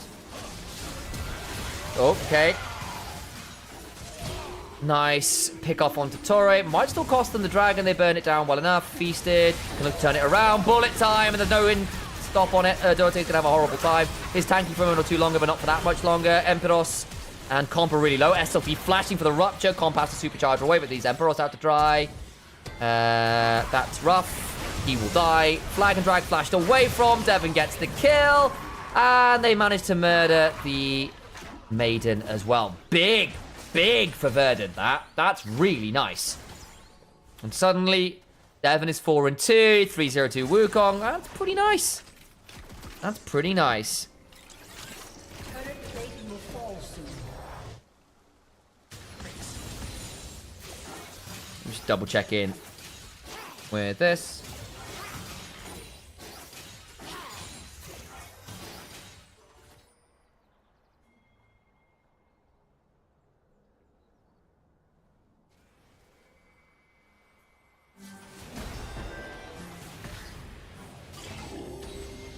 There we go. It's been corrected, guys. I got a word from the production guys like, yep, the reason is quite simple. I am French. It's like, perfectly fine. There you go. All been solved. It's like, cool. So we have got that correction on. Righty then. Where are we at? 1,000 gold lead to Verdant. Good recovery from Dearest Devon, who's dove a lot, and that 20 CS lead comes from that largey, but it's now slightly ahead. The Cho'Gath is proving to be a bit of a menace for all of these short-range champions, and I think that was called out well as well. Let's go Verdant. Hell yeah, Scooty, welcome on in. Thank you all for the follow as well. I really do appreciate everyone coming and following over the last few minutes as well. MDA, 8-Bit, Pixelator, Milk Shark, great name. J Walls, George, all of you coming on in. It is much appreciated.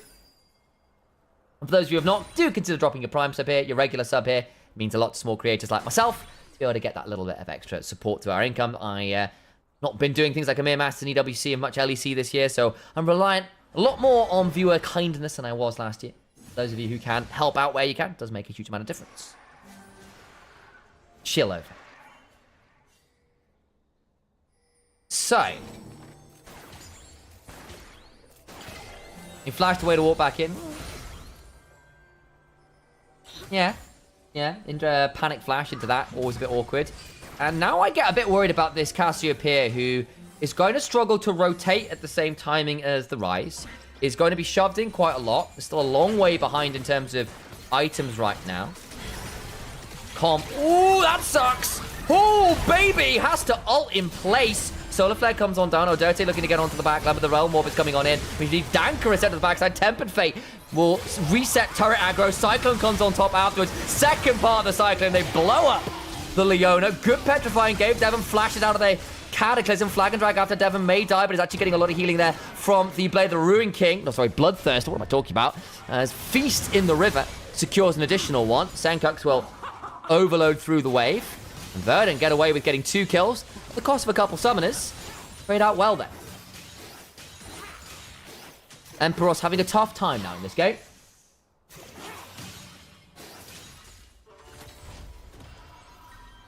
There's a good ult from the Cassiopeia. Almost got the turnaround, but still had the flash up on the Misfortune, who doesn't for the next fight. Won't for the Dragon. That could be big. Comp will have his flash back up and go. So I actually think that Verdant may be in a bit of a weird spot around this Dragon. No flash on Senkux or Devon. Will likely have Cataclysms and the like back up. So this could get very tricky indeed.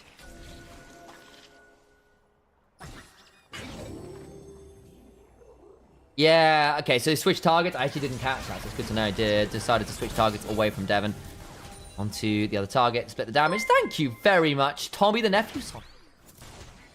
I appreciate it for coming and supporting us there. I do appreciate it. A little bit of love is much, much appreciated. Welcome to the community. Lost Torre as well. Yep. Could be a bit problematic. So there'll be some questions here. Do Verdant just play for turrets instead? And just say, look, actually, without the flashes, it's a bit risky. We'd rather not. Herald's up as well. Can look to trade objects one side or the other side. Comp could carry this game. Just had his kill cash in. Even with the Misfortune. I think we'll have an easier time of it as the game goes on. With the exception of having to be very careful about where he ults into things like Wukong and Feral Screams. Emperos in a 2v1 is not going to have that much fun. Forced to flash over the wall, TP in. They're going to play for the turret. That's the play. Bard and Misfortune rotate faster. I think Devon needs to be a bit careful here about his choice forwards. Emperos will still die, I believe. Gets a bit of healing from the last rites. But some Vorpal spikes. And a bonk from the monkey will bring him down. Emperos is not playing that great this game. Yeah, agreed. Nice Tempered Fate on the mid lane turret. Denies the Herald charge. Very good. And gives Senkux the first turret boss.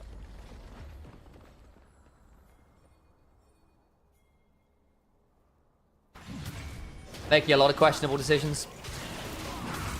Unfortunately agreed. Yep, they didn't really manage to cross-map very well. The Herald was basically... They took the Herald and it was immediately denied by a Tempered Fate. Dragon secured on the other side. That's now Soul Point. I think Verdant are in a great spot this game. Probably do need to back away from this. And the important thing is here, Verdant weren't caught in a team fight where they didn't have flashes. SLT may now be in danger. Might be forced to flash. Does so, but followed by the Zenith Blade. Magical Journey on the other side of this means that SLT still trapped in this Cataclysm. Will not really be able to come and fight. And I think that is likely going to be the death of the Cho'Gath. And is so.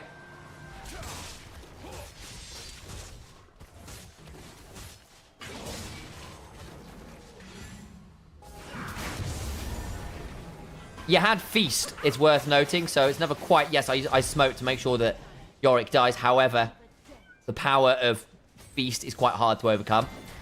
Still, nice little trade back there from Gentlemates. Verdant a little slow on their exit from the Dragon Take. Will lose the Cho'Gath and the turret as well, so something back there for Gentlemates. And actually evens up the gold lead. That's now back to even. 2 turrets to 1. How else did they get the turret? Top side. They got the top side turret. I suspect with a pick up on the mid lane or top lane turret, will go back into the favor of Verdant somewhat. Okay, that's the way it is. Thank you, I appreciate the fact that you subbed before you followed, Tommy. That's great. Mr. Beast? No, Mr. Feast. All no idea to Mr. Beast's Hunger Games vibes, doesn't it? Mr. Beast with Cho'Gath in disguise.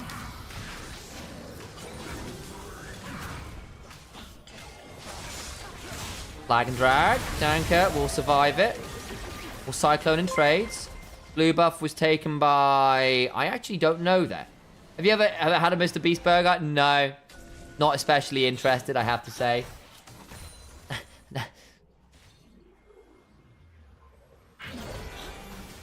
I know people were weirded out about the fact it was pink. I was like, good burgers are.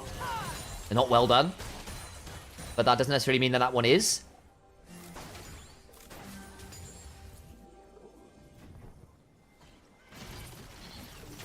And obviously then went on to do the Feastable thing, which by all accounts was a little bit less good.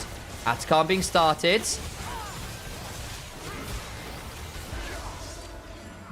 Hampered Fate on the Atakan, buying some time. They're not playing for this, they're giving it up. They're going to try and shove for the tier 2. And they do delay it by a fair amount. Misfortune's going to get a shove through into the mid lane tier 1. Going to try and prevent Comp from coming on over. Realm Warp on in. They've got the Yorick to TP topside, so can't join. Torre will flash away from potential engage there. Was down to a potential angle for, if he'd been hit by that W, I think an RQ probably kills him off. Turning it around onto the Cho'Gath with the Soul Flare. That's a good bullet time angle. Forced the flash away from Odote. Did not enjoy that at all. 2 minutes till Dragon. So, what did I get? Top lane tier 1, mid lane tier 1. Shove into tier 2 in trade for Atakan. I think Gentlemates will take it. Especially if they manage to stall out the game. However, if it comes at the cost of Soul a little later on, then it gets a bit trickier. Because then actually Atakan is only kind of being matched well enough by that. And I think Verdant weren't really in a position to play around that turret. And so I think probably made the wiser decision not to go and aggress too heavily on the Atakan.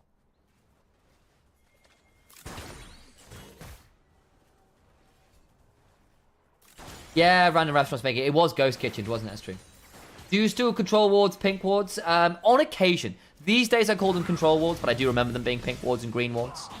Was playing since sort of like tail end of Season 3, beginning of Season 4. I played basically over the holidays in Season 3. So, like, Jinx was my first release, I think, properly. Possibly the tail end of Yasuo. Knock up on SLT. In comes Comp with the collapse with the Killer Instinct. We said that was going to become problematic later on, and maybe Kai'Sa's going to start becoming a problem now. No, there is a TP for SLT. You did just burn an ult or two there to make that happen. Torre, reminder, doesn't have flash and just ulted himself. He's going to die. Ooh. Now we're in an interesting spot. Sol was in 30 seconds and you just lost your Bard and your Cho'Gath. You won't be able to set up around this. Will always be pink wards. I don't blame you. A lot of old school League fans will remember that. Hinting a bit, aren't we? That could be a bit problematic. I remember the pre-trinket days, indeed, when you had to buy your wards. Portal and Dawn were already territory. Well, it's because they saw 3 members topside. They went, right, we're going to get some wards down before this dragon. Does now mean they're not going to be able to get this dragon. That will delay Soul and give time for a Gentlemate to scale. Again, you've got the Kai'Sa who's trying to build towards a 3rd item. Getting Kai'Sa a 3rd item would be great.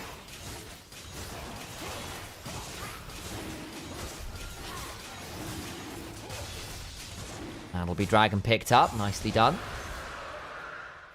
Don't have to worry about what to call them. You don't buy them. There's some truth in that. SLT. Oh, man, you've just respawned. Not like this. Flash away. Does survive, but rough couple minutes from Verdant. That was sloppy. Let's shove into tier 2 here. Emperor's going to try and clear this out best he can. Torrent Senkuk's on the other side.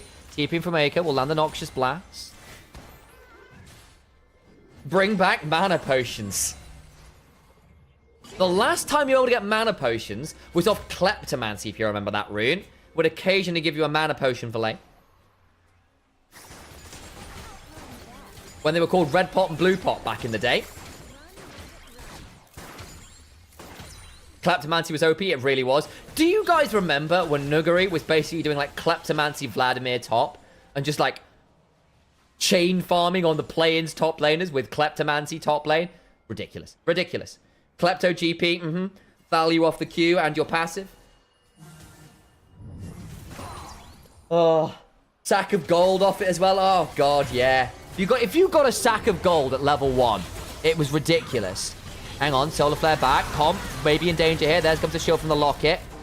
That's what you're supposed to do with the Tempered Fate combo with the Misfortune. The MF at this point is really in need of a third item.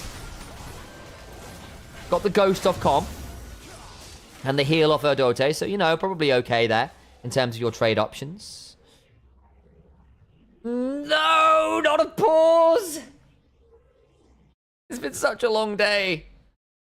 I have been going for nearly 12 hours straight currently. Oh, I've still got another series to go. Start at 9 a.m.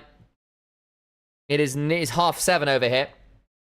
So we're on what's like 10 and a half hours here. Straight.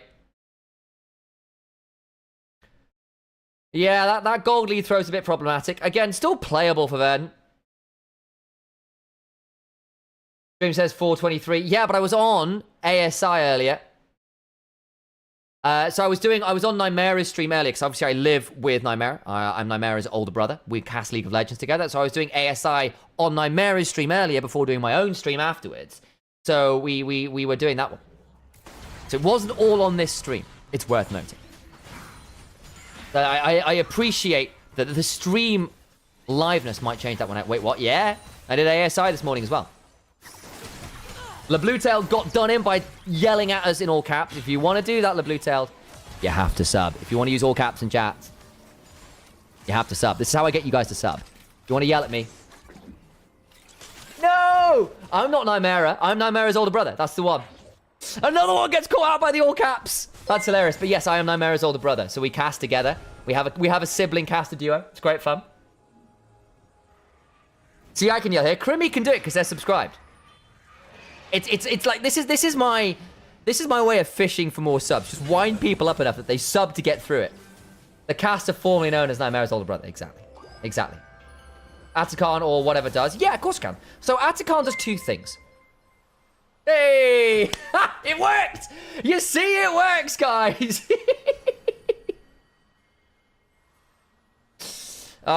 It's a cunning plan, guys. It's a cunning plan.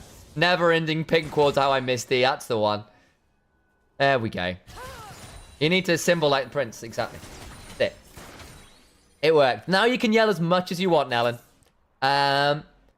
Yes. So Atakan does 2 things. 1, it gives you all of the remaining petals on the rift. So all those blood petals you're picking up, you pick them all up. They're all yours now. All the remaining ones, any ones that spawn from them, they basically become yours. And you get, they're amplified by, I think it's like 25% by Atakan by being taken. That's actually a really big deal. That's the big part of it for Atakan. Because that gives you XP, it gives you damage. To a significant level as well. It's a bit of a hidden, seriously OP bit of the buff. Number 2, it gives you... actually, SLT's dying. We might have to finish one up a little bit later. Buys enough time, gets the feast down before dying. So half of his comp's HP bar gone. Senkux might look for some more. Over comes Tori, can look potentially for a Tempered Fate. But Zichi coming across will make it a bit tricky. That's a pickup on SLT. And again, the Kaiser at this point, at level 15, the ult is long enough range to be able to play the side lane collapse really, really fast. And that's proving really frustrating. SLT will have TP, will be able to rejoin this fight. So we'll be around for the soul, I think. That's another really good pickup for comp. Atakan conversation. The second thing Atakan does, we've already talked about the petals. The second thing it does is it gives you a AoE damage slow on killing an opponent. If you kill an opponent without a gun, you get this kind of burst of damage around them that slows enemies. But that's very much win more. You have to kill people to get it to proc.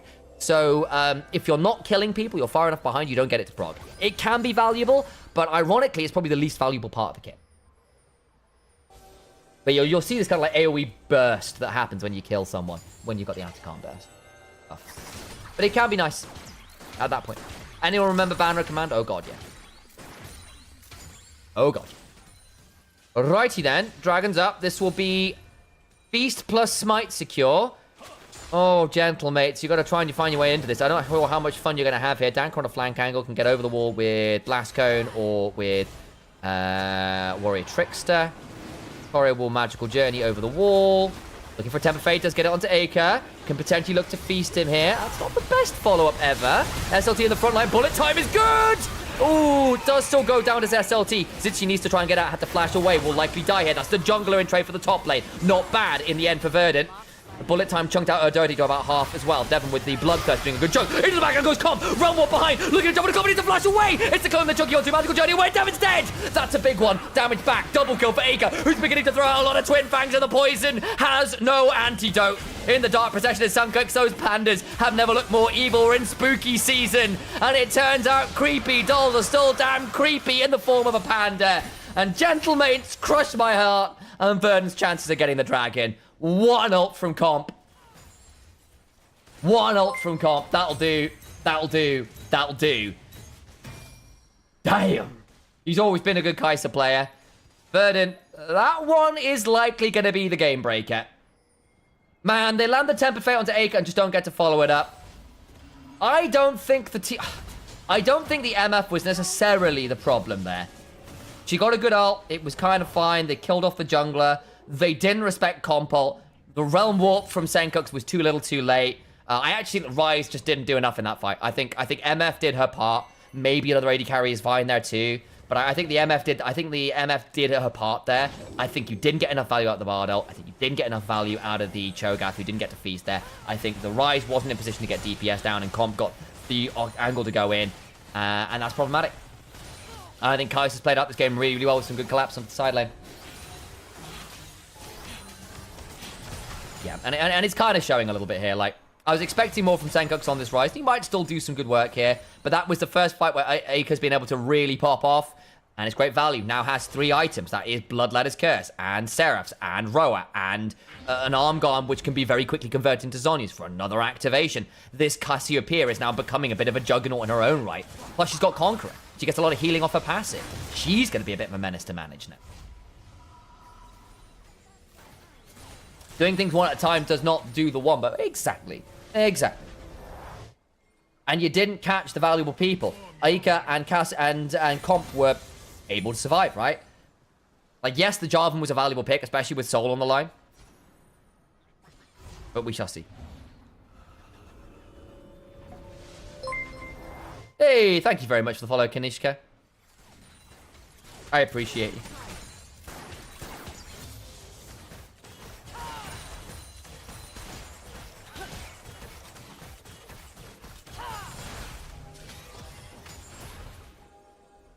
Okay, towards the Baron we go. Alright. Gets hit by the Void Seeker.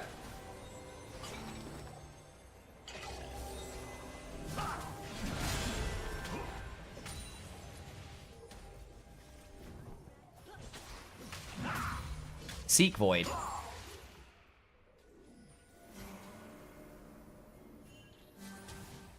Didn't they do Baron? No, they didn't. Magical Journey out again. They got some wards down. You've still got to deal with the fact that Wukong Cho'Gath, with Realm Warps and Magical Journeys, have got lots and lots and lots of annoying ways to get into the pit and theoretically steal it. Hang on, Comp! Tempered Fate keeps himself alive. Did he McHale's himself there as well? Was he trying to McHale's the passive? Must have done, but that means he can't come and stop this. There's no Tempered Fate to delay this.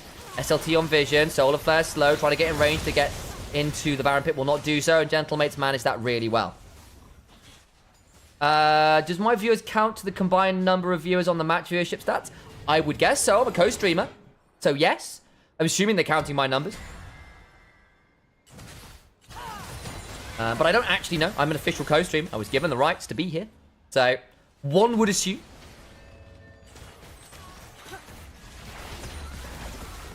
But I don't actually know how they measure the stats and who they count into it.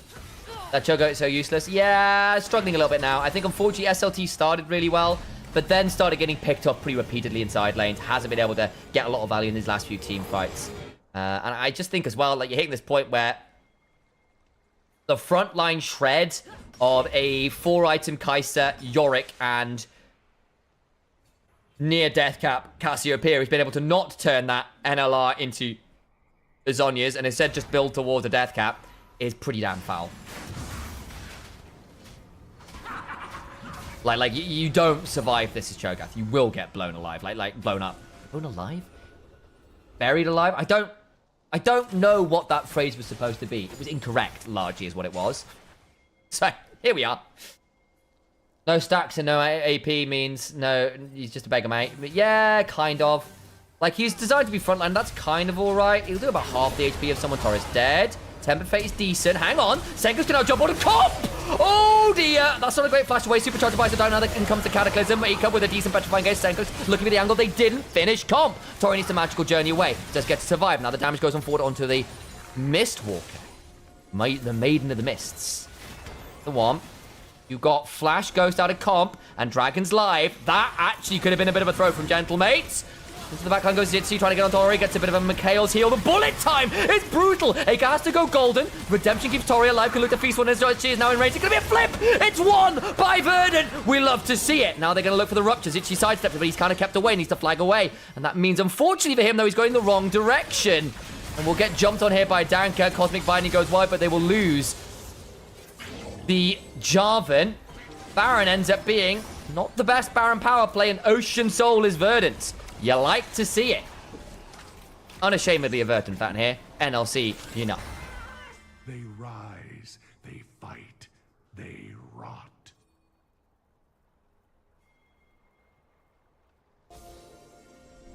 Cho'Gath did what he needed to. Gold reset worth, yeah.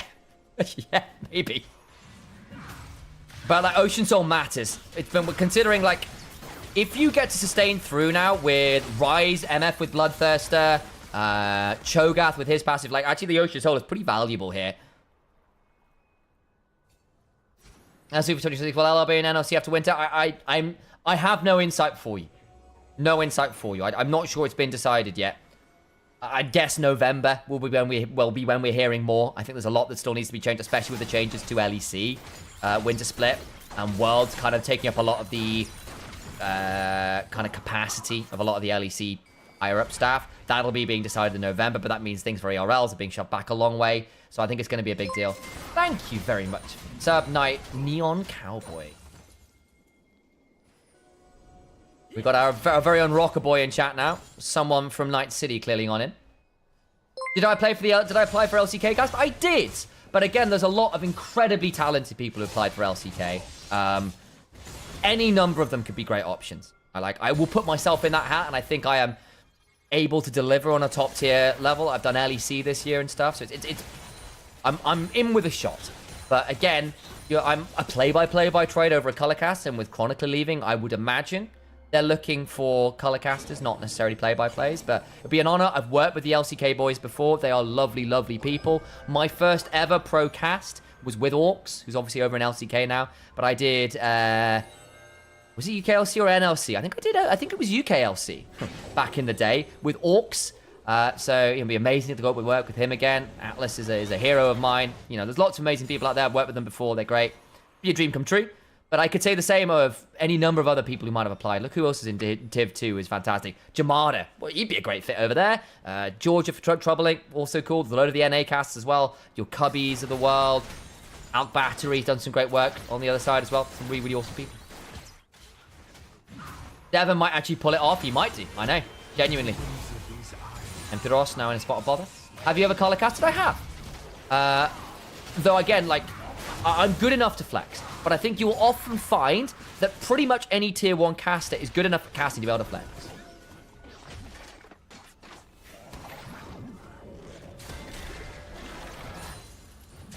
I've gone for the play-by-play route because it kind of hits my strengths a bit better. I like being verbose and exciting with my words. I like getting excited in general. I'm a pretty happy, hypey person.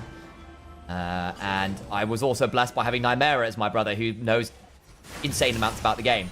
It's like, well, it makes sense for him to be the color caster and me to be the play-by-play. Yeah, I did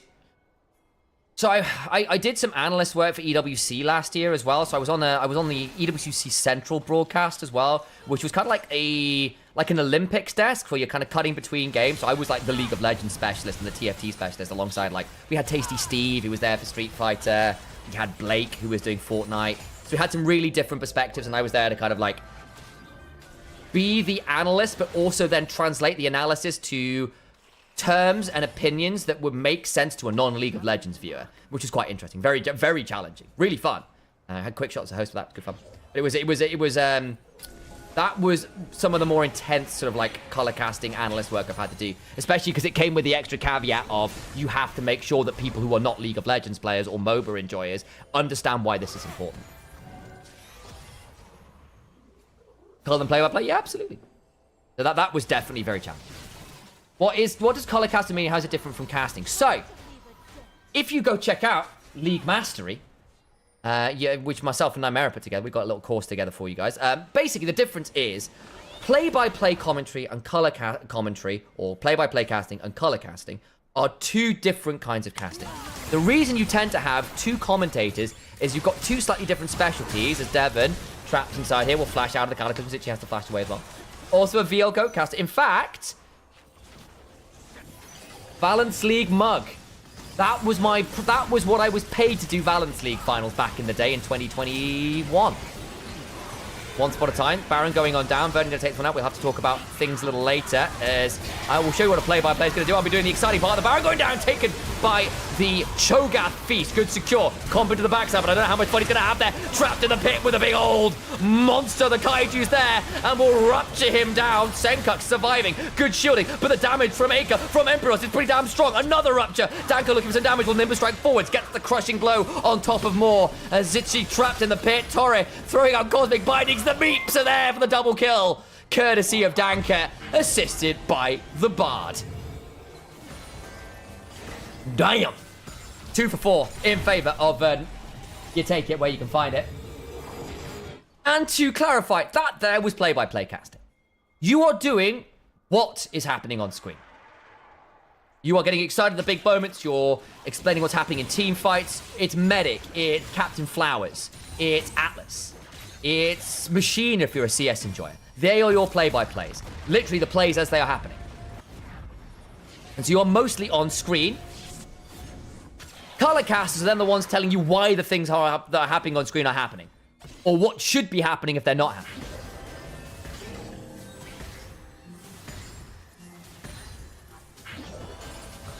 Yeah, exactly. And then play-by-play, then you gotta have the bounce. And again, like, there's some crossover. A lot of the best color casters also will get excited and get hyped in team fights as well. One of the reasons I love casting with Nymera, he's great at doing that. And he follows up from team fights so damn well.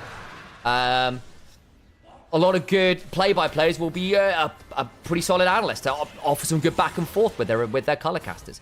Medic is a very good, very high elo play-by-play.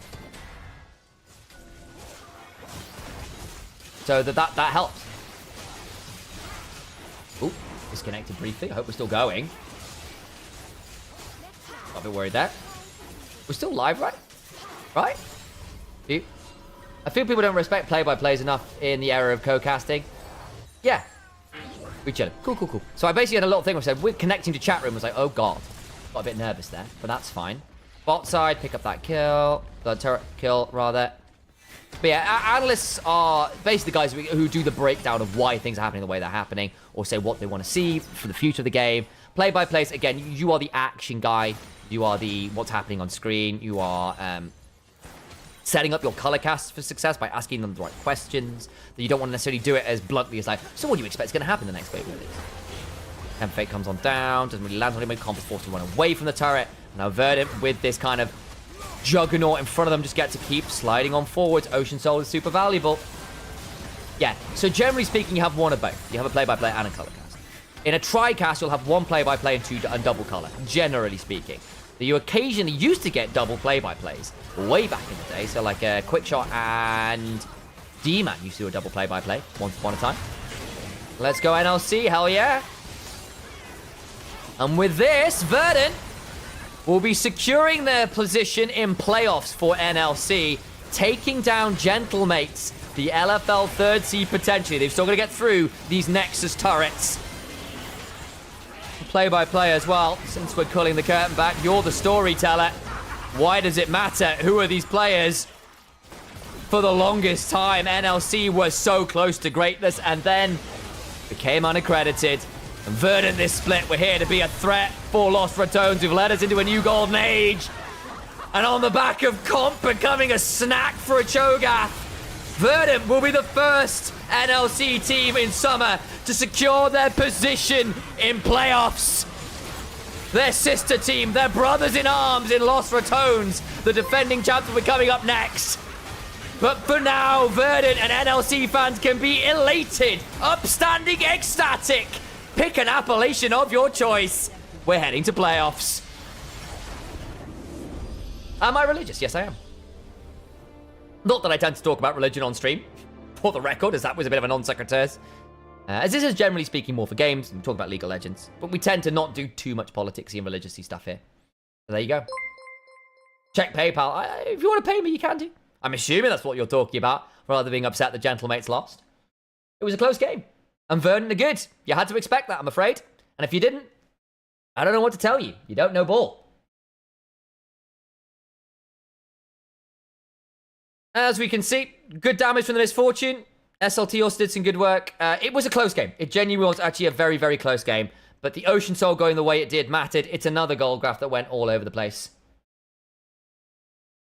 Comp so bad. I actually think he had a pretty good game. This is a weird one about Kai'Sa. Kai'Sa actually has a really weird win rate over time curve. Because actually her win rate over time goes down. For all that she scales really well, for all she has that ability to take the game into her own hand, threading that needle gets harder and harder and harder. Because if you go melee range as an AD carry, you have just as much propensity to get blown up as you do to kill the person. And actually, of course, Comp in that mid-game was picking off SLT on repeat. The reason Gentlemates came back was because Comp kept picking up really big kills. I think it is entirely unreasonable to say it's Comp's fault. It's a close game. Yes, it's a bit frustrating again to get picked off at the end, but I think Zitzi and Emperos on the whole had difficult games. If anyone, I'd say Comp was the most consistent part of this team. Anyway. Not that Kai'Sa doesn't scale well. Not that Kai'Sa isn't good late. Not that players like Gala aren't smashing people with it. You are still really dangerous. It just gets harder because you're very short range and you have to dive into the backline more than you'd like. Right. I need to get myself some more hydration. How do I take care of my voice, the play-by-play caster? A very good question. Anytime, Sammy, the VODs should go up. You want to grab them from my YouTube, grab them from this. If you want to take them, do it with my blessing. Just give me a shout out in the video. Sammy, of course, is a part of Verdant's ownership staff, actually, I think is where you're from, Sammy, who has been in the ERL scene for a very long time. There's a lot of wonderful work there. Congratulations on making it through the playoffs. Looking forward to seeing more of you all. And now for Lost Ratones. Oh, yeah. Let's see how long we've got until the next series. I'll make sure I know where that is before I leave us all. And I will go through some of the things you can do to keep an eye on your voice. Part of it is actually just doing singing lessons. Doing improvisation lessons matter because you need to use your voice. You need to actually have trained your voice. It matters. I should warm up more than I do. Actually, what I need to do is more vocal exercises around things like plosives and tongue twisters and stuff, because I actually find myself stumbling over words more than I should earlier on. I need to do a bit better warm-ups on that. I've kind of gone a bit lazy about that over the last few months. Do better on that front. That's a big one. Owner of Verdant, exactly. Because I wasn't sure, are you part owner or full owner? But yeah, no, Sammy's been around for a long time. He's been a really wonderful part of the scene. Has done us a lot of love here. And has been a real proponent of ERL's grassroots stuff. Been pretty awesome. Should be about 7 minutes. That would make sense. I will double check exactly when we're expecting stuff. Doesn't look like we have it on there. Do I have a timer up here on screen? What's the timer's telling me? Yeah, it's probably looking about 7 minutes. I will run some more ads then. Get ourselves on in. Thank you again, guys, for all of the follows, all of the subscriptions. If anyone else does want to subscribe, please do. Helps me a lot. And if you do, you can use all caps in the Twitch chat, and that matters a lot as well. So thank you for that one. I will be back in a moment or two. I do need to get myself another bit of a bio break, get a bit of a stretch. It's been a very long day, and I do need to look after myself. Oh.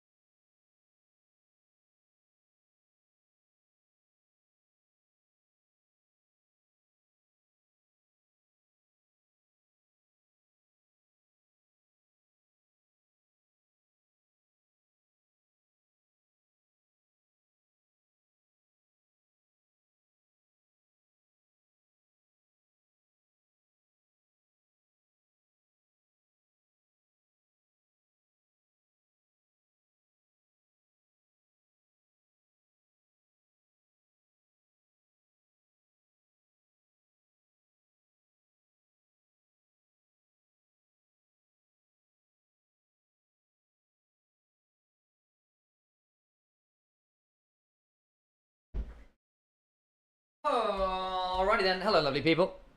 Oh. Hello. Verdant beats 2 times LFO team so far. What we saying? I mean, I believed in you guys. I think people were like... People were thinking this was going to be a Gentlemates when I was like, I think people have really underestimated Verdant because they didn't turn up in the finals of the NLC, didn't see Verdant be what they could be. And I've forgotten that the likes of Senkux, the likes of Torre, the likes of SLT were all LEC plus level. And Devon and Danker are still pretty solid. ATO and LR, probably 2 or 3 minutes. Not a huge amount of time. We have gotten 3 minutes. Actually, looks like 4. We're a minute behind schedule.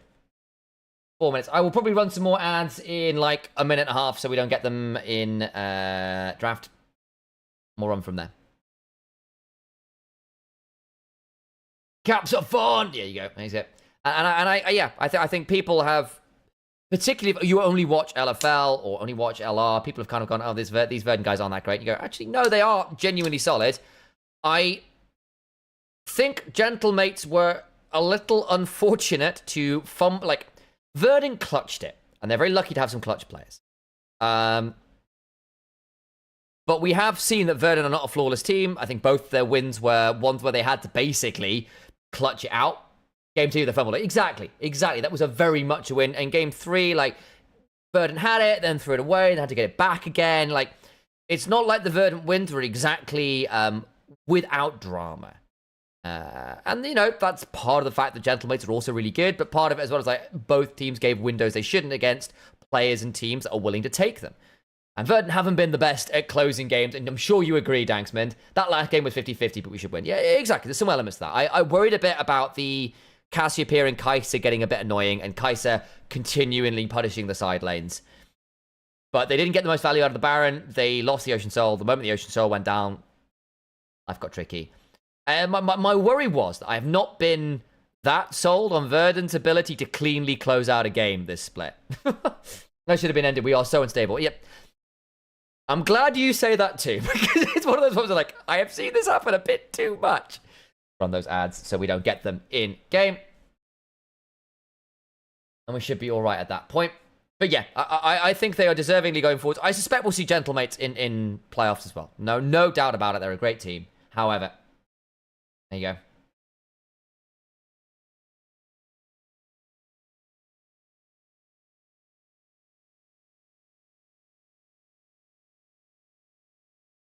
Okay, I need to come back and get rid of some. Look, Shivam, I don't care how upset you are. Hey, thank you for the sub. I don't care how upset you are. Let's be real. You need to act as a significantly less ridiculous dude. Sure, you expect Gentlemates to win, but this kind of salt and random insults is just not on. So, be gone.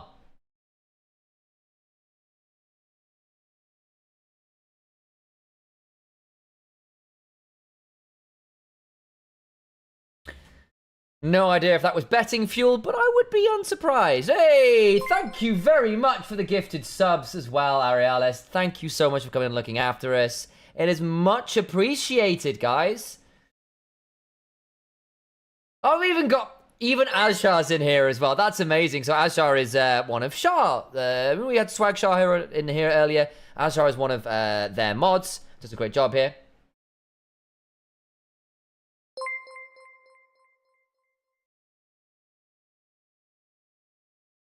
And often shouts me out. So it's nice to see they got a sub as well. That's really cool. I appreciate you guys looking after us here. That's really, really awesome. Who am I like the darkest in the non-EU casting? Thank you very much. Hey, Azshar, glad to have you in here. You have been gifted a sub. Weird to see you outside of Shah's chat. We had Shah in here earlier actually saying hello, which was very lovely. But I was like, oh my god, Azshar, that's nice to see you over here. But it was like, it was quite cool. But yeah, Shah came in, not even joking, Shah came in, yelled in all caps, got immediately timed out. It was like, I hate Streamlabs so much. It was very funny. So she was having a war with my bot. It was quite entertaining. Kept us busy during the break. Not even joking. It was 30 seconds and immediate timeout. And into draft we go. Let's get into it. MISA versus Lost Retones. It should be a very exciting one, folks. Roll up, roll up. MISA on blue, Lost Retones on red. Scion and Syndra away from Baos and Nemesis. Understandable. Are we giving up the Gragas? Are we banning it away? Worth thinking about Velia's Wukong as well. Been very rarely given up. Very rarely given up.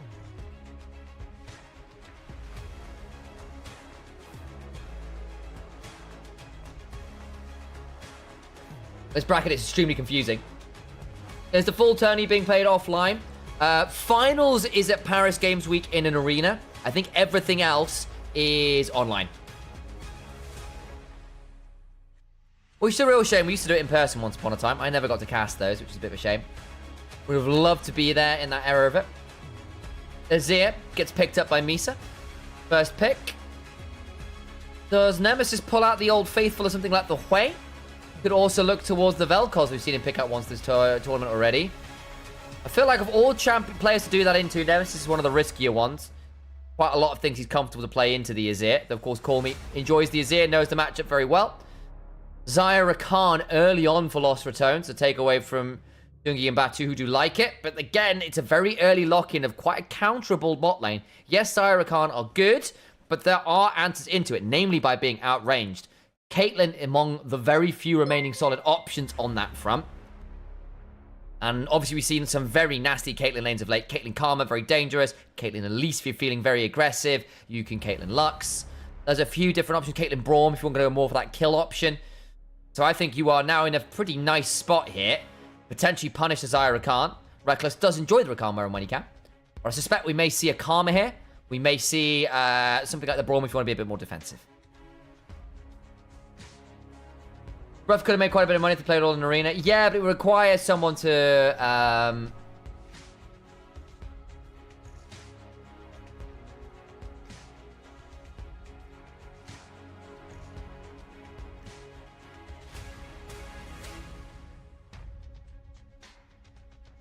require quite a lot of money to set that up in the first place. But yes, theoretically, I think they are doing the finals in person, which is great. But it's a lot of money to set up in the first place.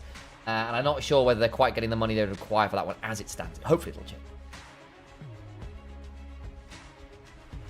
So, where are we at? They're going to go towards the bye. There was the Calm we were worrying about. The good pairing with Rakan.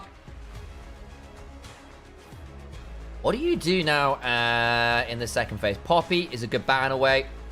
Is good into the Vi. Close the plays as well, of course. Oh, thank you very much. Oh, even more subs. Bloody hell. Thank you, Arialis. You're looking after us really well today. Thank you very much. We get the hype train going.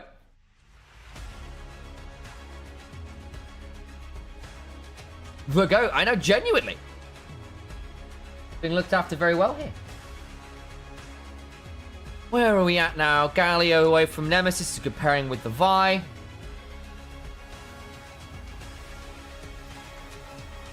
Appreciate you all for looking on this one. Interesting closer. Baus Vi or Velia Vi? Yeah. That's actually very true. You know what, Jeffrey? I'd forgotten Baus was playing Vi earlier in the year. Because, of course, he was doing the bloody crit Vi, wasn't he? Shinzao away. I would assume Velia Vi. However, you are absolutely right. I had forgotten about that possibility. Though I don't think he's done it as much in later games. Let's pray Allah wins. We have both NL teams locked for quarters. That would be the dream, right? I would love an NLC double finals. That would be so cool.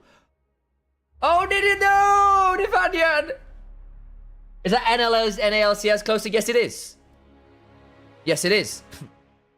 Got timed out. If you want to yell at me in caps, you've got a sub. That's how it works. You know this. But you are correct. That is the same player. I'm doing and play Kate. Well, it's a good match. It's a good option here. Blind picking Aatrox. Yeah, fine enough. Gives you a fighter option. Feels like it's been a bit more successful at this level than Renekton of late. Also call me from LPL. Indeed. Indeed, there's the Skarner. Okay. So we've got Skarner, Aatrox to the front line. Karma to speed them up. The CC chain's not fantastic. But defensively, it's pretty solid. And you want to try and play around the show as best you can. Thank you for the follow, Errol. Appreciate you. Appreciate you. And thank you, Conrad, as well. Appreciate your insight as well on the matchup last time as well between the Cassiopeia and the Rise. And there is the Volibear likely for Baus. Now, I think that's a bit of a skill match up top. And a lot of it is very dependent on, does Volibear get a good stun into Sky Splitter trade? And does Aatrox manage to turn that around with a good Q trade as well? I haven't seen this matchup in a hot minute. And obviously, Baus builds it more greedily than most.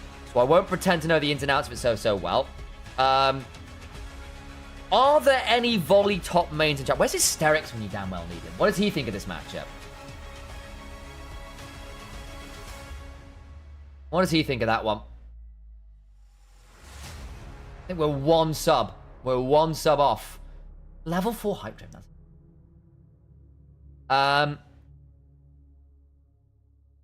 So, audio and picture out of sync. That's actually good to know. Hoping not. Like, is it my camera speaking? Just to double check, Sarkin. I can refresh the clean feed.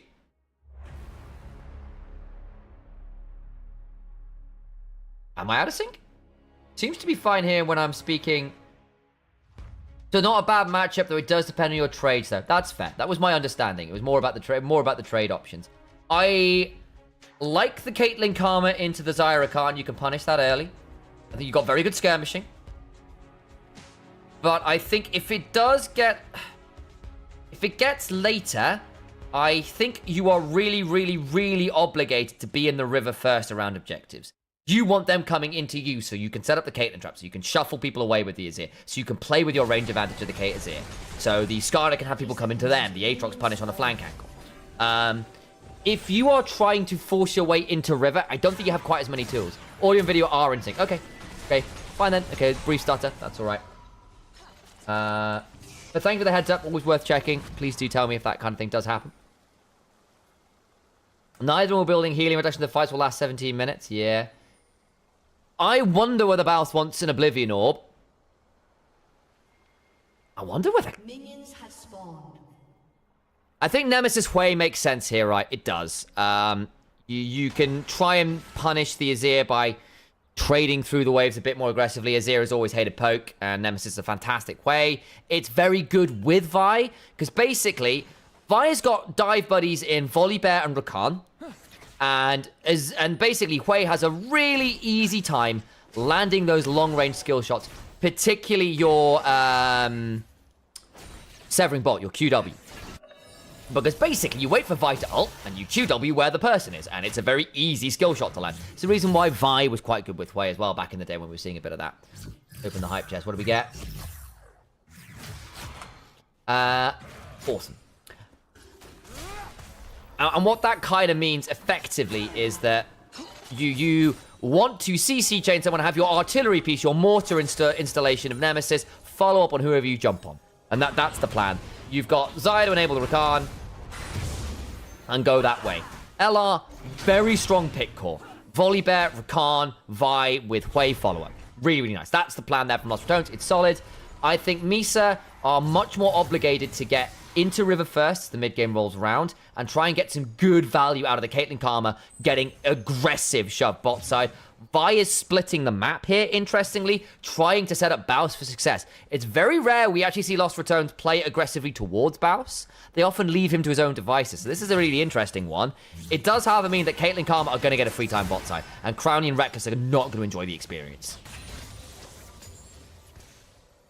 We might have two NLC teams in LEC Winter Cup if both Verdant and LR end up in that one. Yeah! And then we have to ask a question about what does that mean for NLC? Because are we just playing NLC with 8 teams? Are we getting an ERL winter split? Are we having 2 guest teams into NLC for a split? Baus has to flash away. My audio keeps cutting in and out. Really? Okay, seems fine on here. Is it YouTube? Let me just check my... Maybe it's the YouTube connection. No, connection seems fine. The audio is fine, the mainstream. Okay. Okay, so it's fine on Twitch, so it's a YouTube thing. Huh. We double check. Connection seems fine. Okay.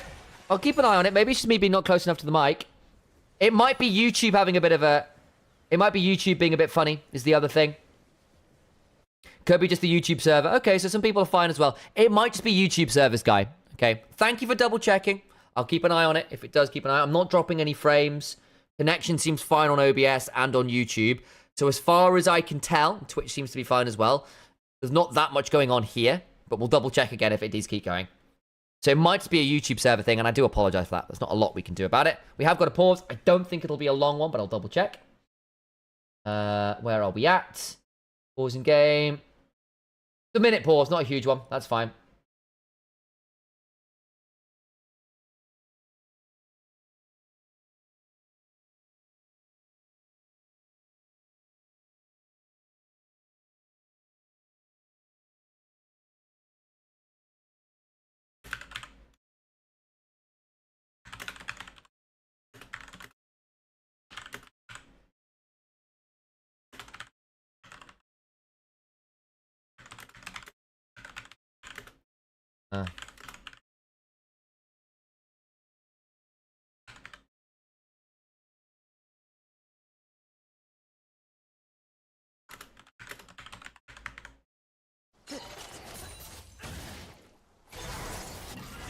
One second, guys. Okay, back in the game. Nemesis gets a decent fear, so should be fine. Nice work there. What's my CPU jam combo, GPU combo for streaming so smooth? It's actually quite an old one. So I've got a 2080, but it's a nice 2080. I've got like a i9900K. It's an old one again. Like, it's just, it's like, I think the thing is, I've just got a decent Twitch setup that's helping. But it's not actually that. And the thing is, the moment I do anything stronger than streaming video, we get a lot bit harder. Like, I struggle to stream Marvel Rivals, for example. One of the issues. I'm very stuttery there.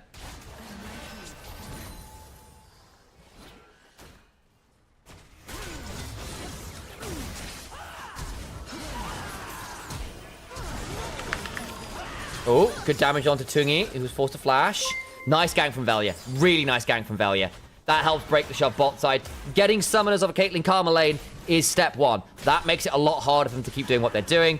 They have still got a decent CS lead early, but that will make it harder to keep going further forwards. Those cheeks got too many polygons. The sharp edge.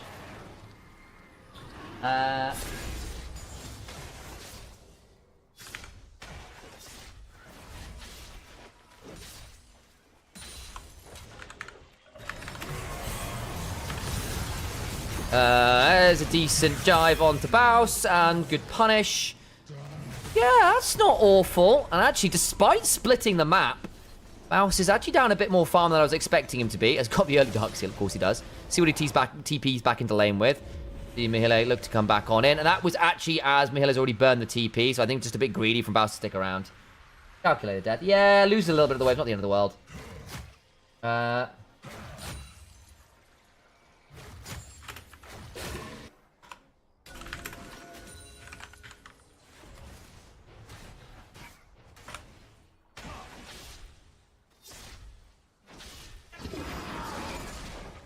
Can't wait for League of its own.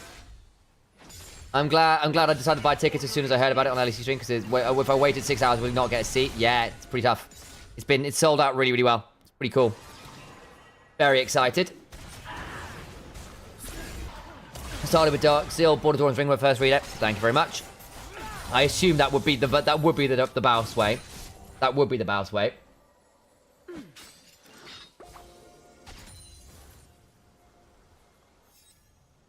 Refreshed, it worked fine for me. Okay, there you go. So it might just be YouTube server stuttering a bit. Brownie eats a bit of damage there. Early, the BF sword first back still going to sting quite a lot. It does mean it's likely going to be the Wild Arrows build from the Caitlyn, so less immediate power, something like a Dirk, but does scale a bit more smoothly. And I think when you are into a bit more frontline, I think this is probably a bit more sensible, because you are eventually going to be asked to do a bit of a DPS check. If you upgrade your PC, would you go for NVIDIA or AMD or GPU? Or NVIDIA or AMD GPU? Not sure. The honest answer is I would ask people who know better and go off their advice. I've got a few friends who build PCs very regularly, and they do good work. That will probably be my go-to.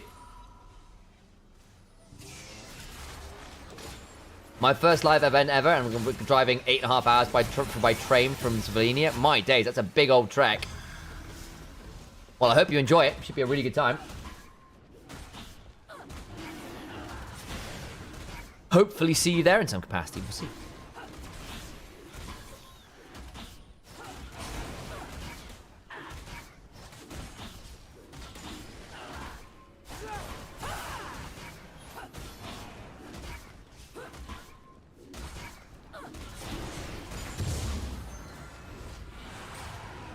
Smite on the dragon. Successfully done. I feel like I can make this a bit bigger. Not too much? Probably is too much. That's fine. We'll have a bit of play with that later.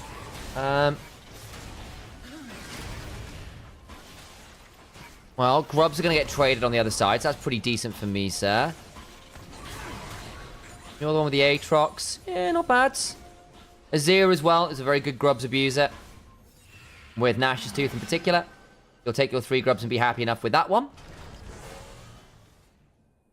Loser is out? No. It's 3 and 1. So basically, it's 4 wins, you go forwards. 4 losses, you go out. Once you get to 3 wins or 3 losses, all of your following series will be best of 3s. So basically, at this point, LR have 1, 2, 3 more chances to make it, basically. Yeah, the losers will be 2. Who's the next one? It'll be 3. 1 out. Yeah. So basically, they've got 3 lives effectively to find a team they can beat to get into playoffs.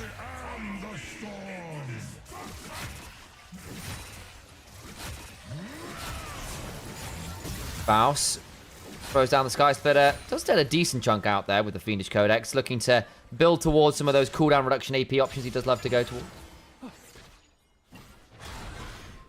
You're going to see Faco. Should be a great time. Yeah. Been going for a long old time. Good chunk. And that's a nice kill on Tungi. Well played. Flash of the wall from Batu, but good value. Looking now at Nemesis. Gets beyond the potential fear. Looking for a bit more. Flash. Can't find the shuffle angle. It will be summoners blown in mid lane.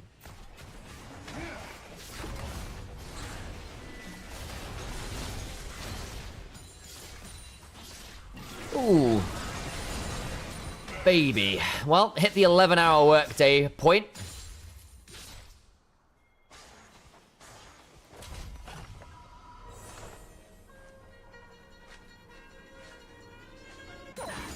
They're at 3 wins. Exactly. So any qualification series or elimination series is a best of 3. That's basically the breakpoint, Karzul. So once you get to qualification or elimination, they're best of 3s then, which I think is a fair enough way to manage it. If you've got limited time frames and you still want to make sure you get some best of series in there, I think on elimination and qualification and have like the intermediate games be best of 1s, that's kind of okay.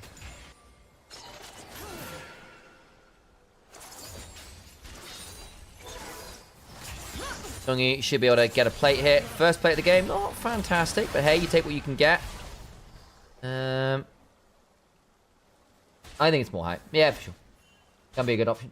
Will quarters be, semis be best of 3 or best of 5? I believe best of 5s, but I will double check because I don't know whether it's changed. It sometimes does. Where are we?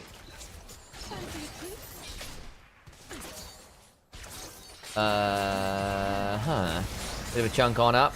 Damage comes on forwards. Crowny eats some DPS from Tungi.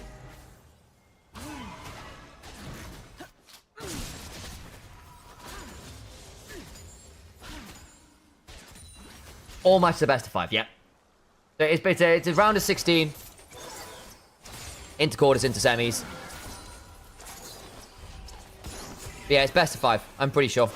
So you got round of 16 into quarterfinals, into semi-finals, into finals. So you should have 16 quarters, semis, finals. So it should be 4 rounds, basically.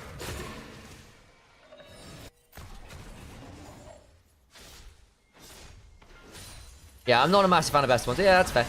I'm not either, honestly. I like seeing best of 3s. Though I do get that actually there's something to coming in prepared with a single draft to like really throw someone in the best of 1. I think there is a different skill set to it that I think is quite cool to see.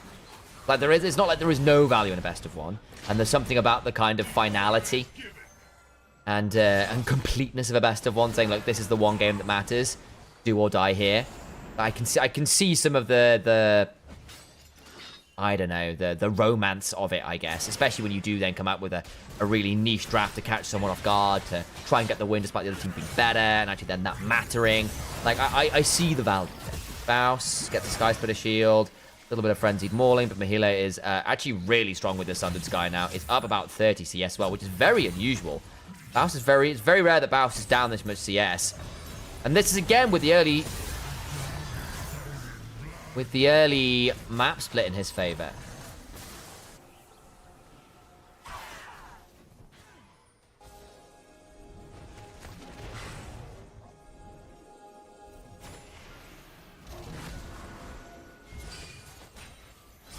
Okay. Boulder comes out. What about the tempo vibes? Yeah. Yeah, I know. The problem is Baus is not actually going to get that much shove. He's losing shove. And he's not proxying. He's having a tough time. A world tournament of nothing but best of ones would go hard, lol, March Madness. It would be kind of pretty funny. Like, I do think League should have some more, like, weird format tournaments. Like, you know, like just have First Stand be, like, a different format every year and do something really weird with it. Like,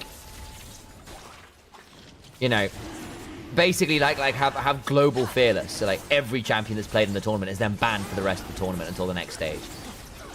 Dragon. Dragon.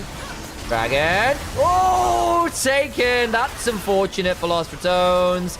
Quickness comes on down from Reckless by some time. Nice crushing morph from Nemesis. Brings down the Caitlyn. Unfortunately, Nemesis is now in a 1v1 with Call Me with a lot of soldiers around him. Trying to find a fear. Does do so. Doesn't quite have the flash until just now, but will not get a chance to pop it. Batu looking to get a tether with the focused resolve. All the while, Baus isn't even here. That was a 4 versus 5, and they will get first turret.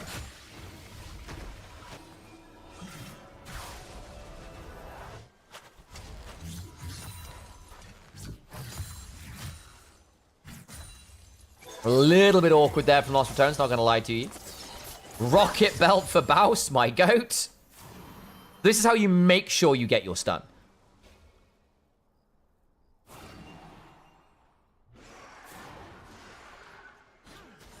Baus called the Aatrox move, but don't think LR realized it because of the fight. Ah, one-way ticket. Yep. For game one, though. No one prior picks, no one prior Zyra in game one. I think also, I don't hate Zyra Khan in game one if the draft is fine with it. I do hate Red 1-2ing Zyra Khan. I think that's very foolish. They've somewhat gotten away with it by killing Tungi a couple times on the Caitlyn. But, like, the Caitlyn Karma should theoretically mash that lane. And I think Zyra in teamfights is not going to have a lot of fun into Azir Caitlyn. But then again, your Volibear Vibe Way is a pretty disgusting dive combo that should be able to threaten a Caitlyn or an Azir, or even the Aatrox, right, if you get the CC chain. The problem is, Baus did get to do that in that last fight. The problem is Baus not be able to do that much of the rest of the game. Like, he's actually been down 20 CS for most of this game. He's down a level, or was down a level. He's actually managed to recover it a bit here, though I think Mahila is about to hit level 12, probably off the next wave. Will he TP back? That'll be interesting. Next kill gets feats. Yup.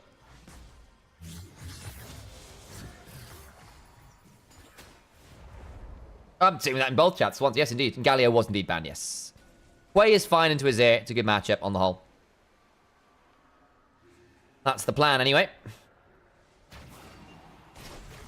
County's very even against Kate. Yeah, I mean, like, the CS-wise, no. But again, they had a really good gang from Velia bot to break the summoners. They managed to get the kill a little bit later on as well, which is great news. So that kind of stops the early prowess of the Caitlyn Karma from taking over, which I think was actually really good. And that matters for Lost Returns because that was a potential loss condition. However, I still think the Xayah could have a lot of trouble in team fights. Assuming MISA are in the river first, Caitlyn and Azir setting up a DPS check as you have to force your way in a river could be pretty unfun. Yes, you have Vi. Yes, you have Wei. Yes, you have Volibear with the Rakan all supporting them. You do have tools to force into the river, but I think MISA have got quite a lot of tools to make that a challenge, even if you've got good go-forwards and pick tools. I'd love Fearless 2.0 with every ban being banned to for Game 5, 80 champs are gone. Yeah, it can be pretty fun. It can be pretty fun. We did see one VCS tournament where literally was banned for the rest of the tournament. So people were like forced to play like Fizz in the finals. It was ridiculous. Damage forwards. In comes the cease and desist. Mahile now here. Should be able to go back a little bit. But actually they blew up too. Nice work there from Nemesis with the trade. The Herald still charged on in. Don't have the volley bear here. Is now on to the tier 2. MISA got a little bit too greedy there, thinking they could turn that around. Couldn't quite. That is the value of the Hui with the Vi. Vi is traded, but does get a lot of value. Bao's trading out now with the Aatrox, who's trying to get towards this wave. Will dash on forward, should pick up a little bit of that. Bao's doing a good job of picking up some of the CS discrepancy he had earlier. He's actually going to get Sundered Skied for quite a lot of the damage, though. Can't find him in the bush. He's left. Or Blast going back over, pick up the wave. Misa got a little too greedy. Jar after losing it all. Yeah. Misa got a little too greedy. Misa in deep doo-doo. I appreciate that. But especially as the first chat in Twitch, that's an excellent choice. The VCS were, not for champion, but VCS players as well. It was pretty ridiculous. It was very funny. Oh, I see where you're going with that one. Oh. Sorry, I shouldn't say that. That is a dark reference. Very inappropriate. Thoughts on Darth Jar Jar? I think it's very entertaining. I need to watch the Lego version of it. I enjoyed it quite a lot. I enjoyed the concept of Darth Jar Jar a lot. I never got the hate for Jar Jar, but again, the first movie I remember seeing in cinema was probably Episode 1. I have a lot of love for the Star Wars prequels. Damn, Baus, he's getting there, isn't he? Upgraded feat of strength, giving him some steel cap value. This is still going to be a massive back. Yeah, and there's the Black Cleavers. It's going to be pretty scary. On to Dragon. Slight lead to lost returns here, actually, which is great news for them. A lot of it is from Nemesis, who's having a good game on Way. Got Bloodletter's Curse already. Aatrox actually going to look for that top tier 1.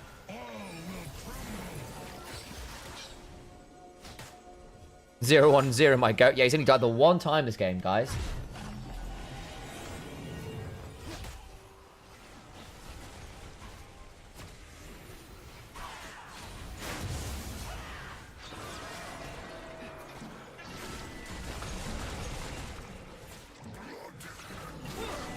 There goes the turret. There goes my hero. Watch him as he goes. That's the one. Pick the right note eventually.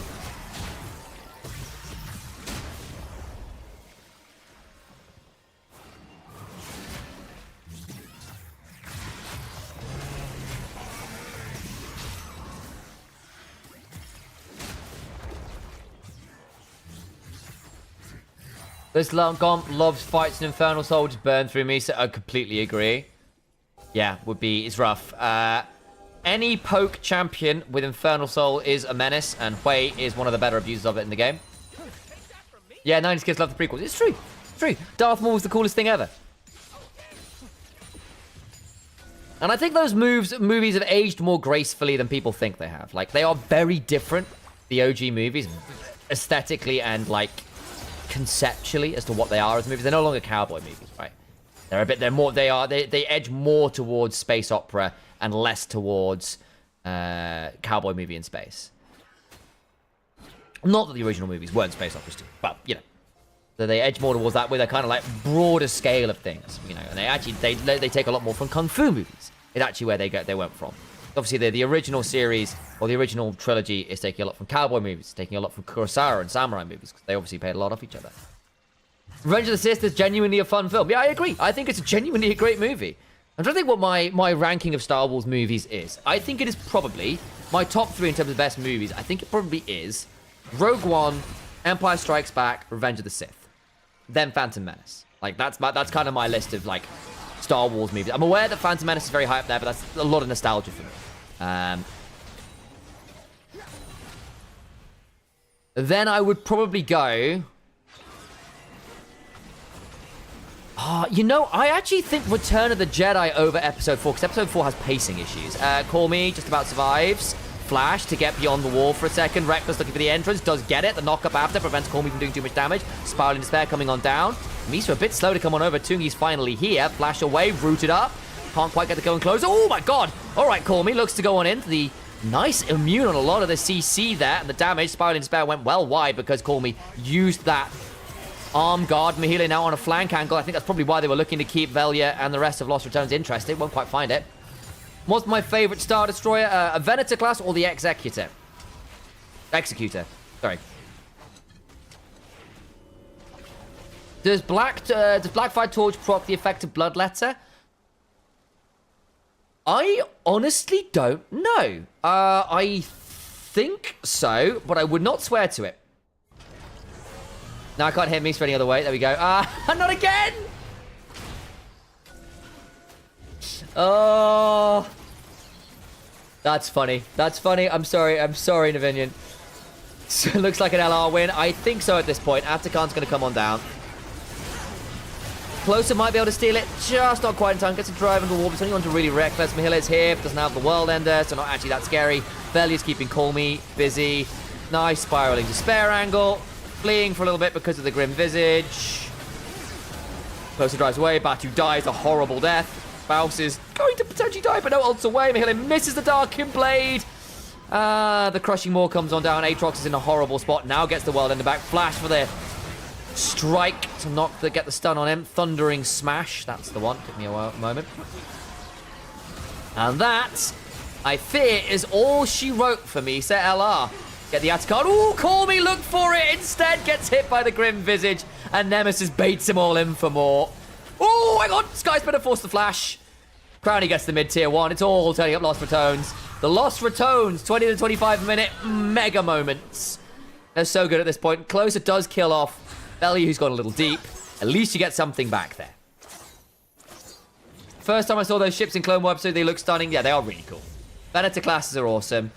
The Superstar Destroyer, the Executor, which is Vader's flagship, is also giga cool. Always fun. But yeah, there you go. That's probably my Star Wars rating in terms of movies. Yeah, and I'll probably do... yeah, 6-4-2 solo, which I did enjoy. Ooh, Baus gets the decent kill there onto Batu. Dark Seal start for Baus, yeah. He's also got Spirit Visage at this point as well into the Azir, which means he's not doing that much damage, and the healing is really, really valuable. It always feels good on the Volley Bear. Always feels good on the Volley Bear. Elo just needs to maintain. Agreed. Yeah, like they're playing really well. I think the early game was a bit scrappier. But again, and that Dragon contest was a bit much early on. Fumbled that one a little bit. But I think otherwise, it's been a very good game for them. I actually think they even played the early game pretty solidly. I think Nemesis, on this way in particular, is a real menace. He's very, very good at that. I think first picking the Azir into Nemesis is risky. Because I think that just opens up so much of Nemesis' champion pool. Like, he's got a lot of good options into Azir.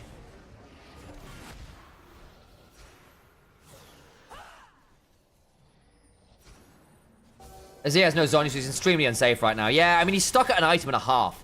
Like, you're very close. So put it this way. Nemesis has got a luxury Oblivion Orb, a 10-stack Dark Seal, which is another luxury, and a needlessly large rod. We're effectively at 3 items here for the Hui. He finally got the Zhonya's completed, but I am really worried that this NLR is going to get completed to something else in quite short order, because the Hui is 3,000 gold ahead. Like, it is a rough time to be MISA into that. Sadly, Seraphina's not that good. Would love seeing Nemesis play. Yeah, she's okay at the minute. We've seen a little bit of it. Not huge amounts. Who did we see? Who do I see playing it? Oh, it was in the NACL promotion tournament. It was whatever the Convergence, the one that Cat Evolved dubbed out from, and Estral. Summit's new team in NLA. Never Morgana is disgustingly good. Very true. We did see a little bit of Seraphine. I don't think it ended up winning. Can you help a noob understand what makes LR so good at the ERL level? Yeah. So there's a couple things. So number one is they've actually just got some mechanically very good players. Like that's just the truth of it. These players are all mechanically very, very talented. Velia is one of the hotter prospects coming out of solo queue. Nemesis, Crowny, Reckless have all had very significant LEC to worlds level performances. Nemesis and Reckless have both been at finals. Hell, Reckless is strictly a world champion with T1. That's a bit of a lie. You know what I mean? You've got some of the most decorated and successful and top level players in League of Legends in Europe. And then you've got a lot of very talented rookies. Obviously, Valiant, one of the hottest solo queue prospects who's looking to go pro out of EU solo queue. Baus as well, obviously mechanically, has never been in doubt. Like, again, you can question his play style. You can question his decision making. Item builds, way he wants to play the game. His philosophy of the game, perhaps. And there were questions about, look, your philosophy and decision making, will they translate to pro level? And the answer has largely been yes. It's not always been clean. It's not always been drama-free, shall we say. But I think on the whole, Baus's transition to at least an ERL level pro has been very successful. So the step one is the fact they're all mechanically really fucking good. There you go. Number 2. They are also very smart about the game. You have got some of the very best brains in League of Legends in terms of how the hell you win games from a mid-game perspective. It is very hard to get Lost Returns to a position where they don't have something they can do on a map to get value.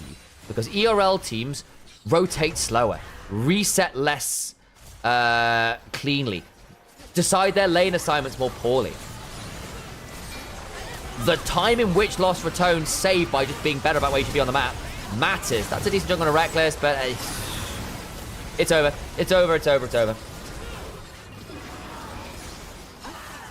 Even plays a world champion. Exactly, Marcus. I said world champion like that, because again, it's a technicality, like Promiscue is a technicality. These teams need to hear the tragedy of Darth play just the wise. Well, it's not a story the LEC would tell you. There you go. Imagine having a luxury of the enemy team having to ban Sion. Yeah, I mean, that's true. Nice. Baus dies the turret, but the damage is well and truly done. They're kind of trapped in here, but they got a wave coming through mid, so that should be fine. Osprey damage good. Your Molecule is renowned now. So yeah, Molecule's phenomenal. Odo's great. Kadral obviously knows the game exceptionally well. So effectively what you've got then is this very good combination of players who know the game really well, with a coaching staff who really knows the game really well, who've put in a lot of time. And these are all people who have been very, very, very successful, or have got the talent to be very successful. That's a good pairing to begin with. So you come around to mid-game, it's very strong. And then you add in the fact that you've actually got a lot of players with very diverse champion pools, with a lot of experience, very hard to tilt them. They've always got some way to draft something interesting here. Nemesis has always been famous for having something a bit weird in his back pocket when it needs to be there. You're looking at Baus, who notoriously plays the game in a way that really wrong-foots people.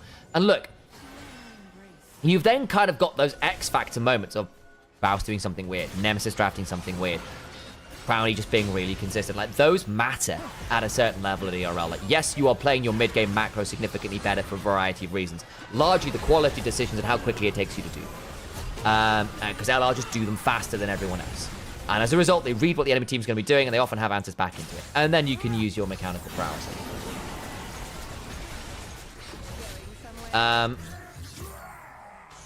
They're not a perfect team, obviously. Like, their early games have been significantly more mercurial than their mid games. And you know, not that LR actually have the worst early game stats in the league, but again, for players of this caliber, you'd expect them to smash in early games, and they're not consistently. Again, this early game was semi-close for bits of it. Nice kills, that's over. And then the end result, right, is they know how to win games. They know what they need to do to win the game. They're very good at tracking both their own win conditions and the enemy win/loss conditions. Like, how would this team lose? Well, if we do this, okay, well, that's how we'll do it. So there's a fair number of these. Yeah, and then obviously you add in the weirdness that enemy teams just aren't used to playing against. Like, okay, where did this Vel'Koz come from? Okay, why is Baus playing like this? This isn't in the playbook. And you're not able to roll with the punches quite so cleanly. It matters. So between macro and smart, you know, like good mechanics and smarts, it's very hard to beat this team. It's a very stacked roster. It's a very stacked roster. Baus will die to the fountain. Of course he will. And LR will win game 1 here in convincing fashion. For me, that is a Nemesis MVP game. Very, very scary way. I do think feats of strength not being the first kill help Baus not having to pay super safe right away. Yeah, true. Genuinely true. Daddy pretty much called it with a K. That's fine. with the Kate and Karma, then they decided to die in that lane was absolutely boned. Yeah, exactly. Like the moment the Kate Karma is really nasty into Zyra Khan, and I have my issues with that drafting choice that Zyra Khan was red 1-2. However, the moment the Caitlyn Karma lost both summoners, it's always going to be a nightmare. That's always been a thing with Kate Karma.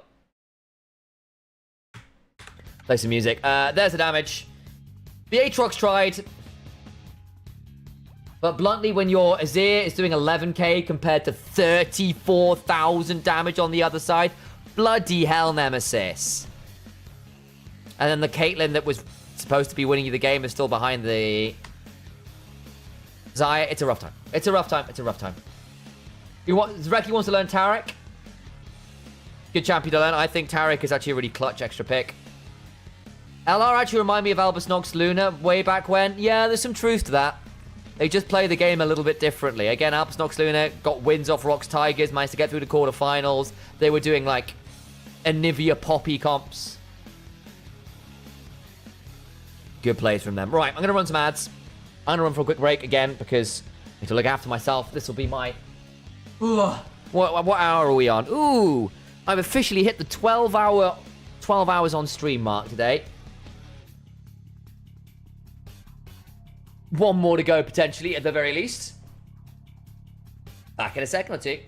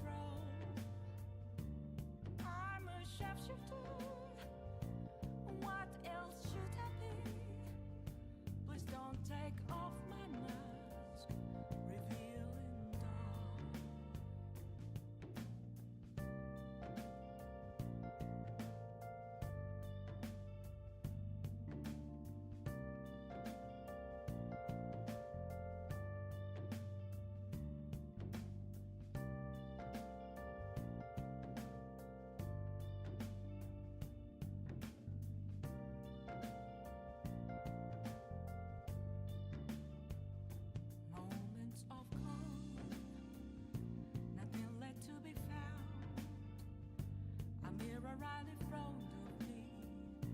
That's where I found an empty glass, reflecting that's a truth. It's telling words not to be told. I need that mask. I'm a shapeshifter at this masquerade, hiding both face and mind, all free for you to draw.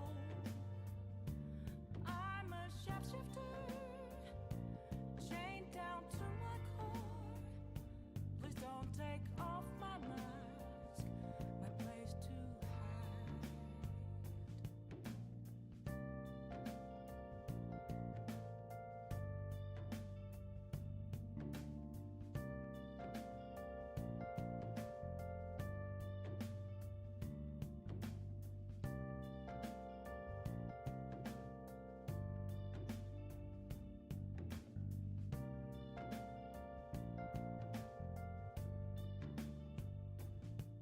I can't tell you how to see me.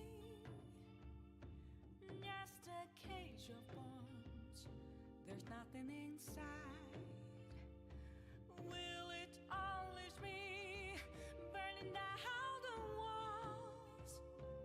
Is there a way for me to break?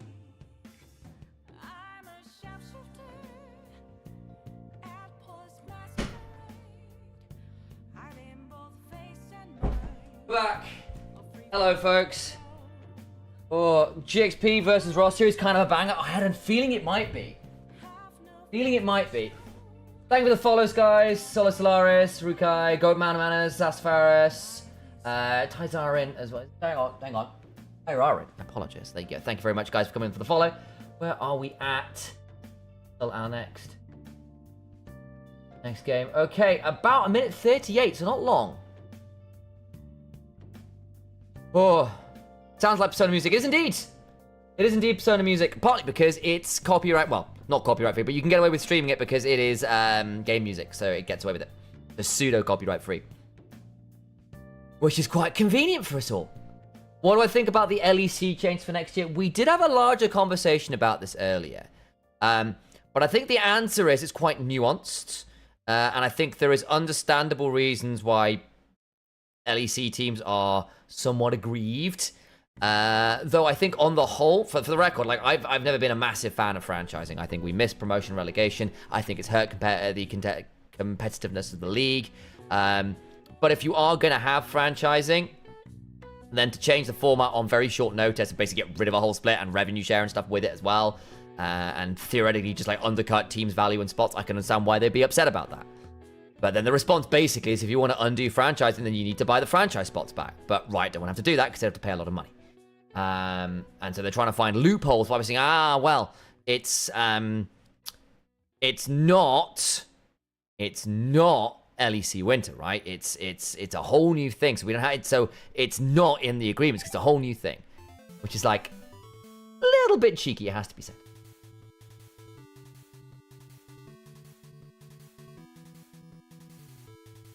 Yeah. I'm not touching it. Exactly. So there's a little bit of that going on there. I get why, but I think a lot of people love it, but a lot of money spent. But for the game in large, I think it's a huge improvement. We will see.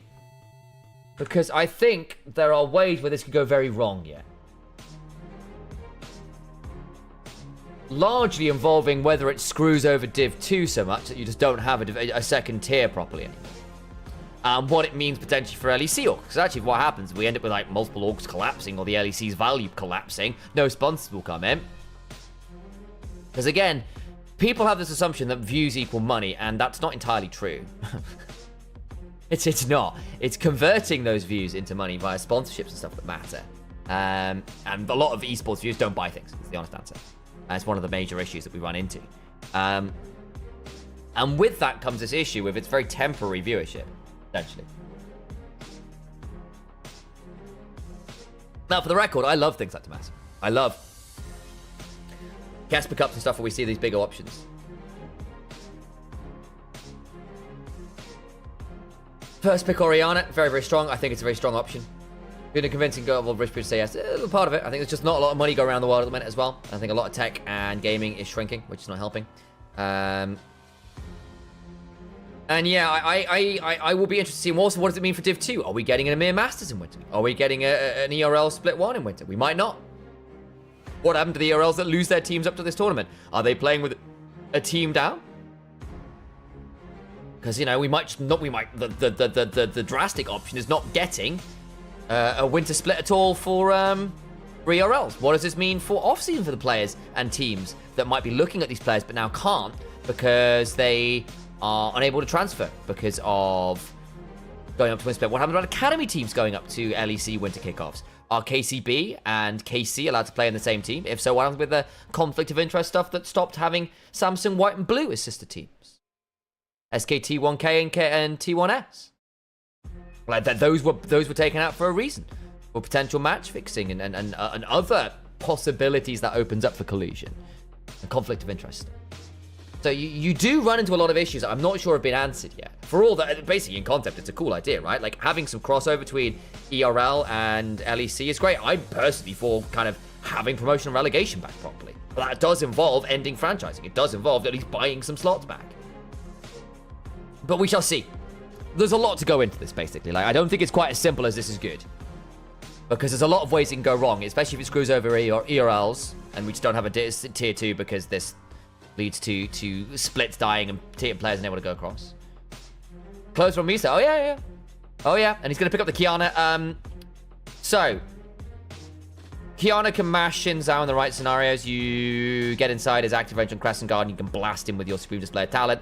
Anyone who has been following me or Nymera will know exactly what LPL level Kianas can do. We saw Lost Retones lose to Kiana, courtesy of 113, earlier in this tournament.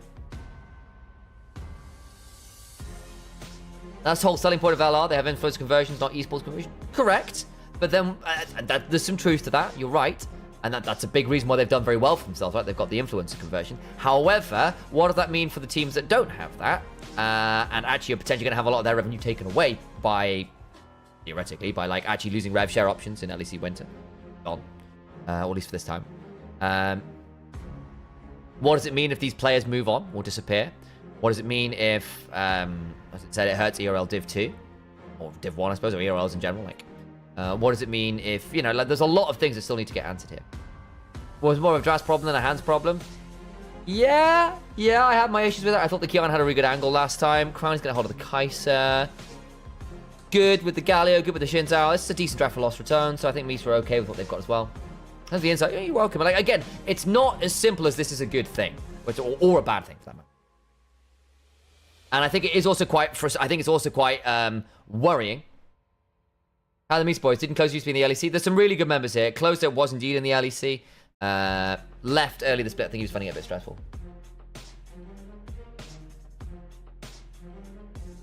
Yeah, like, I think my personal end result would be nice to have promotion relegation back. But I've always wanted that. I've never been a massive franchising fan. I've always thought it's been a bit risky.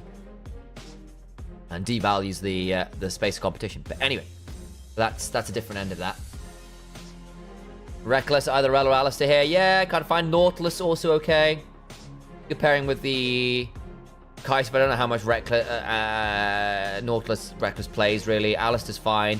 Alistair is better into Kiana. Significantly tankier into Kiana. Hey, hello, Alex. Good to have you on in here. Managed a full 12-hour stream. My goat.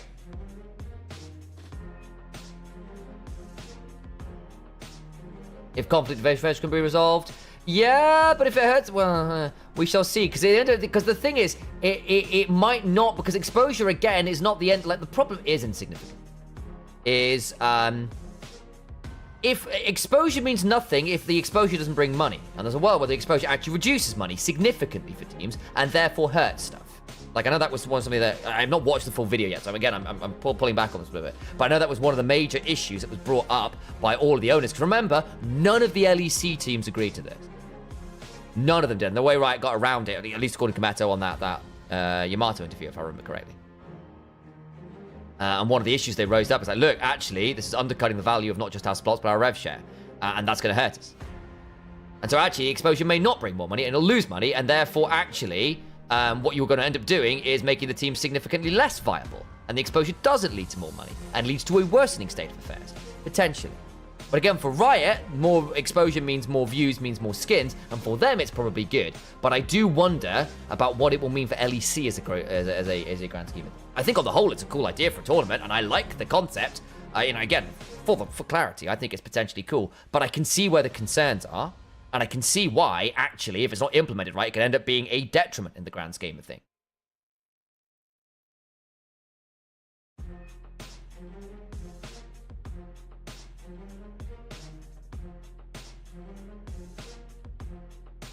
Yeah, and then the thing is, right, if you then want to undo franchising, you then need to buy the slots back. That's the deal with Riot. If they want to do that, they have to buy the teams out, and they've not done that. And I think there is then also an issue, the fact that Riot are currently not beholden to teams, and the fact is the teams don't have the money to go to court with Riot about it.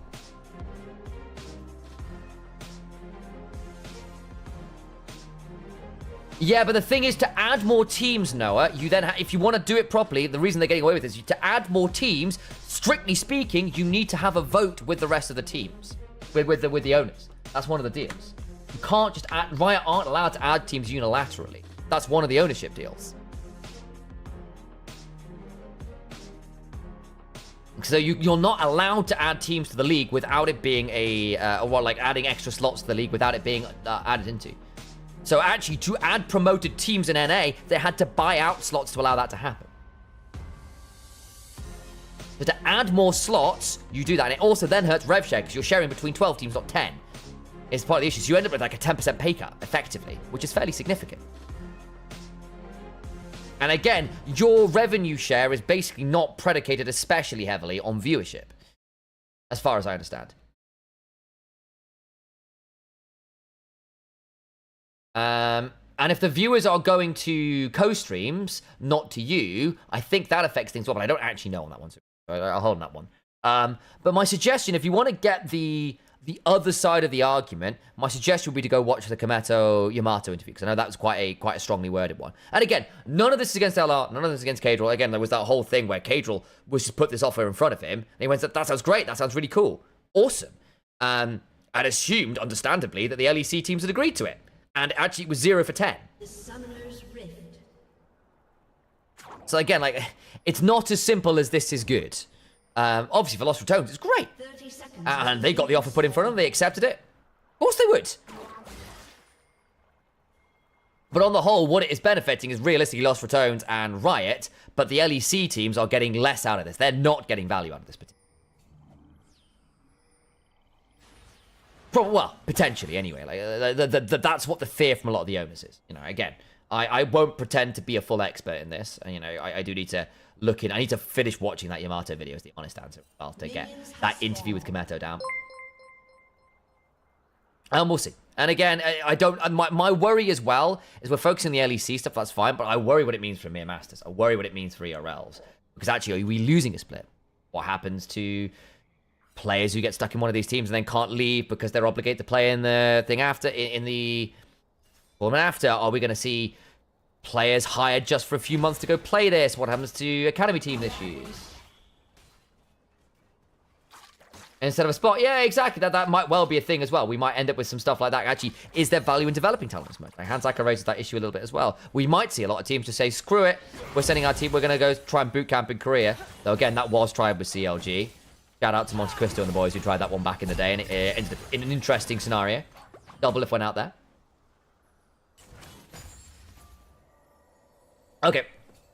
Let's chat drafts a bit. So, Ornn, Orianna, Corki. That's a big team fight gone from MISA. And Closer is a very good carry jungler. He's gone for the first strike. So he's really wanted to get that upfront burst, be really good, and also snowball as far as he can. The more gold you can get, the better. You are likely going to be going Profane Hydra into Axiomark, tends to be the build these days, if I remember correctly. If you want to see this done really well, go check up any games. CLG did not ban. Oh. Hang on, what? No. Delete. And about. Oh. Bots.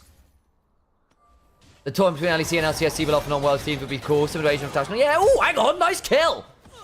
Ooh, and it's an execute back. Not bad, Mahila. You take that. Some teams of LEC current roster deserve that cut-off profit. Maybe. There's some truth to that. Maybe try to help with the viewers.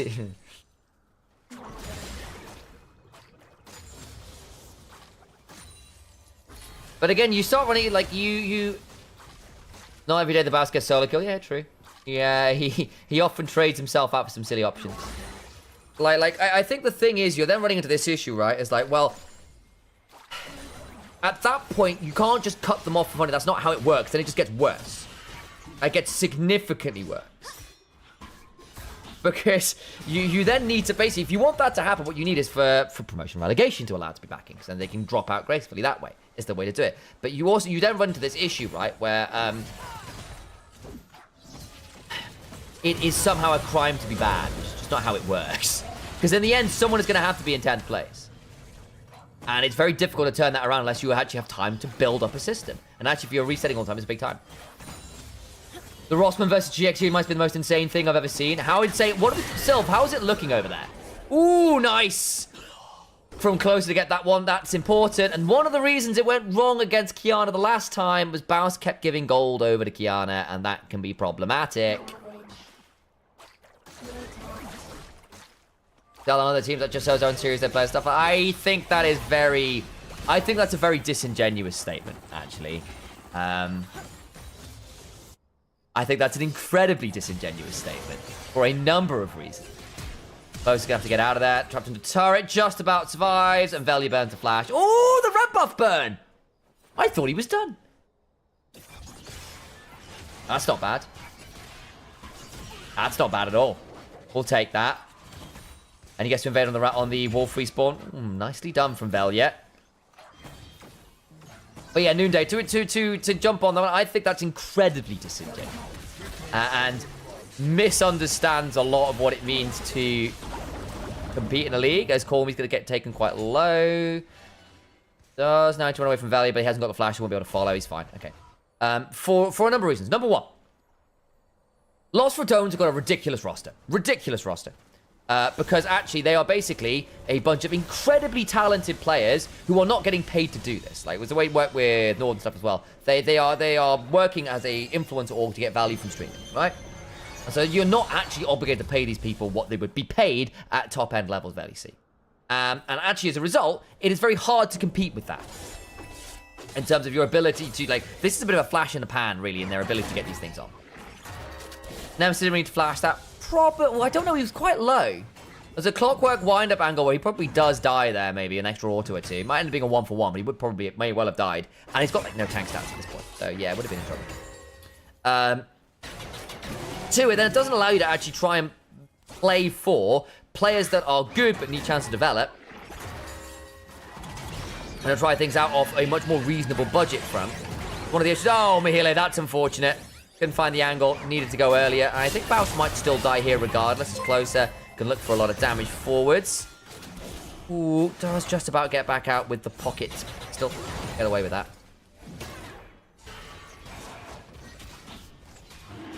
Because you're then basically suggesting that people with a small pocketbook can't build can't afford to be, alright, you can't play for a kind of Moneyball type team who the only measure for being in the LEC is success, which is, I think, potentially risky. Now, of course, there's some truth to that, in the sense that actually that's what promotion and relegation would allow for. But that is not what franchising asks. And if you want to change that, then you need to probably buy out the franchising spots, which is where we're coming back to again. If I want this, then they need to pay out the franchising spots, or get the teams to agree to increase the number of franchise teams, which again they have not agreed to do. And the way they are getting around this is by not doing LEC, and this is being something separate to LEC, which is risky. But there we go. It's a lot more competitive than that, and it's a lot more complicated than that. And actually, it doesn't allow for development splits. It doesn't allow for teams to try and play Moneyball. It doesn't allow for teams to actually just be bad sometimes, and that happens, especially if you're running on lower budgets. And it is then very hard also for teams who are struggling or have been struggling for a while to pull in good talent because they don't want to play there. That's the way of things. And I think actually losing to a team that is like Lost Returns, which is very much a flash in the pan, which they may not even do, to be fair, is a bit of a tricky one. Because, you know, Lost Returns are a bunch of like world caliber players who would normally develop world caliber price tags. You usually don't have to play at the minute. Oh, that supreme display of talent is disgusting. Yep, Kiana gets to do Kiana things, and that was a bit far. Tempered Fate catches Nemesis. In comes the bot lane. Nemesis can have his Justice Punch interrupted, and Closer gets another. It's Kiana being a bit of a kryptonite for Lost Returns, isn't it? They just need to ban it against players that play it. Faust might get Mihile here. Gets the pull back on the bear trap on a rope, but here comes the Forge God. Good chunked around with the lunge. And a bit of joust. It's joust is actually what it is.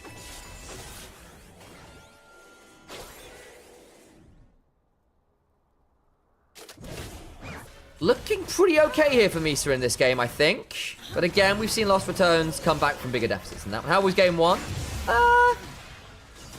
Pretty convincing from Lost Returns, honestly. This is already much better from MISA. Much better.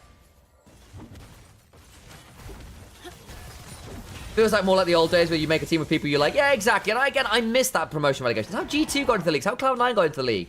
I think it has, on the whole, hurt a little bit of competitiveness. On the other hand, I think it also, you used to have a lot of promotion relegation, so it basically meant that teams couldn't take risks in a lot of ways because you were in danger of dropping in and out of the league too often. And it did hurt things initially, like sponsors and stuff, because if you couldn't guarantee being in for a year or whatever, it was very difficult to get sponsors, and therefore, if you were a mediocre team, weren't likely to do well, say you're Fanatics or G2s or whatever, it was difficult to like guarantee sponsors who were like, well, I might not actually get much return on investment, especially if you're going to be a mediocre team. Oh god, no. And then so actually your mid and low tier teams really struggle to get sponsors because they wouldn't necessarily be guaranteed to be in the league at some point. They're not going to let this one go to 3, right? Because there's an NACL game coming. We'll see. We'll see. A good lead for MISA right now. And again, that's a Profane Hydra very early for Closer, who's going to blast some people. Good stun onto the likes of Velya, who's gone in and is going to regret that immediately. Oh, Velya. That was very poor. Crowny's now going to die probably as well. Formy gets taunted, but they're still on vision. Nemesis is about to get stunned. Yep, over goes Closer, looking for some more. We'll still have the edge of Ixtal to work with. I mean, this is looking a bit rough for Lost Returns now. You've got a 0-2 Kled, a 0-2 Galio, and a 1-2 Shenzhou into a hyper carry jungle. One of the things with Kiana, right, one of the reasons she's done so well in LPL is she is a great skirmishing jungler that can also do the old school thing of, I'm now 3 levels ahead and 5,000 gold individually, and be valuable with that kind of amount of gold. I have to go to sleep. I have work at 3. God bless. Pretty hard playing LR's comp into Bardorn, disengage 2. Very true, actually. I hadn't considered that part of it as well, but you're absolutely right. You are obligated to go diving in with the Galio Shinzao kind of combo, and actually you go in and immediately get Tempered Fated, or Shockwaved, or Ornn ulted. Hell, Kiana ulted as well. Kiana quite good as a turnaround play. Batu! Ooh! Nearly got it. Had to leave. I appreciate that. I'm trying to find him now. He's got back to the Twitter. Don't know where he is. You gotta leave it. That's my goat there. Bousy. Bousy.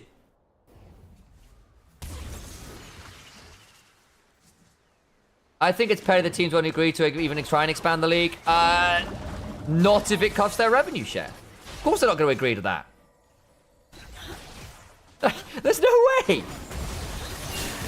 So unless they can guarantee that they're going to get an equal amount of revenue share still, then no. Because it doesn't bring in more revenue necessarily. Like like more teams does not necessarily equal more revenue. Not necessarily. And unless they can get that in writing from Riot, they won't agree to it. And I don't think Riot would agree to it. Saying, of course they're not going to vote for it. Tempered Fate. Shield of Duran, stun into the wall, supreme display of talent, and it's Kiana again, guys. It's happening again. My Kiana.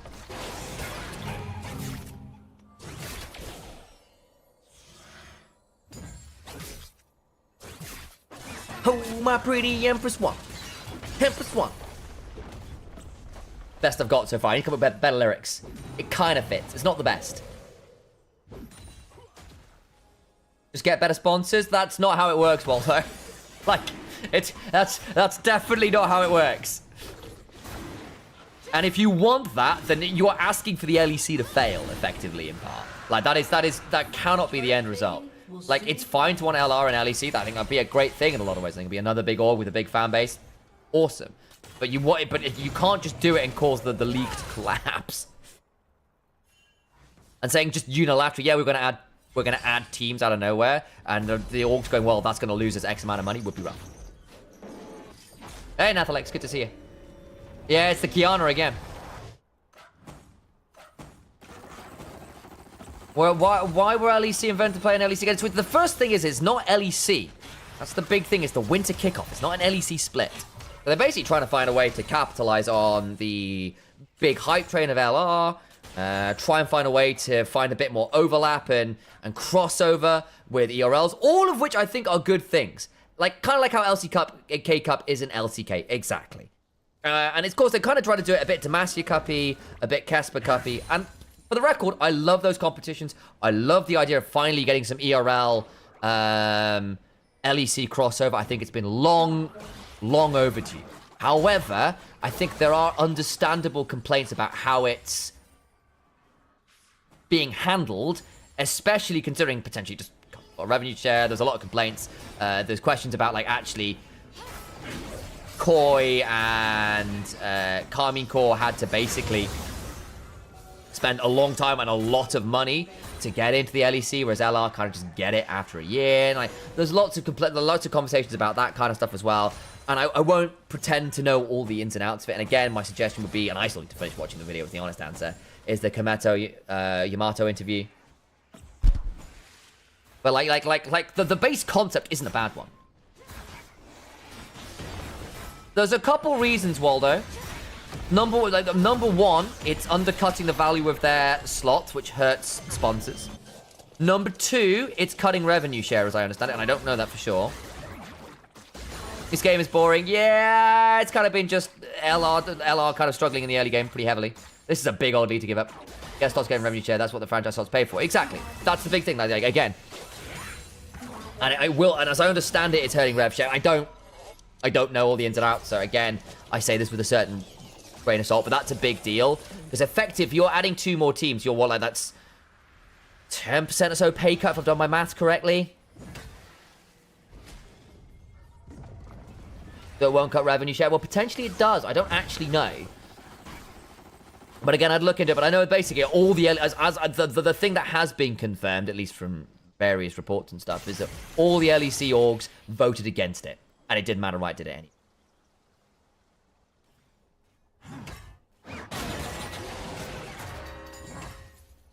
So I think there's been some issues there as well. 2.5% going from 8 to 10. Yeah, or from 10 to 12. I can't remember exactly where it's going from on that one.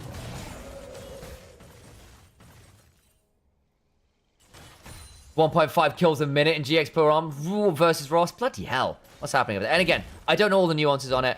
But yes, effectively, it's hurting LEC teams' bottom lines, or at least that's what they're arguing.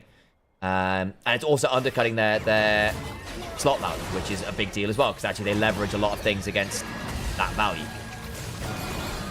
Like, that does matter. And so theoretically, actually what you're doing is you're losing LEC teams' money by having this coming in, which is a big deal when LEC teams are already kind of cutting it close. Like, G2 are just about breaking even. And the reason G2 broke even, as I understand it, is because they sold a load of damn shares in crypto. Like, they earned money this year because they showed that they sold their shares in crypto. Solana or whatever it was. Weibo versus BLG Game 3 upper bracket LPL Summer 2024. That's a massive one. Oh, yeah.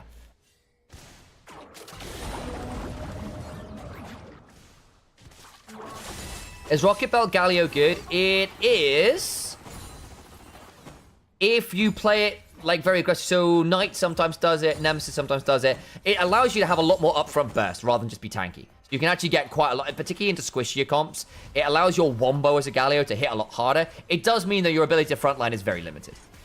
And again, with the Symbiotic Souls, with this option, you need to get to Riftmaker and Zhonya's really to have any tankiness.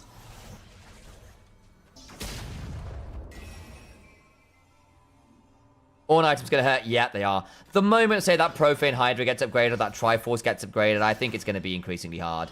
Still, a 5.3k lead is a lot. A lot of it is in the jungle.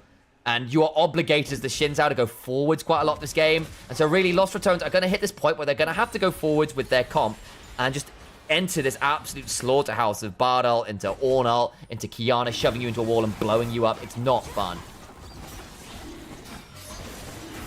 Slot got overvalued and declining anyway. Then Riot need to buy it out, is the answer. That's the way that the franchising works. That's the deal. That's part of the contract.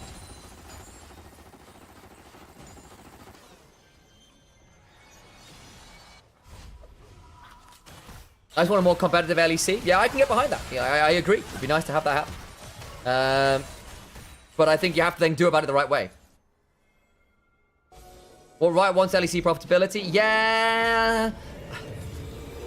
Yes, they do. However, they are also primarily interested in Riot's profitability, which is a separate.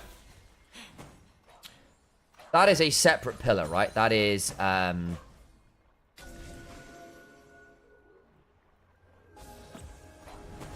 Like that is a separate consideration, right? That is attached to skin sales and stuff and all the rest of it, which actually the LEC teams don't see all that much from. And actually the marketing value of LEC for Riot Games isn't really a consideration in terms of the cut that teams get. They don't, as I understand it anyway. Belia needs to Crescent Guard. Closer, not the best Supreme display of talent actually. Closer has to flash out. Bit messy from MISA. Jumping on a Tungi who survives. Call me in the back of the pick. Still look for a bit of damage here. Red buff.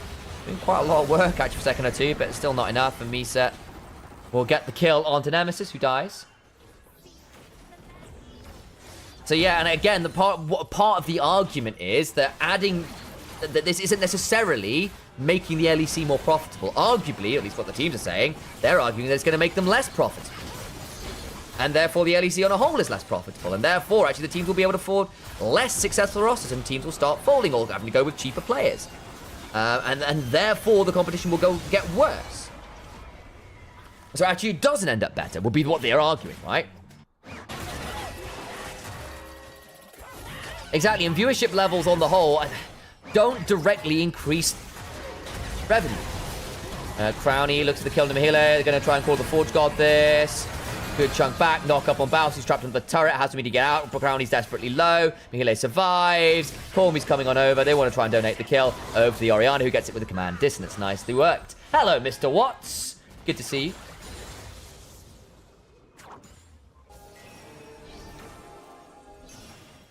Well, that's Waldo. That's what we're saying is LR fans watching, and that's great, to be fair. More viewers is not a bad thing per se in and of itself.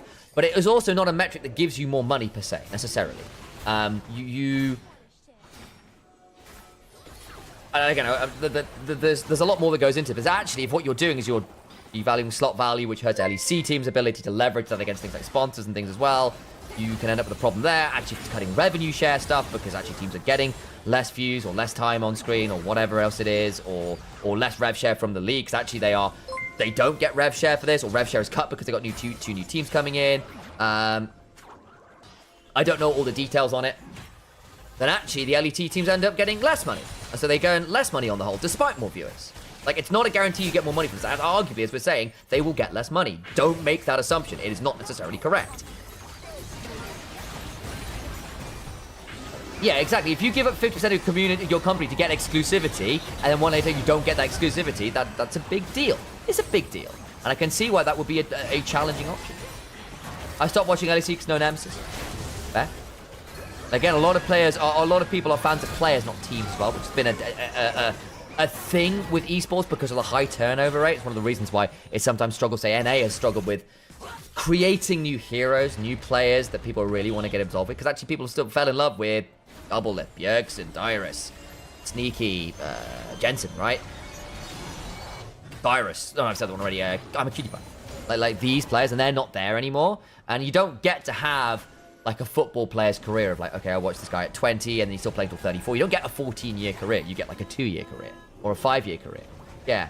And so actually, you know, when those players retire or move on to something else, a lot of peers will follow that rather than the team. And that has been, oh my God, close is so strong. Fnatic found they changed players everything. And that's part of the way it works, right? Because you've got to be competitive and you're there to win, or players get better offers and you can't afford to pay them, or players aren't good enough anymore, or get bought out, and those things happen. But then teams run into the issue. It's like, well, you know, actually this player is gone. What do you want us to do? We've got to try and go with what we got. And if you don't stick around the team, then they struggle to make the money. Because it's not the players that are the... Players being successful does not make the tournament successful. Teams being successful, teams doing well makes the tournament successful. Or like the tournament. I guess it is a tournament. Like the league successful. That's the one. And actually, that is a big difference, right? And that will prove problematic. Nice unstoppableness there from the charge. But yeah, for the record, I'm pro opening the circuit back up again. I think that'd be great. I'd love promotion relegation back. But you can't do this halfway house where actually it just really devalues the team. That's very I can see why that's frustrating.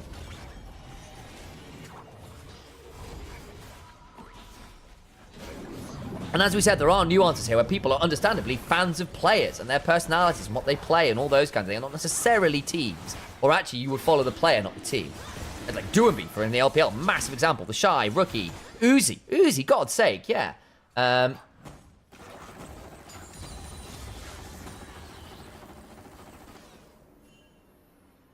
we talking about MISA and Shade? I mean, true enough.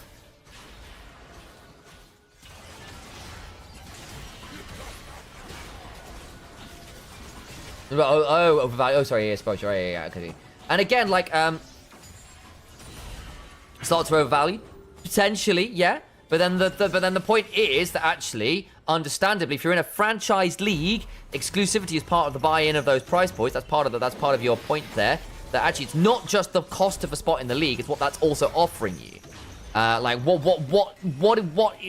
what is this ticket getting you? And it's not just a spot in the LEC, it's things like exclusivity, it's revenue shares, lots of other stuff as well. Good damage back. The Scream Spare Talent wasn't fantastic. Veli, I think, still dies. Yeah, we're going to 3. We're going to 3. We're going to 3. This is so over. My God.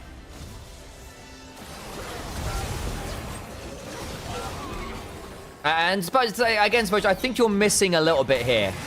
I do. Like, yes, slots might have decreased in value as a straight, like, individual ticket.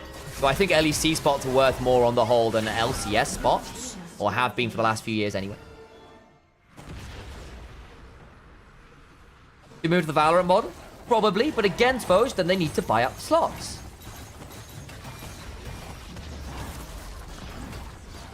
Yeah, because again, that's the big difference. How would you fight against Qiyana? There's a few ways. Part of it is mashing her early. Part of it is she's very bloody squishy, and you can't just blow her up. We have seen teams successfully manage Qiyana. Part of the problem, actually, is a good Qiyana does kind of win games right now. Like, in the LPL, Qiyana is first pick, first game at the minute. Time on the slot. That's, yeah, exactly. Deval, because then they will leave. Yeah, Zen's got a point there, right? Like, on that one as well. But yeah, Qiyana, part of it is Qiyana's actually, when it's played well, does mash games at the minute. We've not seen it succeed very well in LCK or the West. We have seen it, or I've seen it a lot in the LPL do really, really, really well. She just seems OP. She is really... So the thing is, Qiyana can clear jungle in 304. So first clear is 304. You don't have to worry about Qiyana's lack of sustain, because you get it from jungle camps instead, and you're not forced to lane and deal with the lack of sustain. You scale really well, team fight really well, can carry from as a lead, can invade the jungle and get massive individual leads. Like, that is a... Oh, God, wrong thing to move. look, that is a massive discrepancy in DPS there. Massive discrepancy in DPS.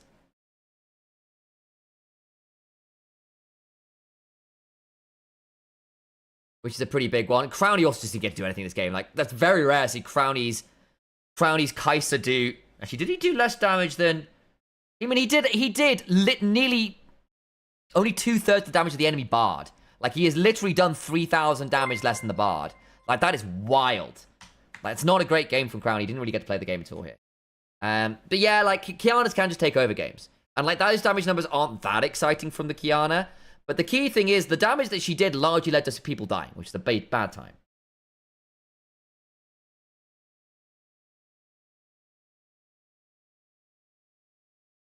I mean, the thing is, it's not necessarily duping, suppose. That's the problem, is you're buying it. And then the thing is, if LEC is rug pulling it, or right, or rug pulling it, you can see why that would frustrate teams.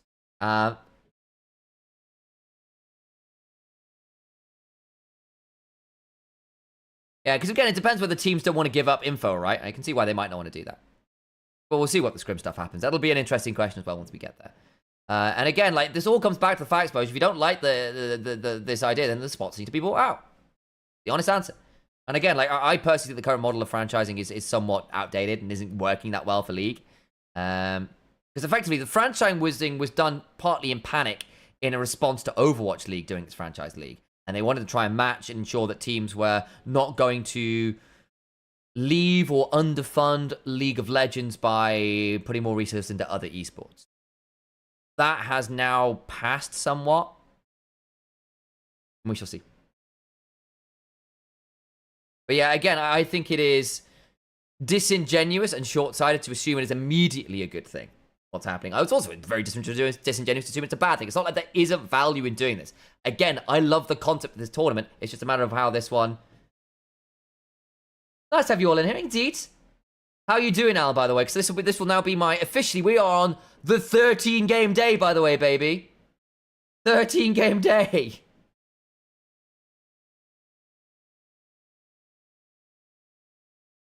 I at least managed to get a 20-minute break to go get a sandwich. I'm glad I did. But it's been a long one. Right, I need to run some ads. I need to go get myself a quick stretch. Oh, my days. But yeah, no, Kiana is very strong. Like, you can see why teams were playing a lot of her. I've seen a lot of success for this in LPL. It matters. Anyway, more water. Stretch my legs. Get ready for game number 13 of the day.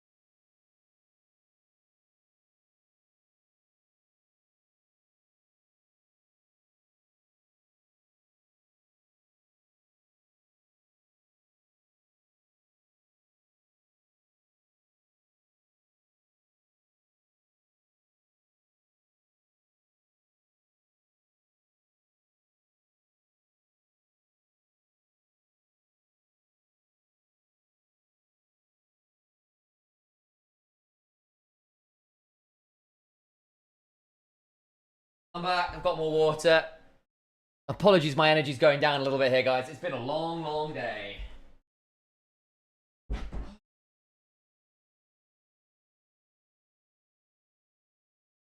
Might have to drop a day for sanity reasons. Yeah. 4 more days. Oh, my days. My brain is slightly slurry right now. Let me check. No, wrong thing. I'm brain fading a bit here, guys. I do apologize. We can't be far off. 2 minutes. Okay.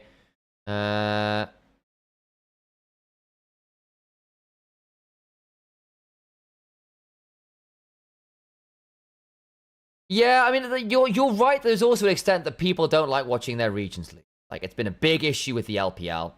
Is actually, again, China in particular puts a lot of value on players winning and being successful. It's part of the zeitgeist in general. NA is very similar. There's a reason why USA often has very low numbers watching sports that the rest of the world succeeds in, because actually USA, a lot of cultural pride in being successful in things, about American exceptionalism and all that kind of stuff, often leads to lower viewership because NA isn't very good at these games. They don't want to watch them. They don't want to watch their teams not be good enough. It's been less of an issue in Europe because, again, Europe has got a culture of following your sports teams no matter how bad they are to an extent. Football, rugby, cricket for the UK, you can go down quite a lot of this, where people actually will still throw some national pride out there, and that's partly why actually teams like MCOY, why teams like KC still get quite a lot of viewership, because actually there's a lot of French pride, a lot of Spanish pride there, and that kind of thing does matter more in Europe than a lot of other places. And Korea's obviously just been very successful, and it's a big part of just culture there in a big time. But there is something to be said for the fact that people don't enjoy watching their teams lose a lot. And some regions, that's more of a big deal than others. It's been less of an issue in Europe. It is a big deal for China. It is a big deal for the States. I'm just sick of seeing the same teams play against each other every split. I mean, to an extent, part of that will be having more of an open circuit. Part of that will be having more international tournaments, which is partly why having things like First Down Matters and all those kinds of things. Having a bit for the LR game and fast forward to thinking we passed the second game. Yep, we're not there yet. How was it? Kiana happened and LR lost to Kiana again.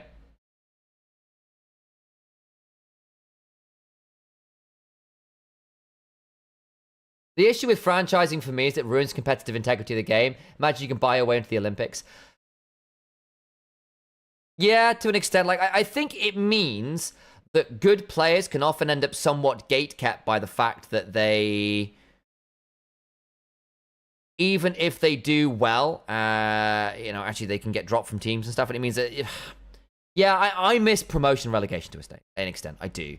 I think there are benefits to franchising. It's not like it's without its benefits, and to assume it's all bad is so, again, somewhat reactionary. It's a little, and I don't want to get to that point, but yeah. Again, I come from the world of rugby, of Premier League, right? I'm used to teams promoting and demoting to an extent. Though, of course, actually, a lot of the Celtic Cup stuff and the Heineken Cup stuff for Celtic rugby is franchised to an extent.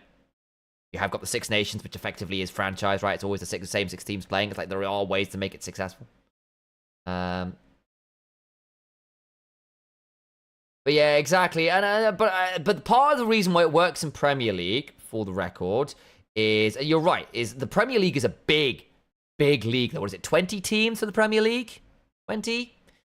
Which is still a significant margin for error in terms of, actually, how many teams are still going to remain up here? Oh, it could be one of 18 teams. Phew, a lot easier to sell to sponsors. And actually, you still got broadcasting rights stuff, which matters. Broadcasting rights is a big deal for Premier League in a way. It's not quite the same because, again, football isn't strictly owned by anyone. I know FIFA's a whole thing. I wonder if any nations with, which we'll come back to, because that's actually a really good question. We'll see where things like the Nations Cup next year comes into that. And again, obviously, owned and all that stuff. But again, it's another tournament and another way of looking at the game, and it's another source of money. So I suspect a lot of orgs and a lot of teams will be looking at that one with greedy eyes for obvious reasons.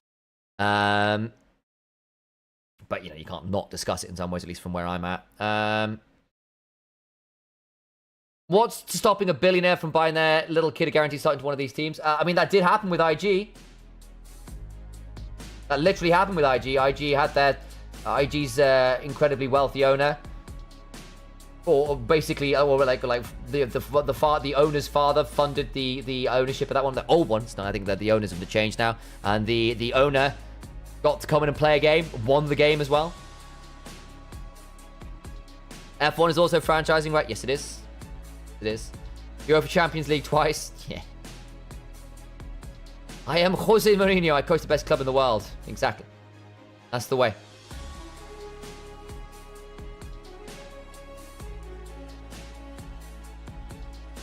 There's also a sort of franchising within the Premiership. Exactly. Because even if you go down to Div 2, you are still within the system. You're just in a lower division. But it is still the same system. And there's still franchising effectively for Div 2. For the championship. That's the one. Championship. Did LR choose red side? I'm assuming they did. They lost game 2, so they must have chosen red side. They are a red side enjoyers.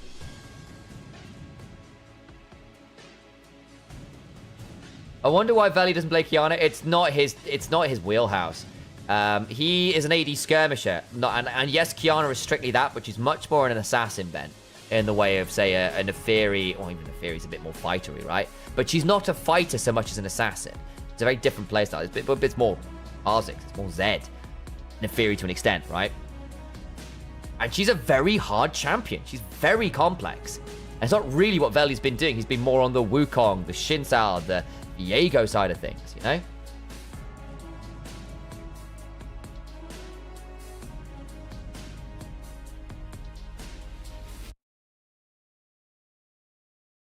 Anyway, I hope people are enjoying the conversation. I hope it's relatively nuanced and we're not, like, being too one-sided. But again, I'm pushing back a little bit to say it's just a good thing, basically. Because it's a bit more complicated. Though, again, it could still be a great time. We'll wait and see.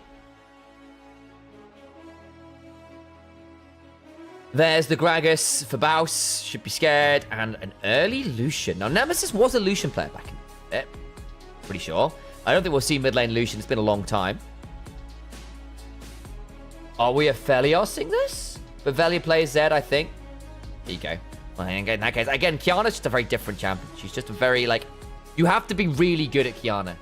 Still my favourite football club. I'm an Arsenal supporter. I was a Man U supporter as a kid. Really enjoyed watching the likes of the Van Nistelrooy, Scholes, Rooney kind of team. Which is really awesome to watch. It was just great football. Beckham and Giggs on the wings. But these days, Arsenal, it's a family connection, if nothing else. If you look, well, they've changed the people on the outside, but for a long time, Eddie Hapgood was an ex-captain of Arsenal, was on the outside of the Emirates Stadium. That's my ancestor. And my great uncle used to be the captain of Arsenal England. And there's the Nami. Yamada initialized casting on Arsenal glazing session. It's true. Don Jake's a big Arsenal fan as well. I will make it happen. So it's actually interesting to hear multiple opinions about this. Yeah, again, what I would say is I don't think we have all the details yet. We don't know where it's going to march out. And a lot of this is also supposition, right? We don't know where a lot of this is going to go. Aphelios, Lulu, Lucian, Nami. We're back in 2023, by the way, guys. This should be a fun bot lane matchup. Okay, this is going to be all about bot lane. The last time MISA did this, though, LR punished pretty hard, right? Because they went for the Caitlyn Karma and mashed it. Maokai angle. Not awful for Velia, actually. I suspect we might see something a bit more fightery. If they're getting rid of the AD jungle assassins, if this might end up being a Neferi ban as well, because LR just hate playing against these if they go well. Because the thing is, it's snowball jungle carry, not skirmisher, you know what I mean? Like, yes, you can carry on a Xin Zhao, yes, you can carry on a Wukong, but it's a very different style of carry, right? It's not quite the same as, and now I'm 5,000 gold ahead. Would it be tilted if LR loses now?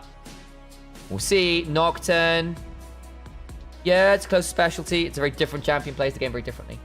I can see the ban option.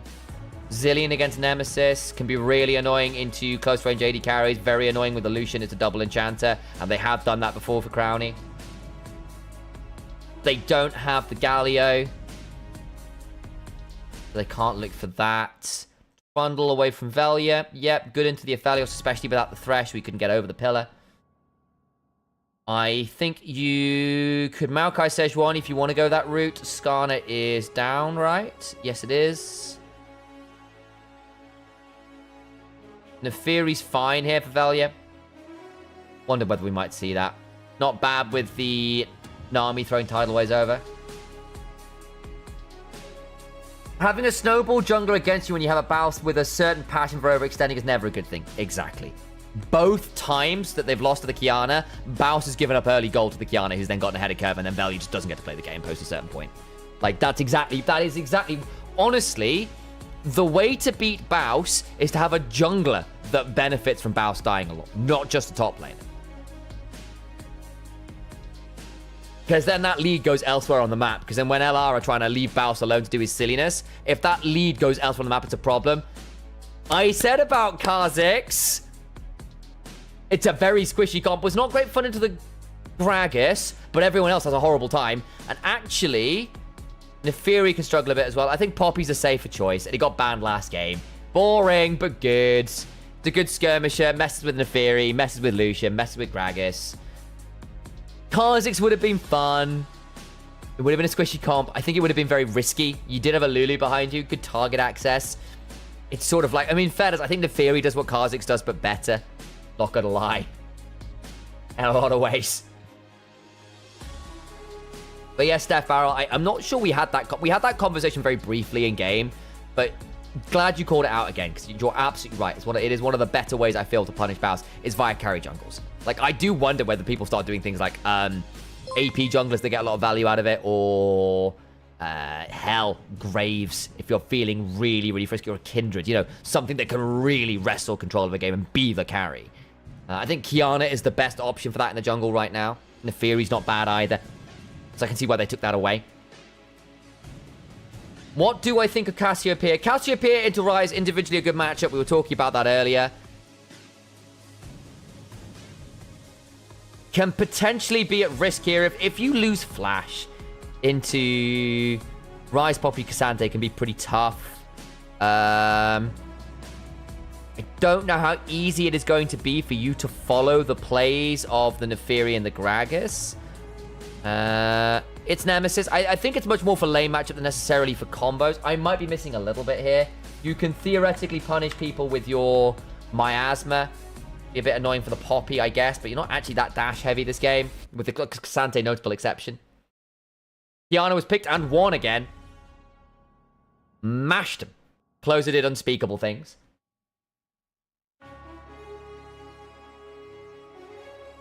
Why don't we have the World Tournament with the best teams of each region? We do! That's what Worlds is.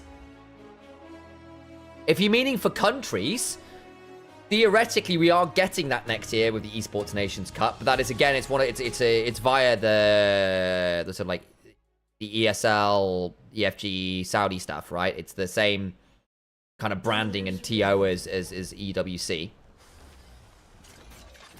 If you're talking about that one where it's kind of country-based, then possible LR looking to get down towards bot side.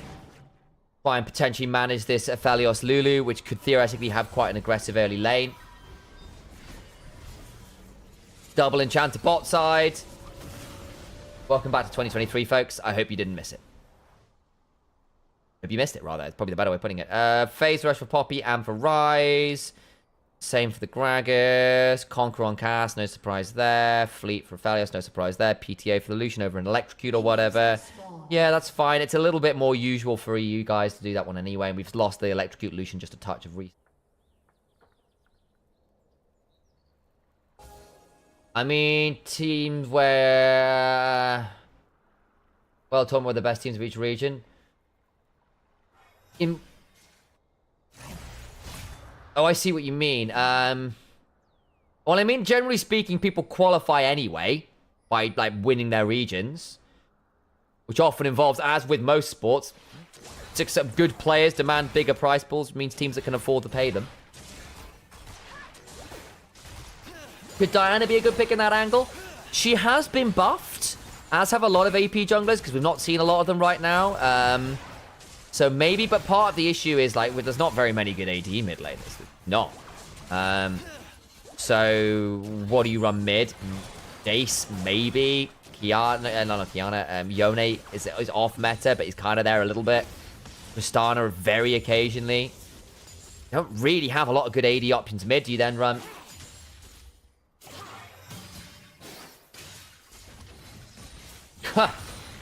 Just have, well, that's what League of Their Own is going to be partly, isn't it? We're going to get T1 versus LR. We'll get a little bit of that then.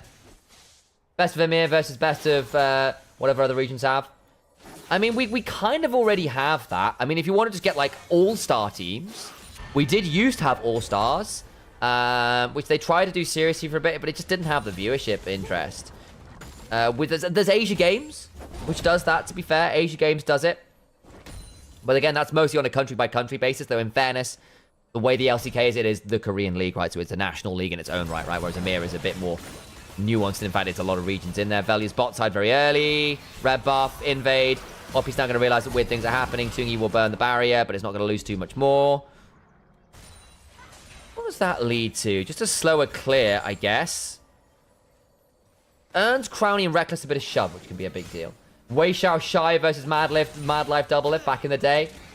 I miss Wei Xiao. I mean, he was the Ezreal GOAT, right? Like, he was arguably the best AD carry to have ever done it. The gap between Wei Xiao and every other AD carry in Season 2 was beyond belief. Very rarely have we seen such an individual role gap. For those who weren't around in Season 2, Wei Xiao was the guy. He was recently playing Supervive, by the way. He did a Supervive tournament, which was super awesome to cover. Enjoyed watching him. We have Mad Life and Porn and Dandy and Prey and stuff in there as well. Pretty wild tournament in the grand scheme of things.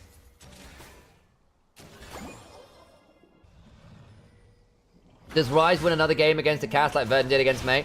Yeah, we'll see. Because again, the Cassiopeia is strictly picked into the Ryze because you can punish him for being in range of you. And you're kind of like, yeah, I threaten you a lot. Noxious. I can get my Noxious Blast down into my Twin Fangs. I will win those DPS checks with you.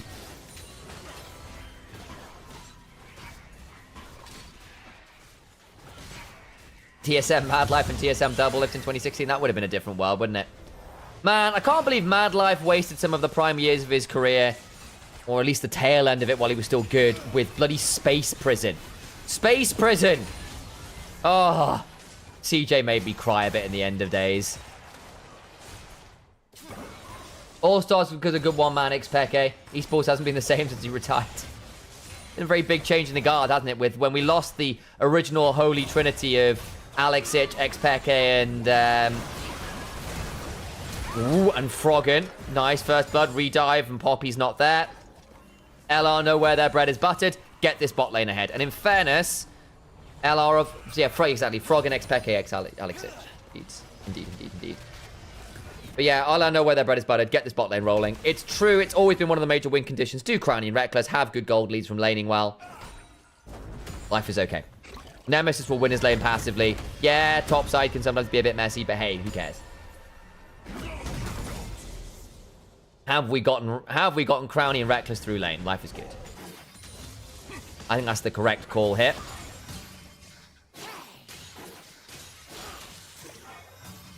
Space high ceiling was so low. Yeah, it was pretty rough. Ooh, hang on. Good petrifying gaze. Ormi could be in a lot of danger here. Has to rune present flash out. Nicely done. Hit the level 6. Gets the petrifying gaze. And there's that individual matchup doing well. This is the time we've not seen jungle or support intervention in mid. So Cassiopeia has been able to just leverage the laning advantage.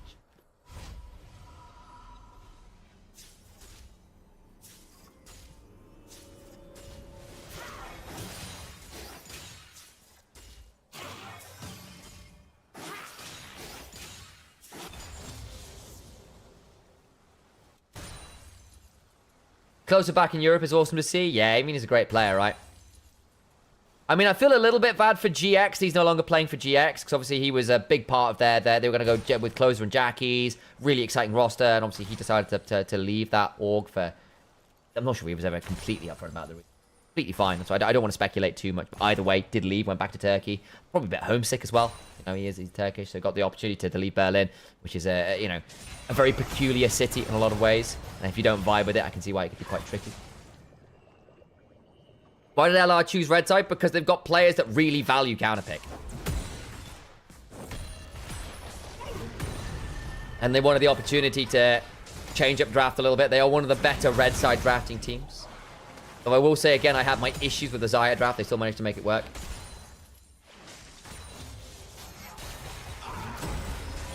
The Trinity was... What am I missing here? What's the rest of that conversation? Right, see back. First double up the ocean and sneak in NA. Yeah. Double Lift got banned basically for using bot accounts that were somewhat botted to their level. And so basically he was just told, like basically it was a slap on the wrist warning. Ooh, good kill there onto Call Me. Nice keeper's verdict away as well, but didn't change anything. The petrifying gaze still landed. And basically the way that, like, I know Drew Levin on Twitter was basically talking about it, saying, look, first ban is a light one, it's a 3-day ban, then it's 14 days, then it's like a month, then it's permanent. So it's like scaling stuff on it. And basically it's saying they are going to apply it equally, and will kind of force content creators to be a lot more upfront about it, basically. Deal with some of the smurfing issue, because I think Riot have decided that, like, they want to manage this a bit better and try and improve the solo queue environment somewhat. I don't think it's necessarily a bad deal. Yeah, so I think the thing is you can, is the answer, Benix. I think that's probably, you can ask for accounts, I think. I think part of the issue basically is that, like, the thing is those accounts then come in at X elo. I think they come at, like, Diamond to Master elo. And it's harder to get highlight reels at higher elo. Is the honest answer. And there's good viewers in doing a climb from very low elo to high elo. Doing, like, you know, bronze to challenger, or iron to challenger, right? Was a big thing. How long would it take you to do it? And doing it from like diamond to challenger isn't quite as tough. In comes the Moonlight Vigil. Nice kill. Bot side though, Mahilo's in danger himself, can still go all out. And the Pathmaker is decent enough, goes looking for some options, will likely die here. I'm not sure that flash was ever going to work. Bit bold from Mahilo to try and play that one out. As the Hound's Pursuit comes on through and gets the kill. Yeah, he said they wouldn't give him another, but some streamers have got more accounts than he has, so I don't know if his complaint is valid. I genuinely don't know. Their answer is that, like, it might not be consistent. That's sometimes the thing with Riot, or it might have changed. Some accounts might be older. It might be how many accounts can you get within a certain time frame. The rules might have changed.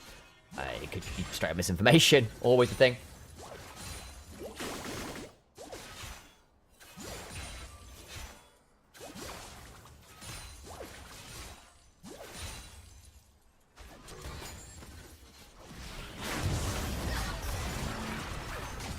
Oh man, I think I have to order some food. I mean, just actually. Oh, you might be the bath actually. Never mind.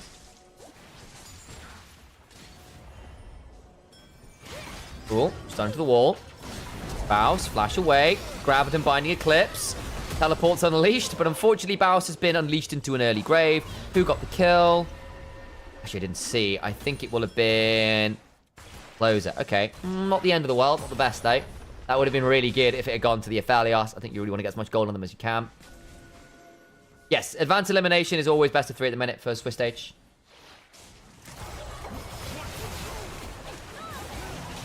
Yeah, exactly. And basically just showing that they're treating people equally, which is important.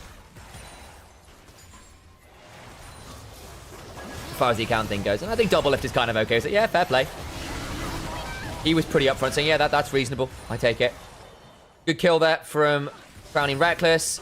Lucian Nami doing the Lucian Nami thing. Sounds to shoot. Nice steadfast presence. Could potentially get the shove into the wall. Moonlight Vigil's available. Won't burn it. Healing now. Straight out with Bounce in the river. Doesn't lead to all that match. I think this is feeling like a pretty good game for Lost Returns at this point. This Lucian is very ahead of curve. The Neferi's in a really scary spot. I would have preferred Shojin in this game, not Eclipse. But hey, Eclipse gives you the shield. It's a good one item spike. It's not the end of the world. I just think in general Eclipse is a bit over-nerfed to be a good item on Neferi these days. The shields can be quite valuable when you are a little shy on frontline. So I can see what the decision making is. Have a nice day. That's fair. No, of course. Thanks for coming and hanging around. Really do appreciate it. And I hope the conversation was fun. Feel free to come tune in on other streams. In goes Velia, eviscerating forwards, decent shields. Just finishing game 2. Please tell me the game 3 you actually focus on the game instead of the winter tournament. No, we're focusing on the games. Good grief, Chuck.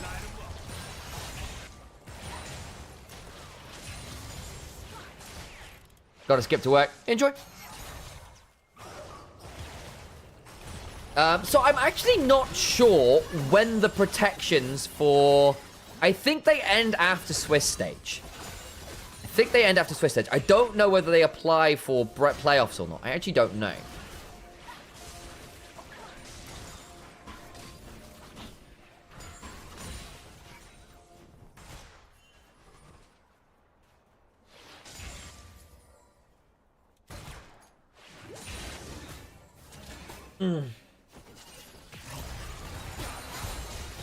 So where are we at now? Couple minutes till Herald. Dragons in 1 second. Call me. We'll get that turret plate.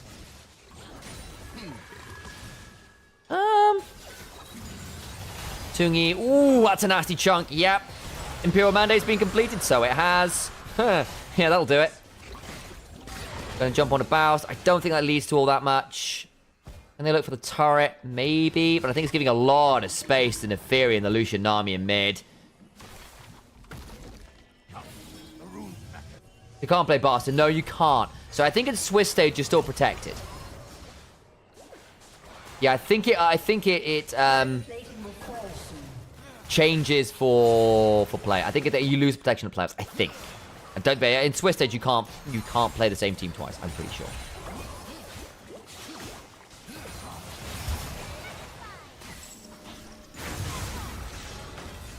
Velia, I think, is going to be okay getting out here.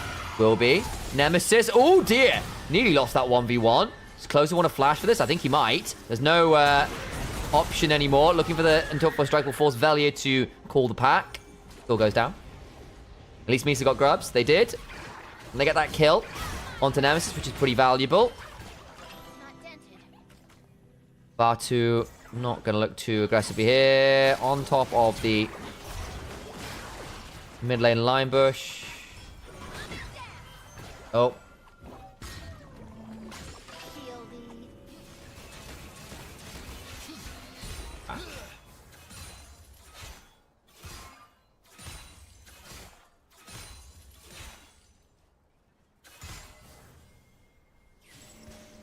Play for if they win, since the rest of them need to pass or fail. If they win, are they through? Yeah, so if basically whoever wins this next game is through to playoffs. Otherwise, they have to play again tomorrow. Probably tomorrow, I think. Yeah, it will be tomorrow they'll have to play, thinking about it. So winning here would be a really nice option. It also gives you a better draw for playoffs, I believe. Around 16. Solid position for LR right now. They've gotten the feats of strength. They've gotten the early snowball. Do need to convert it a bit better. A little unfortunate for Nemesis giving up that kill.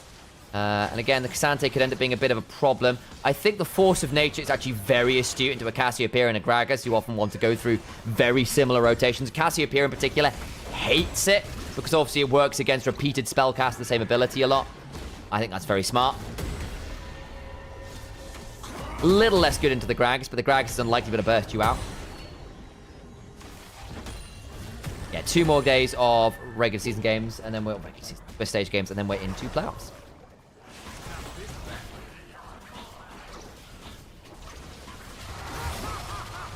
Well, out comes the culling.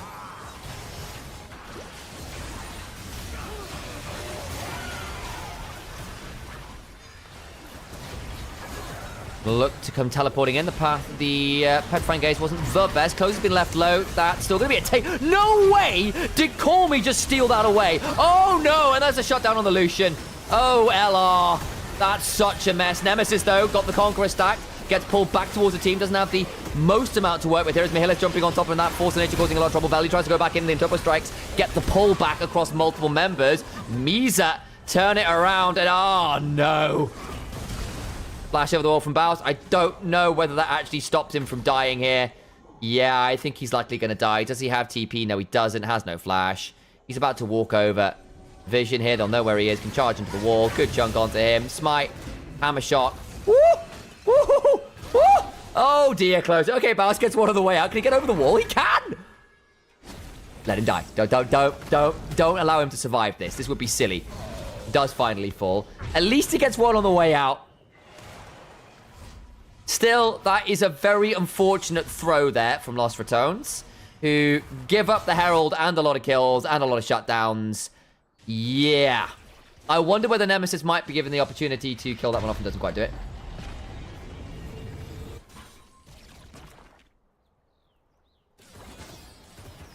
Gragist. At least they got something at the back end of it all. That's ridiculous. Dragonfight still coming out. This will be Soul Point. I think LR need to recover from that one a little bit. Crowny being down Flash and Cleanse, though, means this Lucian is very pickable by... Rise has got Flash in particular, actually. We're about to lose... I think we're going to see the double utility guns here from Tungi as well. We'll trade out on the Crescendum here. Okay. I take it back to the slight difference, but there's that flash forward on the Crowny I told you about. Get the steadfast pass. They blow up the Lucian into the Herald, into the mid lane tier 2. I think LR are in a real trouble here. This is going to be a massive snowball from MISA. Oh dear. What awful Herald fight. Inhibitor turrets under siege. I think Nemesis needs to reset here because they can't hold this. They've got no wave clip. 3 turret shove. My god, and they can turn back for Dragon afterwards. Youch. Should get this turret. Room prisoned underneath it. Nemesis. He's dead. He's dead. Petrifying Gaze comes on down. No Realm Warp, but there's still going to be a bit of speed up here. Noxious Blast comes on down. Nemesis has no boots. Conqueror. Call me wants it. Oh, slow. And a solo kill. Turret for that one. Dragon on the other side. That's still a massive win for MISA as far as I'm concerned. Turkey giving LR trouble as always. Yep, they're a good region. They're a good region for all they're in Pool 2. I think these teams are always in contention for winning the damn league. And MISA are first seed from TCL. They're a good team. I think Mihile is a terror right now on this Cassante. Jack showing Force of Nature into a Gragas and a Cassiopeia is a real nightmare for him. I was not convinced by the Cassiopeia lock in this draft, and unfortunately, being a little resolved, it was nearly good at that Herald fight. But I think Lucian not having Flash was immediately punished by the Rise flashing on forwards. That might happen. It did.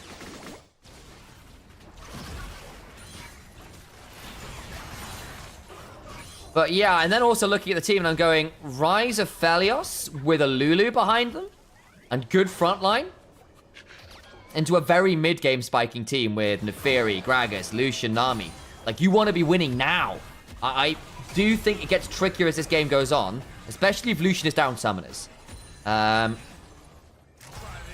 we shall see. And LR have come back from significantly worse deficits. They've still got decent scaling themselves. It's not like Neferi scales poorly. It's not like Cassiopeia scales poorly. I do just get a little nervous about the hyper carry scaling of the Aphelios here, who is just quietly doing fine. He's 1,000 gold behind, but that won't mean that much if the game sort of ends up in this situation for much longer. There's the Atakan throw angle still. Always got to keep that in mind.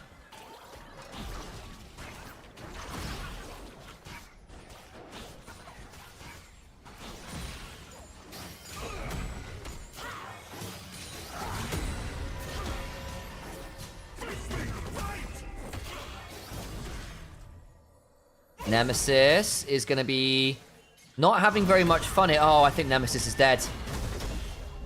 He is a dead man. All out available. It might not even be needed. Oh, buffers through the Petrifying Gate with the all out. Yeah. Yeah, and Nemesis just doesn't do damage to Cassante. Flash required, but it's done. And now they'll turn on to Atakan with a man advantage. TP's available. And someone has to go deal with Cassante. Where's the show? We got Showmaker as a... Is that the one that does it? There we go. Ooh, Atakan culling onto Closer, but there's the heal and the redemption. Lulu keeps everyone alive, looking to turn forwards. Go! No, they knocked the Fury away. That's Atakan. Very good Closer. Oh. Wow. Well, there's Atakan and another kill for this Cassandra, and they can roam up behind Baus, potentially get him here. There's a cask available. He needs to get a good cask, though. Flash stunned to the wall. Means he doesn't get actually the escape he needs. Rune Prison came on down regardless. Wild Growth knock up Flash. Body slam away. Does survive, but it costs him the extra flash. What are we getting on the elsewhere on the map? Not a lot. Lucian's taking red. Neferi will steal a few camps, but I don't think Closer cares that much. Reckless is left alone in mid lane, not doing all that much. Yeesh. I think Lost Returns might be losing another series here.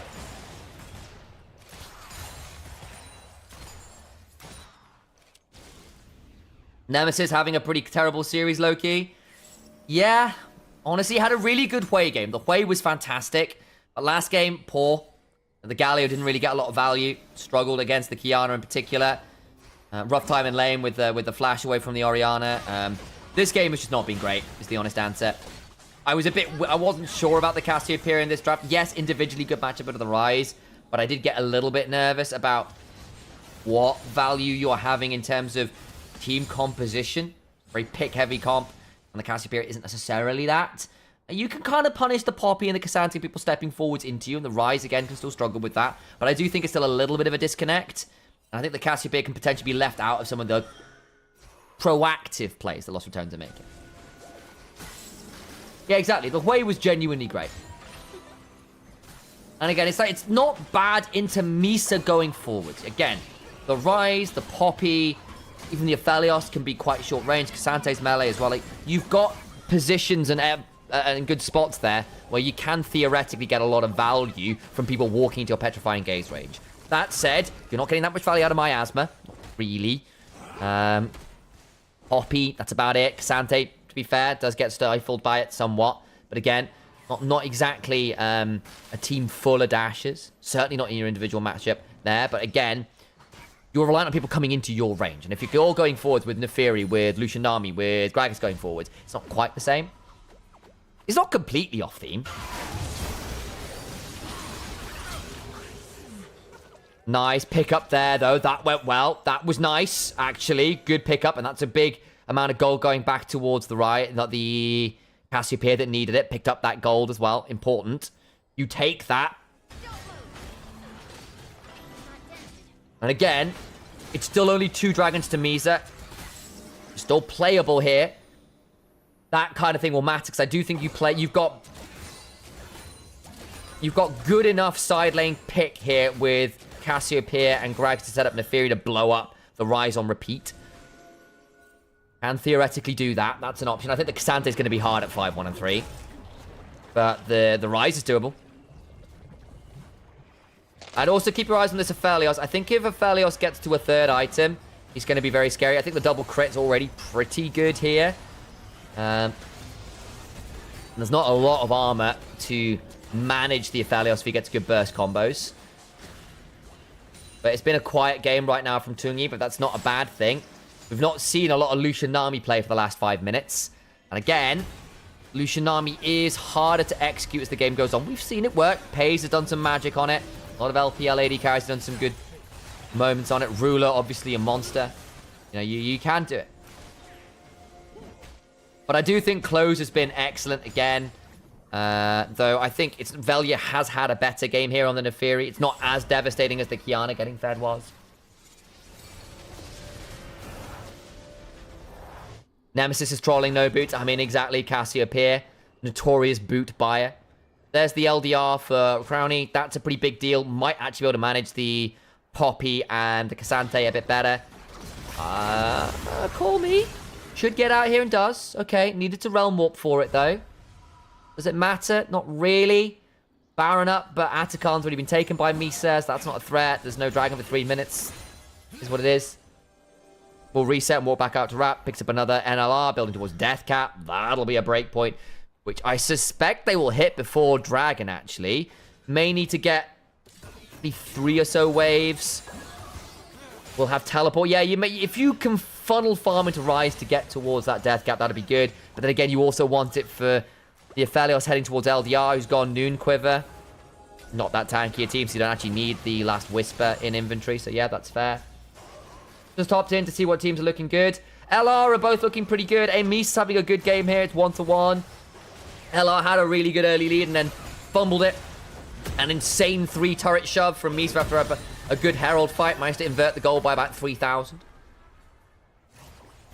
We've got our TCL first seed versus NLC first seed. And the EMEA Masters double back-to-back. Back-to-back reigning champs here. Looking to go on the Piper's Roads. Golden Rat. Shopkeeper is very talented. What are you not a fan of here?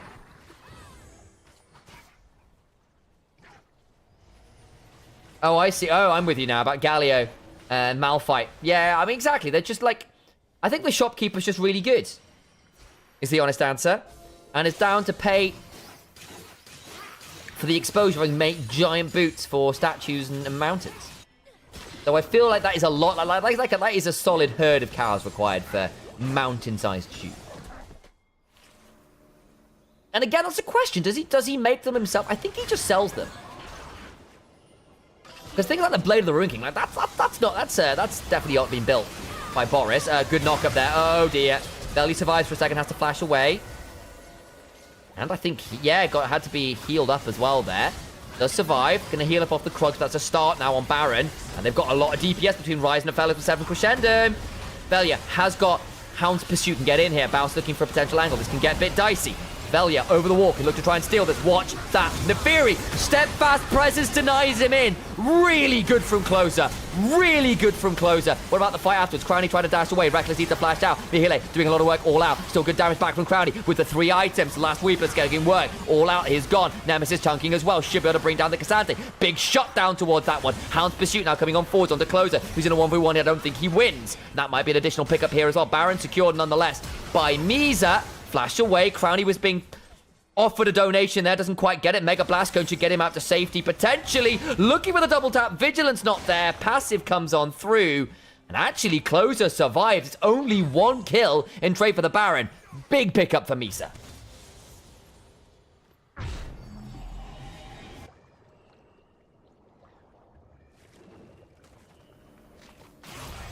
GG, kind of feeling that way. Not gonna lie.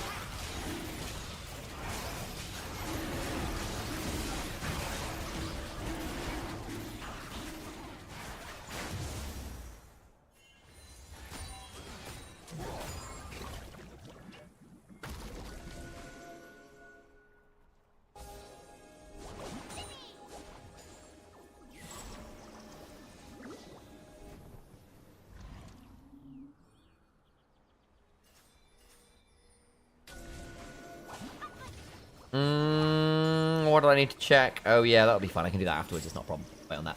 GG. It's feeling a bit tricky. I agreed. I agree.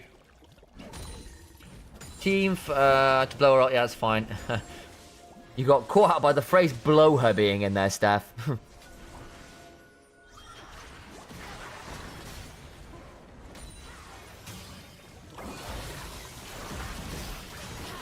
Okay.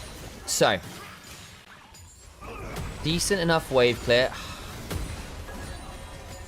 Crownie still doesn't have summoners, and that's making things really tricky.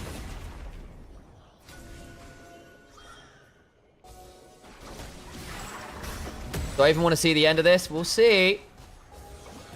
Tight, gold-wise, but I think LR are really struggling into this team comp now. That's the Death Cap done. That's the Lord Dominic's Regards done. I think the Poppy's been more valuable than I think LR were expecting. Pass comes on forwards. That's on to closer. That's not bad. We'll go on forwards. May well die, but oh my days. Wild growth. And unending despair. And he gets the empowered reset and an emote spam on the way out. Damn.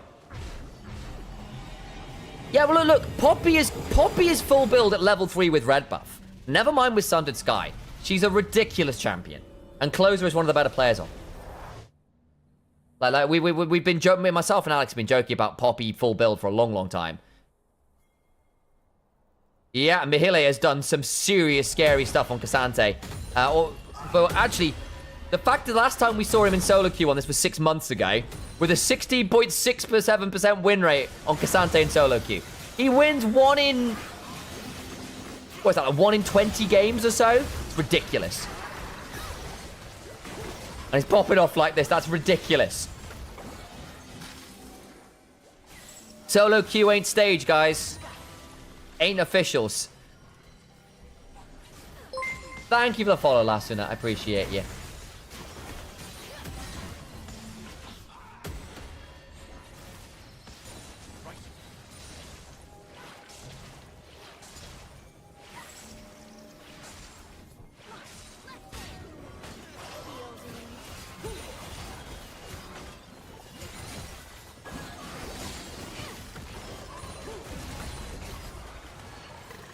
Out come the Chakrams, looking for a moonshot, won't quite land it.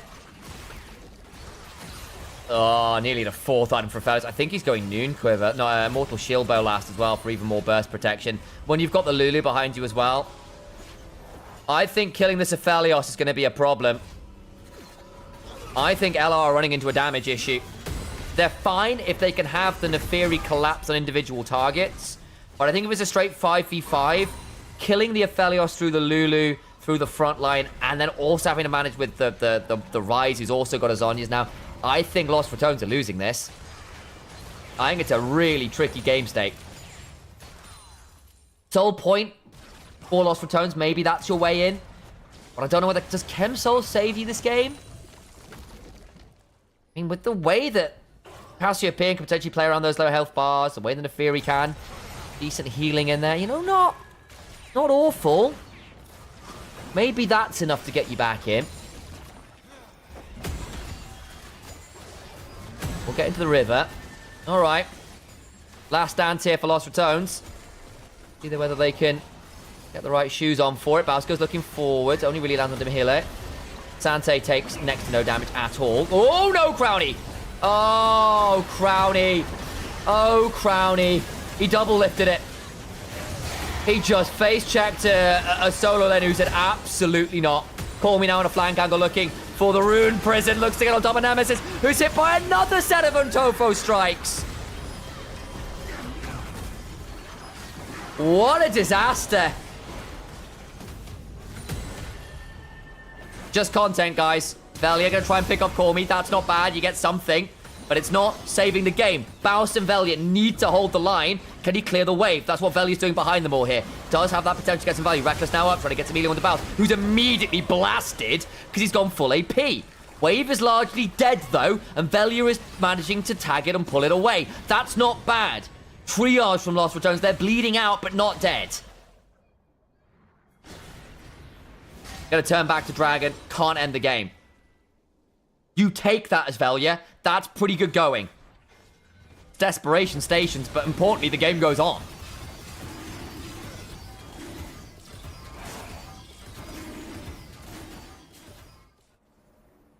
Can maybe look for Baron afterwards as well. Do Lost Photons want to contest this? 10 seconds on Call Me. 20 on Baus. Both with TP. Resets, I think, possibly advised. Closer sticking around to ensure there is nothing happening. Wards are decent for Lost Photons to spot out what's happening.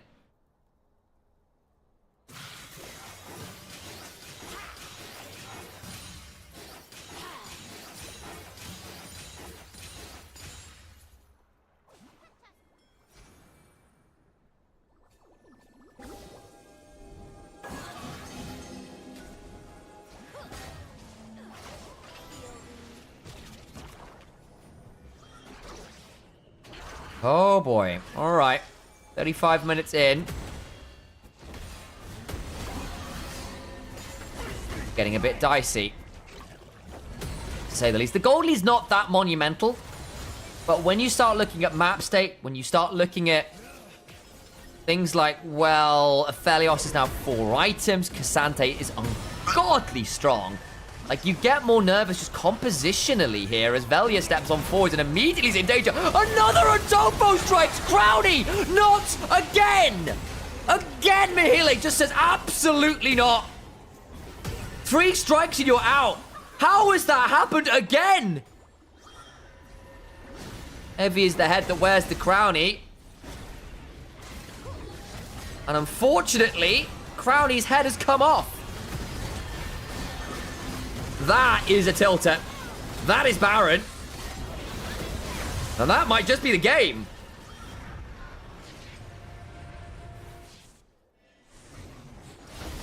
That's poor. I mean, there's no other way around it. Oh, that's poor. Look, it was a difficult game state, but giving up freebies like that just cannot be allowed. Bailey better had to work for it. Just want a match with no keyboard. That's a statement. MISA certainly needed it. The Nexus Stars fall.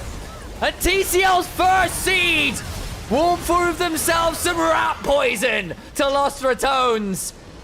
The back-to-back EMEA Masters champions humbled here. Looking down the barrel of another best of 3 tomorrow. Well. And effing Wookie, thank you for the follow. I appreciate you guys. Holy moly. We'll see what the ending stats are here. But I'm not going to lie, folks. This is now my... I'm nearly 14 hours deep into streaming today. Holy moly. I need to not talk for a bit. Heavy as the crownie. You know it. 14 hours later, here we are, ASI into a full set of games here at EMEA Masters. That is 13 games I've cast today. Yep. Those are some pretty even enough damage numbers. It's just where the damage is coming from. So much of that damage was into bloody Cassante. Gonna see more ass tomorrow, it's true. But folks, there are your damage numbers. I'm gonna call it here. I am utterly shattered. Thank you so much for coming and following us, guys. Thank you for all the subs today as well. We had some wonderful gift subs. If you've not followed, if you've not subscribed, please do consider doing so now. It means a massive deal to me as one of the smaller creators out here. I appreciate all the support today. All the viewers have been really, really awesome. If you have enjoyed what you've seen, please do come and make sure to support me how and where you can. At the very least, throw that following. If you can throw a Prime sub out, if you can throw a regular sub out, if you're feeling generous and want to throw some gift subs out, it would be much, much appreciated. Thank you very much, guys. Until tomorrow, guys. Dane, and bye-bye for now.